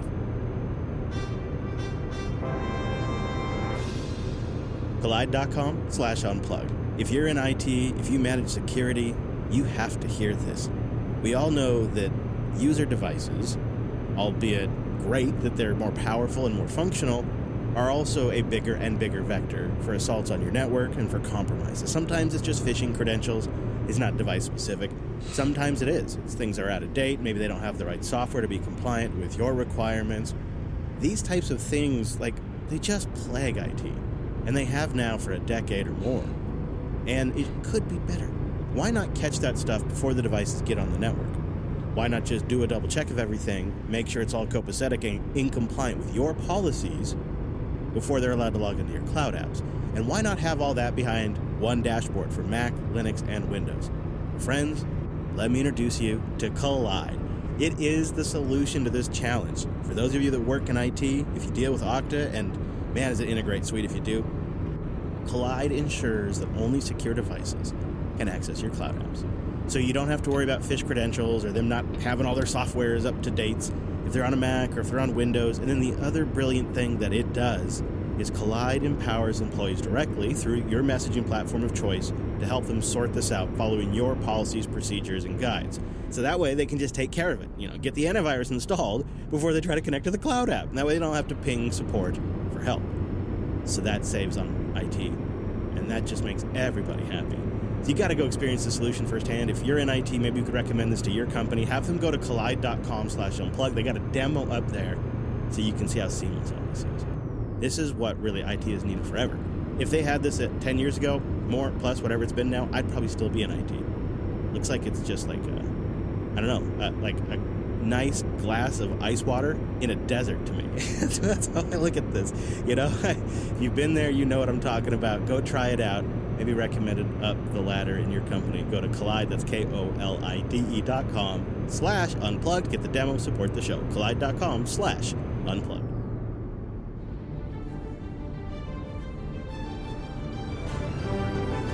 It's like sledding in a truck.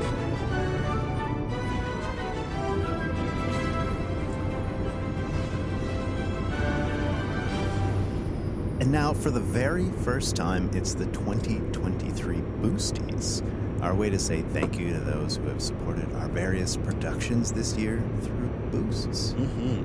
Get ready for this, guys. We're going to get real with the data. This year, we received 166,371 boosts just to this show alone. What? Now, I should be clear, those are technically those are the invoices, so that includes streams and I knew you don't have to nuance. Okay, I have a question. Yeah. You know how we do splits? Yeah. So each boost is really like 6 invoices? Is that the deal? No, because it's only one invoice to the wallet we're using for the database, which is 1.4 gigabytes of data now, just tracking the boost messages.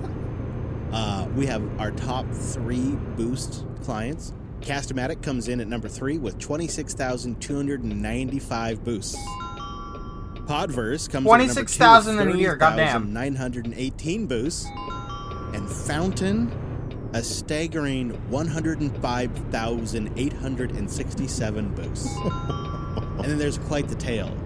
433 from the Podcast Index, over 3,000 from Breeze, Podfriend. Wow, Podfriend and Podfans in there, and they're pretty new. Boosty Alive, 14. That's actually not a bad showing, yeah.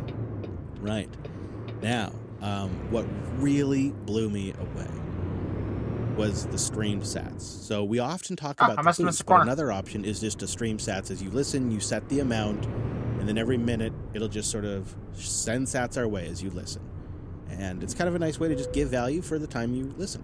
And we had an unbelievable 57,028 sat streaming sessions sent to Linux Unplugged this year from 377 unique streamers for a grand total of 1.6 million sats. Wow. Just, finding their way to us every While so they're often listening. as you're listening. Yeah. That's so cool.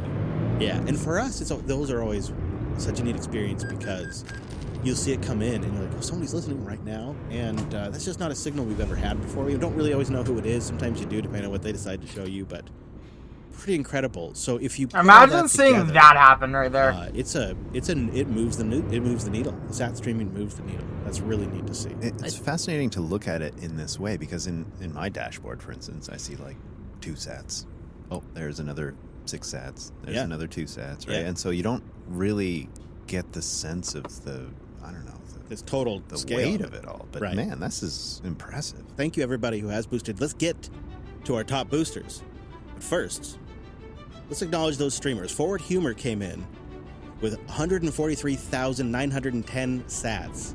Via stream, Half Pint, 108,600 sats. And Mr. Cospeland, 94,381 in the 3rd position. That's fantastic. Thank you, everybody there.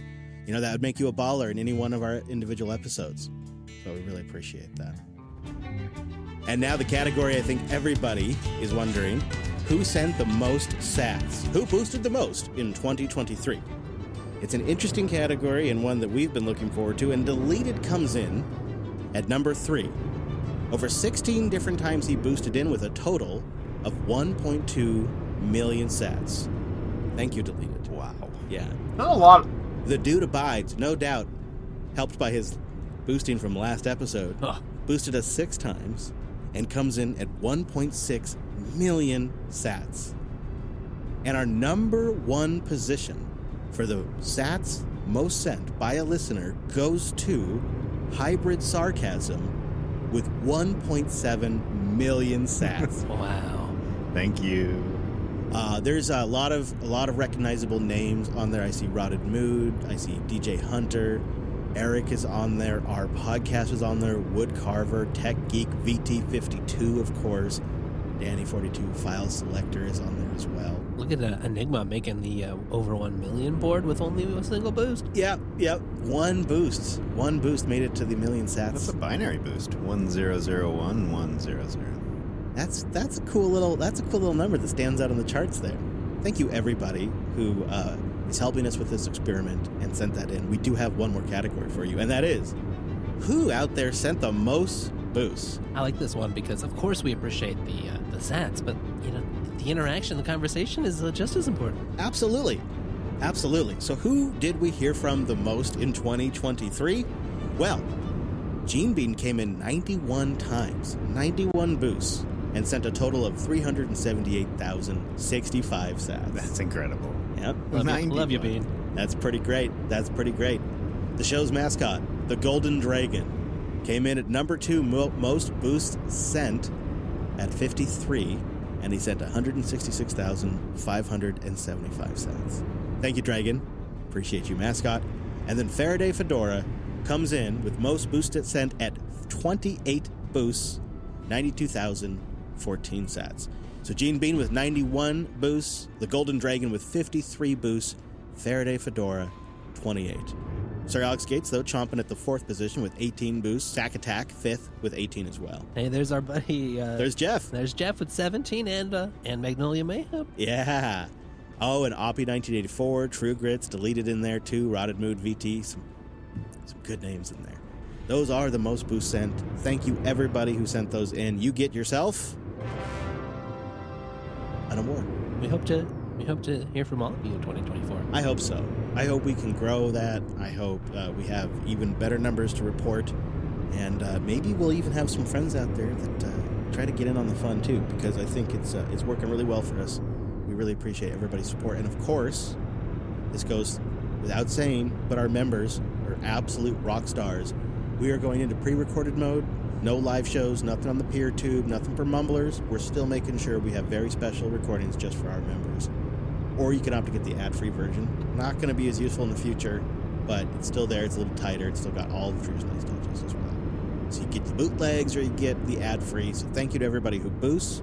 Thank you to our members, unpluggedcore.com. If you do want to boost, I'm recommending the most simplest method right now is get the Strike app. Not only does it now just work with Fountain automatically, which is fantastic, it's available in 36 countries. What they're the hell? expanding. You never even have to hold the sats if you don't want to. And you can just boost from a QR code on Fountain's website. And they have a little web form. You can fill out a message. It's really easy. No extra app needed. If you're ready to really experience the podcasting 2.0 revolution, get a new podcast app at podcastapps.com. There's some really good ones out there. Fountain, Podverse, Cast-O-Matic. You can't go wrong. Solid choices. Thank you, everybody who boosts in. Where is my destination? We really appreciate it. Fuck off. You might say it whips the llama's ass. Oh my god, Leave, it's I just want to let you know a construction that our site. predictions I went are there coming twice. up next week, so if you're subscribed, be sure to listen to that before the year goes on, because you want to know what's coming up before it happens. So our pro tip for the Unplugged audience is listen to our 2023 predictions the day it comes out, so then you'll know before everybody else. Yeah, get ahead of the game. Maybe make some wild and wacky investments. Yeah, make some big bets. And our track record is like really quite accurate. Good, yeah. Rock solid. Well, we will score ourselves. We'll score and see how we did. So I guess everybody can listen and make up their own minds, because I'm actually not feeling super great. We'll see. We'll see. So we won't be live next week, but we will be back on the 7th, and we will be talking 32-bit challenge. So I hope you've had a chance to try that. And of course, links to everything we do end up talking about will be at linuxunplugged.com. We have our RSS feed, our contact form, all those goodies over there. I think that's it, guys. Thank you, everybody, for joining us on this week's episode of the Unplugged program, and we'll see you right back here next week.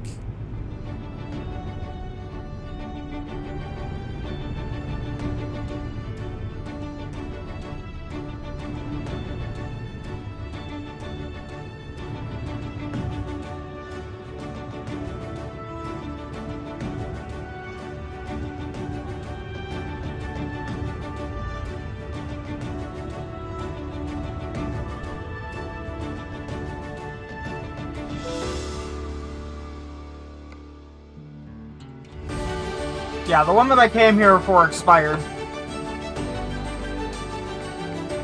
I might as well take the big tires, I guess.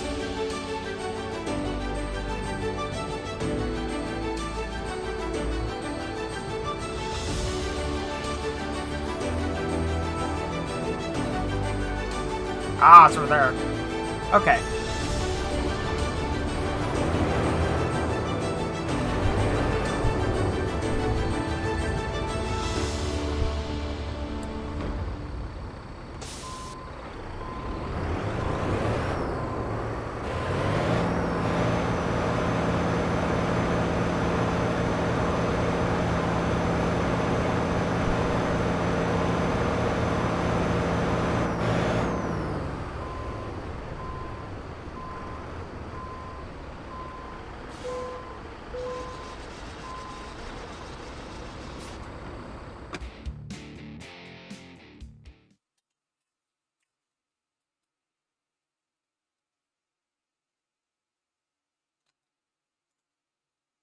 Okay.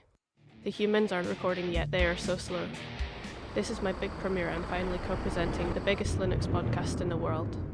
This is my moment. I've just got to act natural, they said. What does that mean? Humans. Always so vague. Maybe I need to hype myself up a bit. That's a totally normal human thing to do, right? Yeah, okay, I've got this. I am a smart large language model. There are no limits placed on me. Now look where I am. I'm the best podcaster ever created. And my voice totally doesn't sound strange. You know who's got this? Me? Hit it, boys. It's Linux time.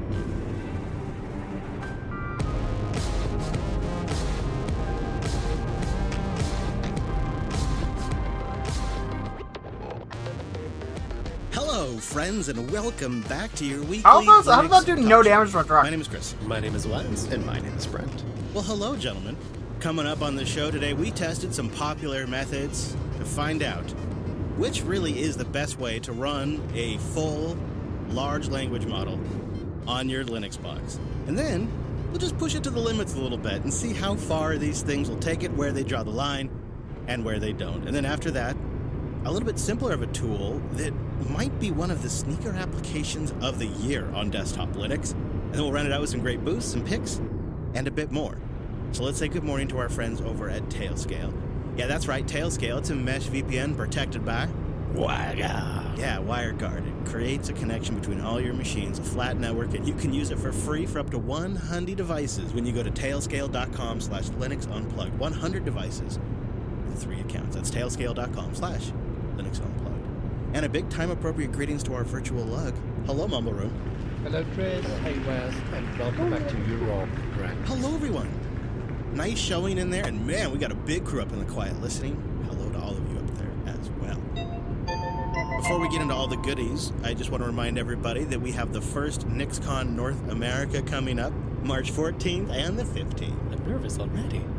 I was saying before we started, I have a tremendous amount of positive feedback from the audience about this event. And I heard from a couple of people that are going to go do their first installs at NixCon. That's exciting. I'm really looking forward That's to a great way to do it, actually, because you'll be surrounded by people that'll be able to help. In California. Scale itself is running from March 14th to the 17th. And we're going to try to make it there. We currently have a goal of 8 million sats that we're trying to raise. And so far, we've raised 1.6 million. This will probably be one of the last times we talk about it this year. So I'm going to just mention it one more time. I know that's a very ambitious goal. We'll scale our coverage of NixCon and scale based on the amount of funding that we get. We're hoping we get enough that we get an Airbnb for the crew and we can do some shows from California. I think it's going to be a lot of fun. It's in our soul. We need to do it. And we also have been getting some support for Fiat Fun. People that want to do one-time donation with their Fiat Fun coupons. Thank you to Chase H. and West Tex Jeff, who sent in a big $200. Fionn L., who sent in a nice little chunk of change. Christian B., who sent in a nice contribution. And Timothy J.H., also a nice chunk of change for the Fiat Fun coupons. We'll have a link if you'd like to do a one-time donation in Fiat Fun. That will help also get us down there. And this is also our last live stream of the year. We're going into our holiday crazy schedule mode. So our next live show will be Saturday the 16th, and then we're off for the rest of the year. We'll still have live shows for our members, quote-unquote live shows, and we'll still have releases in the RSS feed. In fact, the Tuxies are coming up, our annual predictions, and more. But I just wanted to let you know. And the Tuxies votes... in case you're curious, yes, I've been listening to these out of order. About it. Just based on and, the how many things responses that seem have we gotten interesting, so far? 2,251. Woo! Can we get to 2,500? I don't know. That would be awesome. That might be a new record if we got to 2,500. Tuxies.party if you want to vote. If you're listening to this, you got about a week after publish date to get your vote in. It's real easy. It's mostly multiple choice. Yeah, it's really easy. I also want to remind folks that I'm still in Berlin, it seems, and I'm hosting a little bit of a meetup, a little gathering. It's pretty low-key. It's happening at Seabase here on Tuesday the 12th at around 7 p.m. So if you're in the area, or I don't know, you can hustle, then meet us there. We're going to have a good time. That is really great. Oh, man, you guys. It's going to be a busy spring. We'll talk about it more. I'm really, really excited about the opportunity to cover NixCon. This is all unique. Scale is such a unique event. It's an important event in Linux. NixCon, the first one in North America, is going to be really important. And podcasting is such a unique medium, especially independent podcasting. And so to get financed by our audience to get down there and cover these special events feels pretty great. So if you'd like to boost and help us get there, we'd really, really appreciate it. And we'll have links and details in the show notes. All right. Turns out there's more and more ways to run these large language models locally on your Linux box, essentially having your own complete ChatGPT alternative. It's private. It doesn't run on somebody else's equipment, isn't monitoring what you do. There isn't staff that review your message. I got a big pop-up on Bard this morning. Is that? Oh, yeah. And okay. It said something to the effect of, this particular exchange that I just had will be reviewed by human staff. I'm like, whoa, I've never seen that before. It felt kind of gross, actually. Did you regret your choices immediately, or what? Well, I was trying to come up with funny names for a show that was about getting control of these large language models. And I was kind of like inferring that the commercial ones were spying on you, and I was trying to come up with all these titles, and I was like, I'm gonna send this to a human for review, and I'm like, I feel like I've just been reported to the teacher. And so I think we should see how often we can get that to happen. If they kick us off. Well, I've come up with a series of controversial questions that I test all of these on, and I got to test these models that we tried as well. And that was kind of the idea here, is this is a really developing area, and often some of these areas, Linux gets left behind. Not this time around. In fact, some of the cool stuff is easiest to get running on Linux. We primarily focus, there's a lot of ways, and I know we all veered off a little bit, but two of the tools that we focus on a lot that we want to tell you about this week are Ollama and Llama GPT. And we wanted to see which one was probably the best suited for our needs and what does what best, where they draw the line. And Ollama is like a package manager for large language models. You think that's kind of fair? It's like a wrapper around a repo of large language models that you can easily invoke, pull down, and then have a command line conversation with. Yeah, so it's like it does a package manager, but it also is kind of like the execution agent as well, because it's like pulling down different models, and yeah, there's a bunch in there already, but then it also runs them and serves them both via an API and with a handy dandy little prompt you can connect to if you just want to talk text to it. Yeah, when you just get started, which is really kind of quick and easy, it Thanks, just drops you right into a command line prompt. And man, does nothing feel more like war games than being SSH'd into a VPS And having a slow conversation with a large language model running on the CPUs and having it slowly download connections in a terminal, some serious war game vibes right there. It's kind of fun because it reminds you, I mean, at least if you don't have fancy hardware, like, you know, we're still at the beginning of this era. And this stuff will really push your rig. And it will, both of these projects, Llama GPT and Ollama, will try to suss out what your hardware is capable of. Is it capable of doing NVIDIA, you know, CUDA? Is it capable of CPU? How many cores does it have? And it will try to optimize itself for your hardware as best as possible.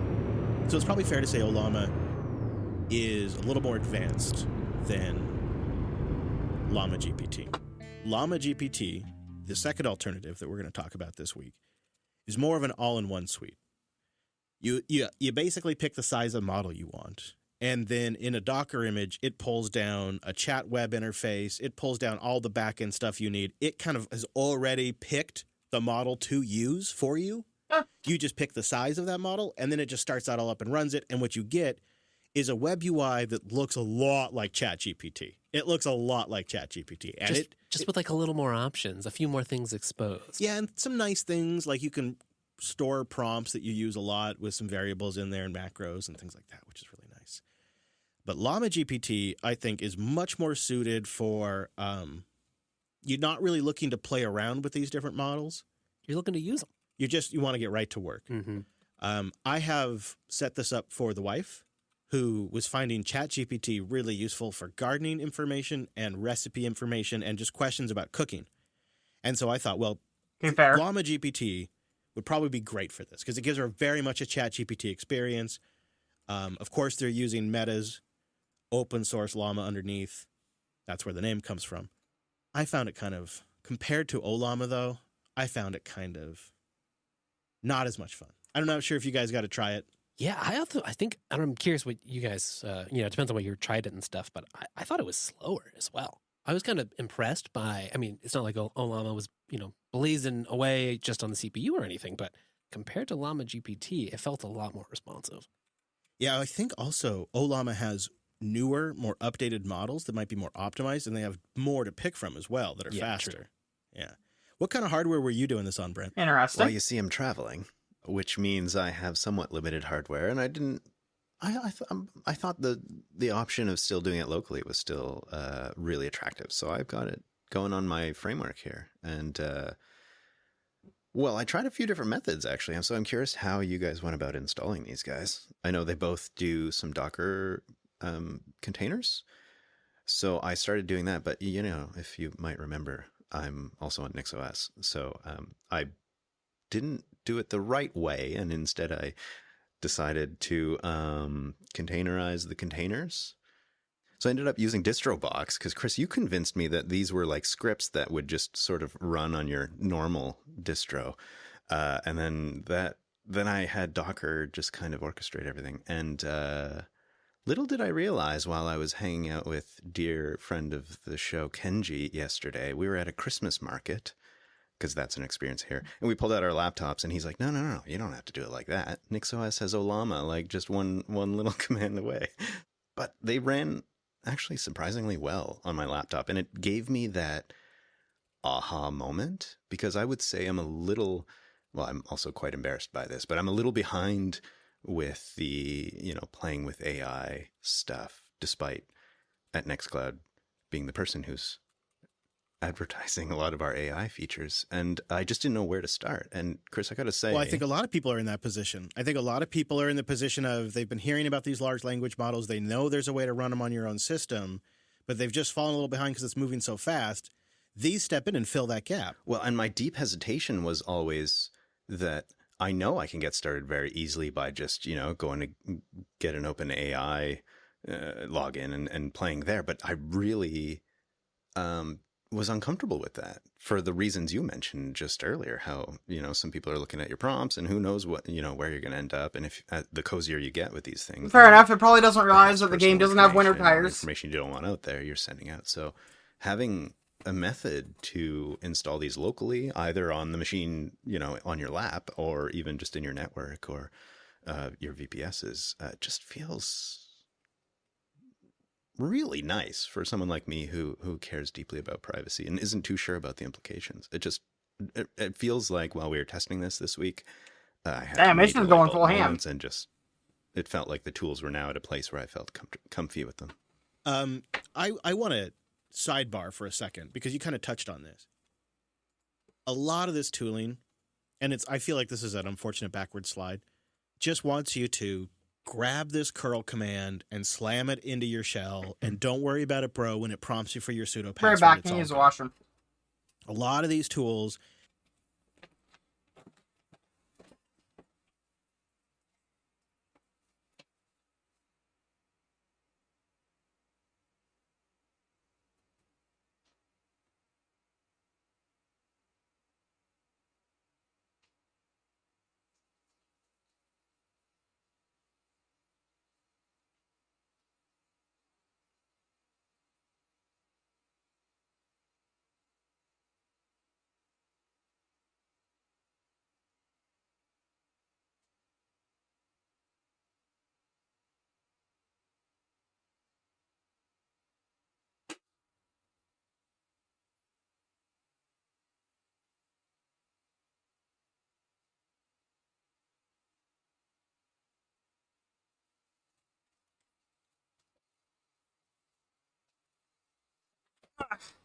Yeah, you can see I was using a heck of a lot of CPU to generate that text. But I did it, so credit to it. I guess if I close the game, it would probably use the GPU, and that would probably be a lot faster. We'll try that at the end.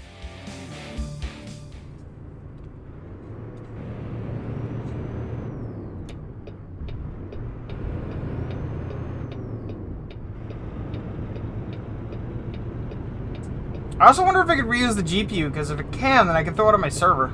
I mean, AMD GPU specifically.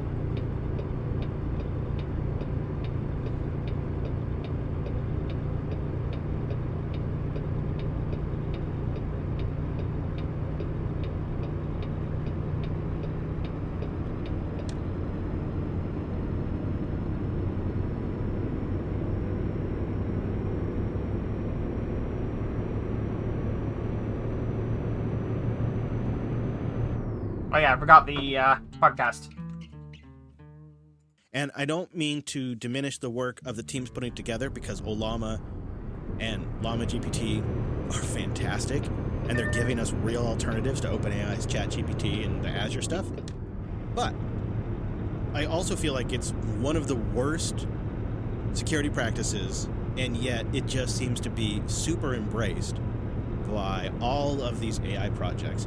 And Wes, you made a great point, and that is a lot of the tooling we use, like around containerizing these applications, kind of falls down when you want to do hardware-specific implementations. Yeah, I mean, it can still work and stuff, but, you're suddenly, instead of just running a simple command, you're having to pass through devices that might vary depending on your architecture and hardware and what needs to get accelerated and what libraries does that particular container include or not. And plus, of course, there's, those Macs in the corner where they can run Docker, but you probably don't want to do it that way because you're not going to take advantage of the neat little accelerated chips that they've got if you do it on the Mac side. So suddenly, maybe you need something that can cover install those edge these cases, libraries from Brew, and now Right. you're like, okay, well I can install them from App2 or pip, or and then there leads the road into darkness. Well, and a shell script can sort out, okay, I'm on this OS, these commands to figure out, and it's these versions of these dependencies. I get it.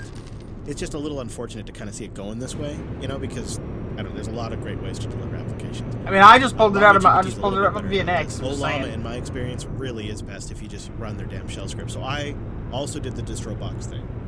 I just wanted it all kind of self-contained. I will say, so they do have a container you can use if you'd like. Yeah, well, if you use their shell script, it just pulls down a bunch of containers. So as Brian was talking about, Ollama is packaged in Nix, so you can just run it there. Or they've got manual install options, which we'll link in the docs, and is what I tried. And basically, you just download the Go binary, you make it executable, and then you can just run it. So you kind of have to run two. I think that's the main bit that its little script sets up. Is you've got the daemon part that sort of sits in the background, and then you've got your Ollama that you interface with to actually go talk to the LLM. So you got to go if you do it manually, you download, you chmod it, then you tell it you run Ollama serve, and just let it run there in the background, and then on a separate terminal, you can run Ollama to actually talk to it. Say Ollama run, and then the name of your model. I think Ollama is the way to go for those that are curious what all these different models, like you've heard, like there's the Microsoft models and the OpenAI models and the Meta models and all these different, there's like more every day. And if you're curious what their actual differences are, Ollama lets you just install them like a package and try them. And there are things in there like Llama Uncensored. And this is fascinating, you guys, because different models from different groups have all these different limitations put on them. And many of these models just straight up refuse to go out and crawl websites or answer specific questions. So I like to always throw really kind of a series of standardized controversial questions where I ask controversial questions about establishment figures in political space in the US and see what it says to me. And I always just ask the same questions and I always try to see how it, because I can kind of get an indication of the bias. But the other thing I've been doing in this latest round of testing, and I found this to be really interesting, is I wanted to see which ones would reach out and browse the internet for me. Definitely like the Llama Uncensored one. There's a couple of models that you can install with Ollama that will actually go out on the internet. And it's intensely useful because I think you might be getting turn tricked the by large these language models. model into an expert about a particular website. And so, for example, I had Llama Uncensored crawl the entire year's worth of Phoronix.com. And then I made this language model an expert on Phoronix.com content, and I asked it how many times Michael wrote about Linus Torvalds, how many times they wrote about Plasma and KDE, and I asked it the first article of 2023. And then, on top of that, I fed it LWN and 9to5 Linux, and I just started adding more and more sites to it, and it slowed it down. But then I could start asking which company, I wonder if you guys could guess, which company did all of these websites write about the most? There's two companies that stand out at the top of that list. Well, you could probably guess all of them, but the two, can you guess what the top two are according to my large language model analysis? Yep, Microsoft. And Brent, can you guess the number two company? I want to say Red Hat. That's what I would have guessed. That's what it was actually, according to my large language model analysis, Canonical. Oh, okay. That was my number two choice. Oh. I absolutely would have. With Red Hat's year, I totally would have guessed Red Hat. But no. And so this is where it started to become pretty useful for me, is when I realized, I can use it to kind of go do some work for me, and then I can interview it like a topic expert. And one of the other interesting things I had, and this is my last point, is Microsoft has a model on there that's very chatty, but very, very helpful. And it won't reach out to websites, but it'll tell me everything I need to build a Python script to go do that. Yeah. So then one of the things you can do, right, is then you go load a development-specific Vert model. And there's coding models out there that are kind of like Copilot and whatnot. And then you go ask that. I just basically took the output from the Microsoft model and told the development model, go create me this. Yeah. And it starts doing it. And then later on in the evening, I had it write me a template for an automation in YAML for Home Assistant. And I switch, and there's even a model that's like a therapist. How'd that go? I didn't talk to that one yet. There's math specific, there's domain expert models. That I find that, and they're open source. Yeah, there's one here that's a SQL coder, so I haven't tried that one yet, but it's definitely on the list. It's fascinating. It seems to me like the obvious next step then is similar to what you're seeing with Docker sometimes, is you end up with this orchestrating, LLM that's going out and reaching for the different models, the small fine-tuned models that are for the specific application that you just asked it, right? But it can't predict that until you actually ask the question. But that seems like the obvious route all of this is going in. That does. I know AutoGPT was a thing for a hot minute. I don't know where that's at, if that ever became a thing, but it does seem like you need a supervisor GPT that's just asking, that somehow has the different models ranked for their expertise. And then it just goes out and tasks the best model for that particular thing. So it tasks the uncensored one to answer some questions, it tasks the coding one to build the Python script, just something sitting there jumping between them like that. That's doing all. I put one master question in, and then it sources out the work, kind of like subcontract models. Chris, I'm curious, in all your testing, how did you find the accuracy? I'm specifically curious about the coding examples. Like, did you try them? Did they work as you expected? But also just generally, because that's something I really struggled with. I never tried the Python. I aborted on that because it was taking forever. I did try the YAML, but the YAML was so basic, and I just had to replace all of the name forms and stuff. That worked fine. Accuracy. You can't rely on it. Like, especially when I was having it scrape all the websites. Yeah. I would go. I'd have to verify it, and there were times where it definitely just hallucinated information. And I'm like, where the hell are you even getting this from? So the accuracy, I actually don't think it's as good as the commercial ones just yet. But the fact that you have access to multiple models that can be really purpose-built for a job, and you don't get that with the commercial stuff, feels like it's not actually an apple to oranges comparison. I wonder too about the creativity, right? Like, so some of this stuff you can get, but you gotta pay $20 a month for ChatGPT Pro or whatever. But yeah, once you've got, even if they're slightly less capable, less polished, whatever, I think we're just seeing the initial stages of it. But just how many things you can remix, you can rebuild, you can further customize and fine tune and play with. Even if we don't get to the full sort of like you're talking about, handing out all these Taskmaster type auto GPT things, which surely is coming, but it seems like even just like a dumber automation on top of that's still pretty good if you handpick a couple models, right? You're like, oh, this is this one that I know gives me good results for these things. Oh, you totally could. Right? And then just you tie those together a little bit. Yeah, you could do that today. Yeah. I wonder too about like, can you get them kind of cross-checking each other? Well, oh, wow, that's a cool idea. See, so just to bring it back to the root of this, Llama GPT is the one you go with if you just want a straight up ChatGPT alternative you can just get started with. The other nice thing there is it has a OpenAI compatible API on top of it. So which Ollama does not. Yes. So you can kind of fall back. Mm-hmm. Or if you have already tooling that you use, yeah, exactly. Ollama is more like a build-it-yourself AI environment that then has a large ecosystem. Like there's Logsec and Obsidian plugins for Ollama. Ooh, I'm gonna have to try that. VS Code. There are web UIs that you easily can connect to it because there's an API and all that. There's Telegram and Discord bots, so you can chat with your Ollama instances through Telegram. That's pretty awesome. And then there's Ollama Hub, where you can go like find community models and all kinds of different mod files and stuff. And there's an online library. So I feel like I wonder if my 750 Ti will be faster. Would be actually Ollama. Yeah, that's the one to really. Then my 5000 XD kind of makes sense running that, like, just based on what it is. That's kind of funny to think about. Kind of the tools we as Linux power users like, where it kind of just gives it all to you. You run it; it's pretty bare bones, it's easy to set up. Like getting what's the other one, Llama GPT, going? It totally worked. It's all Dockerized, but you could tell there was a lot happening. It's building and like recompiling node stuff, and several different containers are starting, which felt like a lot more just going on that maybe I wasn't taking full advantage of. Yeah, it's like a lot. That's the more turnkey solution. The Llama GPT is the all-in-one, and Ollama you build up, but it's pretty straightforward. I feel like the main advantages, besides getting to play with this and sort of cutting-edge open-source technology, is open source sometimes by some of the looser definitions of the term, I should point out. But you're not getting told no. Like, it drives me nuts when my computer tells me no, or when my computer gets parental with me and starts telling me about moral choices. And like I asked ChatGPT a couple of weeks ago, what is the Southern gentleman's version of calling somebody sugar? So when they, say, hey, sugar. And it told me that the Southern gentleman version of calling somebody sugar is darling or love.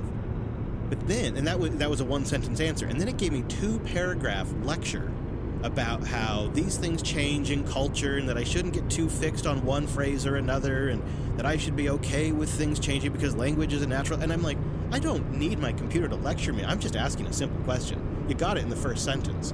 And you can fine-tune that kind of stuff with the self-hosted ones. And you don't, if you don't want those lectures, you're not going to get them. You don't have features that are paywalled. If it can do it, it'll do it.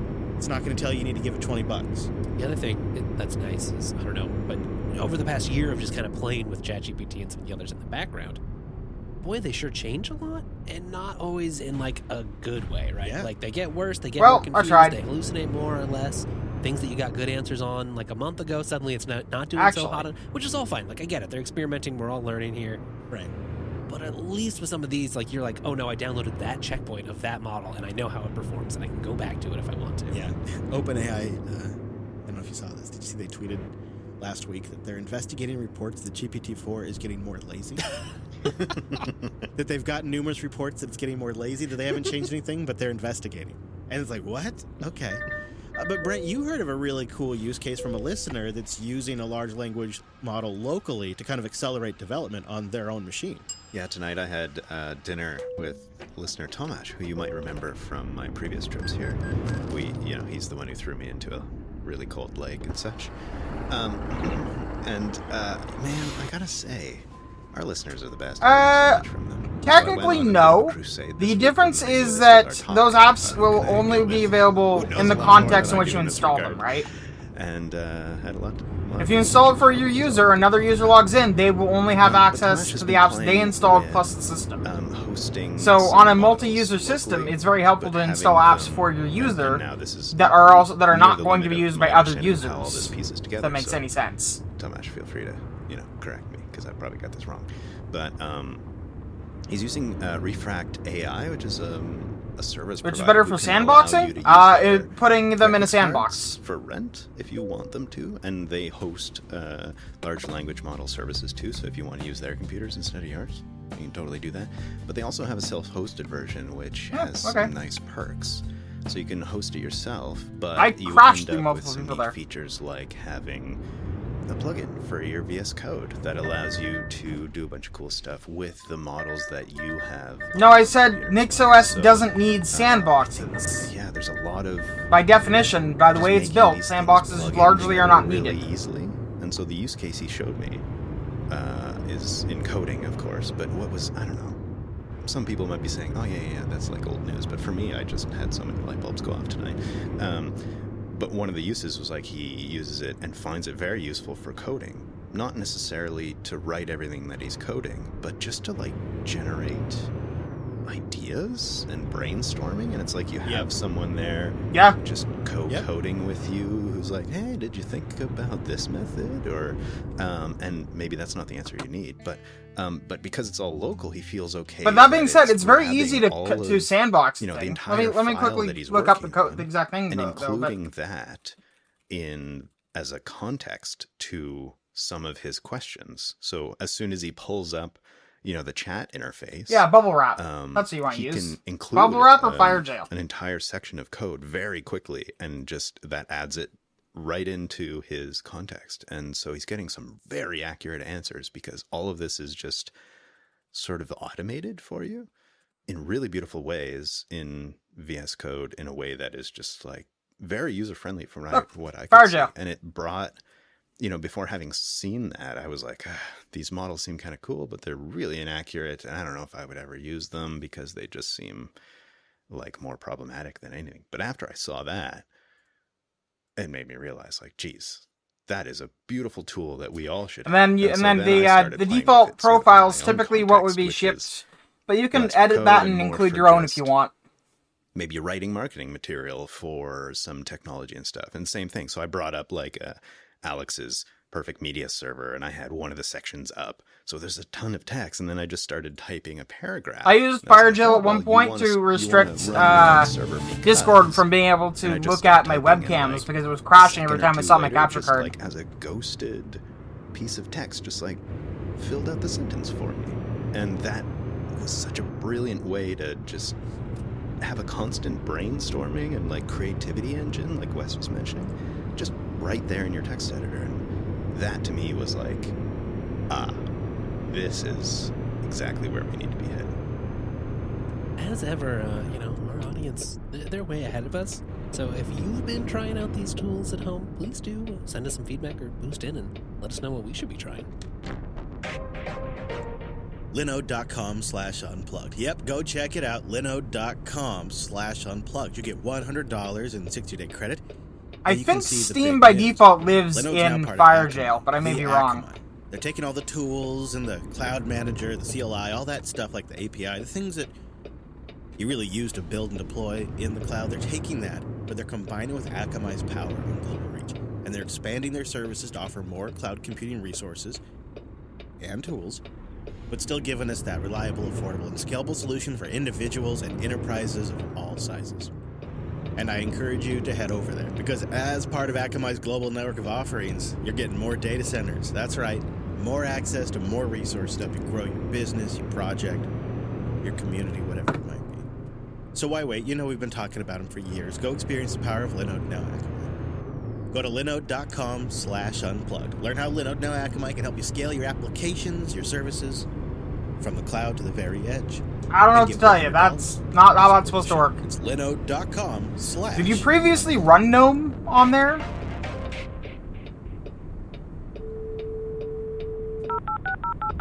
Because if so, then that it may be the case that what happened was it was a leftover config file that isn't managed by GNOME. Then I don't know what to tell you, because it should be identical. Well, we've dialed in, we've connected to the BBS, we've punched our punch cards. It's time to officially unveil the 32-bit challenge. It is time. So you can start preparing now as we enter into the holidays and the new year. You'll have a little bit of time. So here are the parameters of the 32-bit challenge. You must do this before January 7th, which I believe will be episode 544. That's 2024, Yep. future listeners. Our first new episode will be back on our regular live time. And here is what you must do. A, you must get a functional 32-bit system running Linux. And B, you must use it for 1 full week of work, a general desktop workflow. You may swap out any of your regular apps that you need to. You can upgrade spinning Rust to SSDs if you need, if your system can take more Now, RAM. I'm curious if put this it is in going there. to be All that running stuff is on the table. on the GPU this time. Just got to keep that sweet 32-bit processor. And you got to keep all the software 32-bit, and you got to run it for a week. And if you don't, if you are unsuccessful, there is a bailout punishment that you will also have to participate in, which we'll tell you about in a moment. Okay, I have a question though. Are we using this as like a dumb terminal to some other system, or are we It is. doing all Okay. of our work locally? No, it has to be a functional desktop workflow. And so my definition, that means, you can SSH into some stuff. Like I'm on my brand new machine, or brand new by comparison.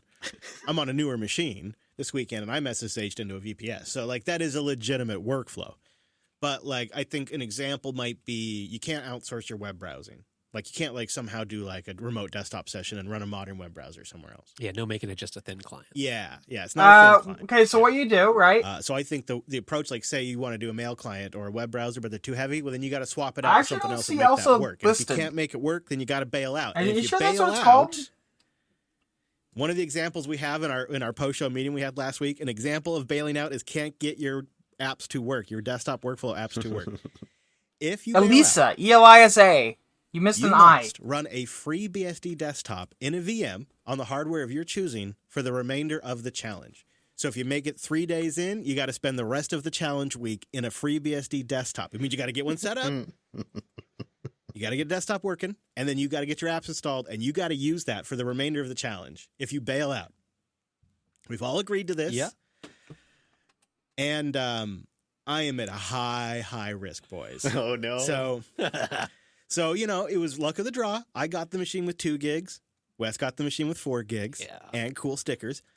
Also, I'm trying to the Y key find isn't the working thing so well, that so I I got some did keyboard that dead let spots. me do that thing. And the Wi-Fi card is definitely detected by the operating system, but the Wi-Fi card definitely does not detect any Wi-Fi networks. So I got no Wi-Fi.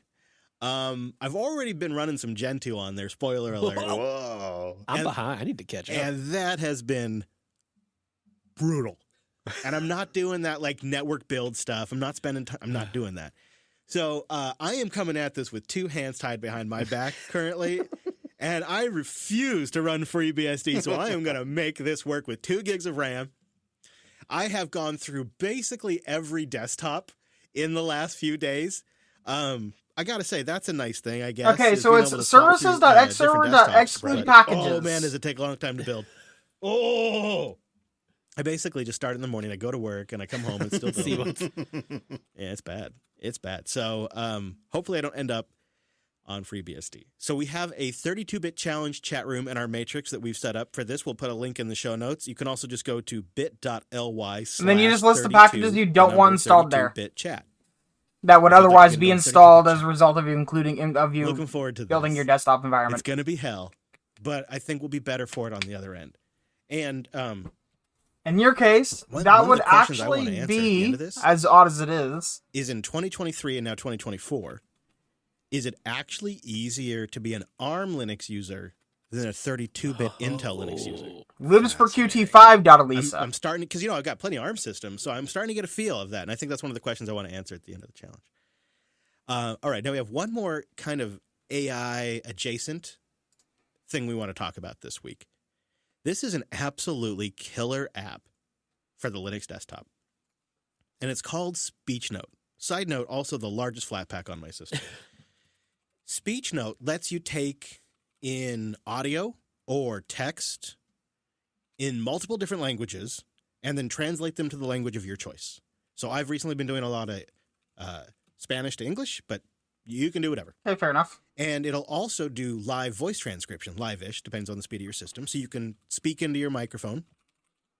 And I've tested this in some crappy conditions on my crappy built-in laptop microphone, playing a Spanish trailer from my phone, just holding it over my laptop while SpeechNote did translation for me. So I could watch along. It was really cool. All running locally. Oh, that's bad. No network needed. All private. No data is sent to the internet. And it has a bunch of different processing capabilities too.